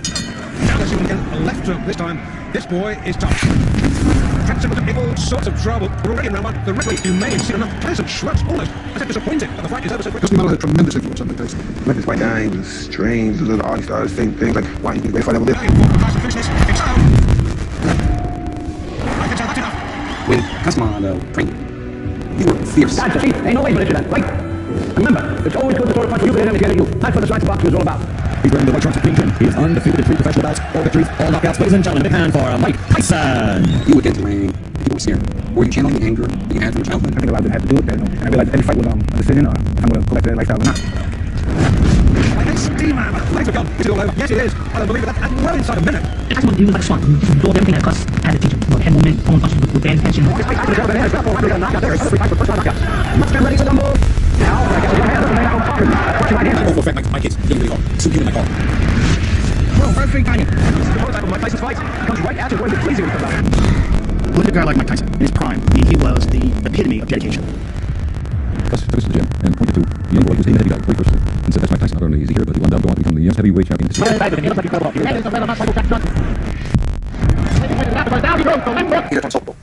different planet of ability. I'll tell you, Michael Jackson is the hard way tonight, brother. Not to say that, but I got that twice. But he was far more than a big puppy. He's a very good boxer. He's a villain and everybody knows that on his back. 19 years of age. That's it. Wow. He collapses, and that's when it's over. The doctor's watching the ring. Forget what the press release says. He's 75, 10, 206, but he is not a big heavyweight. He's a kid. He had this body that could really fool you. It's a big game that we still can't let it go. Good night. What a great shot. at the stats. 10 fights, 10 wins, 7 inside the first round. I wasn't something in the fight of the done. They broke through eye socket. And that's to me, and that's how I did this. He was trained by Cosmado. He was living the complete total existence of a man held down to become a world champion. We hope the custody life was not in the ring, but being part of Customer's family's third period, he gave direction, he ordered, he gave care, loving. Tyson's team was expanded to the Monson family. Eventually, it's up to him. Some parts where anybody can take that if the limit of Sterling Benjamin's endurance levels. It is harder now to find anybody who wants anything to do them. I mean, no fighter wants to get run over by a truck. One of the things that always fascinated me about you is this ability you have to intimidate opponents. A lot of them seem to have been beat before they played the ring almost. Before then, they caught your eye, but they got you there. Oh my! Mike Tyson. The bell rings. He conducts himself as if someone stole something from him. So short and he had this crazy style of bobbing and weaving, ripping ridiculous power and speed punch. Mike Tyson now. One of the big stars of the heavyweight picture now with 11 knockouts. It was the first punch in the fight. Early, Mike Tyson, like the translate the prison. He was far more than a big punch. He was a very good boxer. He could jab, he could move, as well as punch. So he was virtually the complete article when he had that knockout punch from both hands. Of course, when everybody goes to see heavyweight boxing, that's what they want to see. They want to see people get knocked out. God forbid, we're all professionals. We're going to continue. And outcomes are going to be the same. Then in 1985, Costamado died. The late and legendary trainer Costamado was the only real father figure Mike Tyson ever knew. The death of Costamado was clearly a huge issue. But when Costamado died, I think is when it all starts really going to Mike Tyson. Well, that was success was having a very strict mentor/coach, Costamado. Fight number 13 for Mike Tyson with Becky Latham. It's the same Mike Tyson, it's not the same count. This is his second fight. It's the tragic death of Costamado on the 4th of November. Oh, he's shaking. He's so shaky. And we're only in round 1. This is a good fighter. I can hardly believe what I've seen. And the left one, Richard fast, Mike Tyson trademark, sent it down. So now the fight is 15 all of the victims coming by knockout and no bout was fought. That's the 4th round. Every fight is 30-second assault. Those 80s fights with Tyson, where he would show up and look at people and they would. If you blink for the first round, you probably miss Mike Tyson. And now goes Mark Young, the crowd chanting the next heavyweight champion, Mike Tyson. You definitely are going to hear more about him. Mike Tyson was a hot, up-and-coming fighter. Really just touches that has not been seen in heavyweight ranks since Muhammad Ali. Turns out, he went out there and picked everybody up in the first round. It's the way he ran through the division. He changed the whole thing. But here, the spotlight falls most directly on 20-year-old Mike Tyson, whose public appeal grows every time he fights. He was a special force. Seriously, You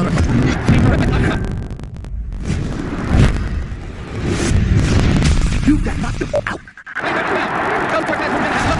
And he's going to stop the fight. It did not last 20 seconds. You will have a shot. It appears at the heavyweight title. He is the WBC heavyweight champion of the world. When you review the ring, already popping some black shoes, no socks, black trunks. The ring, the other guy across the ring, what were you thinking of? Because he was thinking, oh, that's my ass. He absolutely destroyed him. He knocked him all over the ring. Pound for pound. Mike Tyson, the greatest fighter of our era. Don't forget it. Tyson already got to do it. This is round 2. He should be able to get from this. His right hand, he should.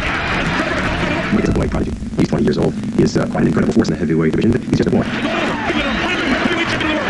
In a devastating second round knockout, Mike Tyson, age 20, became the youngest heavyweight champion in boxing history. His managers, cornermen, and friends ran to congratulate him. Tyson kissed Jacobs. 20 years old. Actually, less than 2 rounds, you're the heavyweight champion of the world. But in March of 1988, Jacobs died, and Tyson lost his second fight substitute. Before Jacobs was buried, Don King made his move.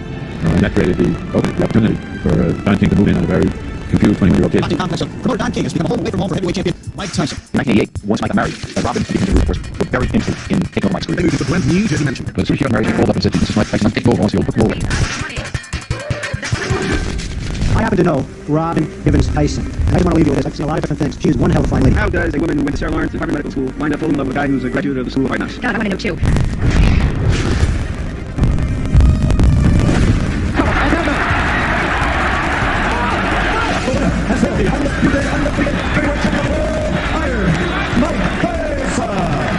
Great region academic squad people. Reach it, them. They're fighting for me and stuff and all that crap. And then maybe for our things and they Gibbs reported to New York and Robin moved toward the bank already playing Mexican. No one can challenge Mike Tyson right now. You can take anybody out there.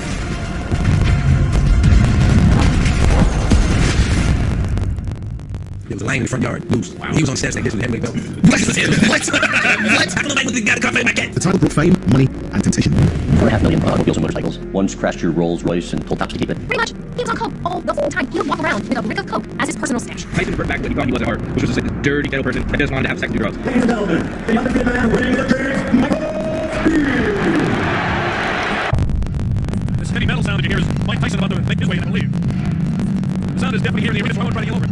All I can say is, the heavyweight champion is about to make his appearance on the ring. Everything that Tyson does is intimidating.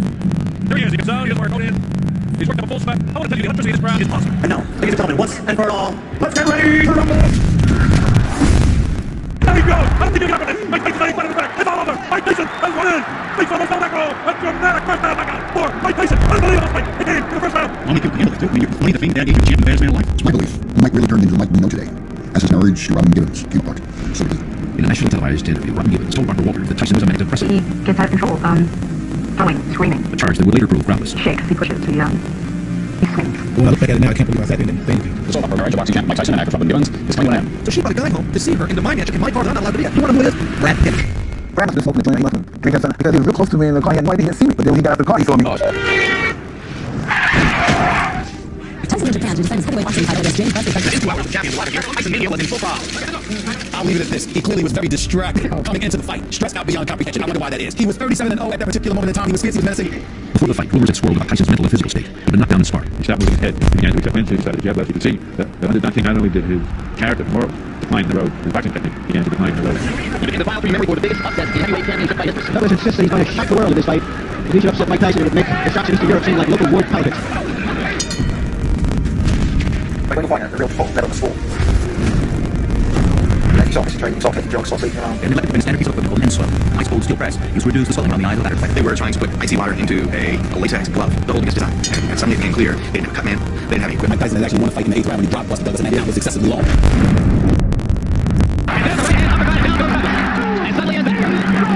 Can he beat the tap? Got a little overcut. That was a little tap. But it was a big countdown. Still what?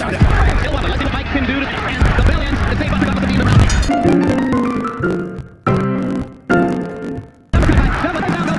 It was the beginning of the end of Mike Tyson that we knew.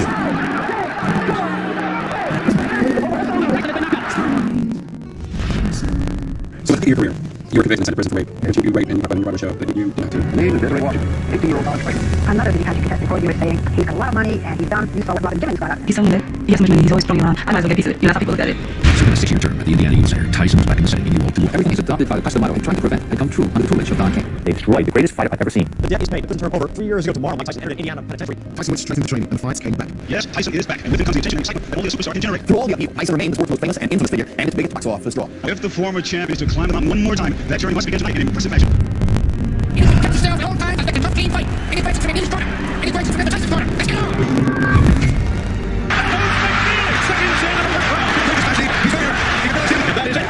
The contract was still a draw. His very first fight after release offered $25 million. I was trying to get this band time drop and we were better off than that. No, good enough. I wasn't free, no, but yeah, I had fun. He fought on coke. He used a fake dick. A fake dick. To pass drum test. Okay, now the brother Mike Tyson. Mike Tyson! Mike Tyson! And here he is, the walking powerhouse. Mike Tyson says his addictive simply is to throw punches at all time. A very loose looking, Bruce Seldon, very serious looking. I knew if I tried to begin, I do show I fought him beating him when knockout. And I had $2,000 on me. That's beyond proof. I was never money. I really thought it was somebody special. No one ever done that. Not even Muhammad Ali. And then once again, I didn't go away. I God, I was great. I didn't believe I had to train for him. I was afraid of me. Apparently, Holyfield kept headbutting him over and over again. The ref didn't do anything about it. And no one wanted to know if took any point for him. What am I doing? This is my career. I can't continue anybody like that. I had children to raise. He's actually trying to cut me. He's trying to cut. I got retaliated. So Tyson, I believe, dazed and confused and finally snapped and he's eaten. I can't understand. Look at back. Holy God, this right here. Oh my God, Tyson. Get in the ear. Oh my goodness, he got a funny right here. Holy God, hey, Gary, Mike Tyson. We go back in, and all of a sudden, look at this here. Mike Tyson will fight again. It will pay you see. But this time, you don't pay twice as much. I was impetuous. My defense is impregnable. And I'm ferocious. I want your heart. I want to eat your children. Pray to your mom. There's a lack of challenge. There's a lack of what was normal mountain. So now it's just chaos and cocaine and women and then eventually football. I was Randy Love Customado. Came home. He broke me down and rebuilt me back up, and I became totally loyal to him. Mile under 30 seconds. I saw what the big round they rolled. So he was being trained by Customado. He was living the total existence of a man hell-bent on becoming the world champion. Left to the side. With the left up punch going.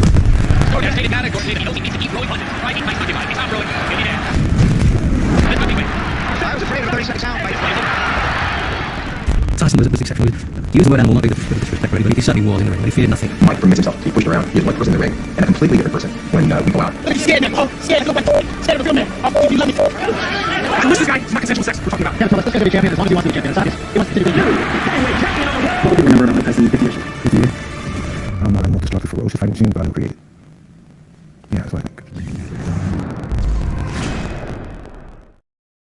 Michael Jordan, $4 million a year superstar, leaping, twirling, flying through the air like a man unleashed from gravity. I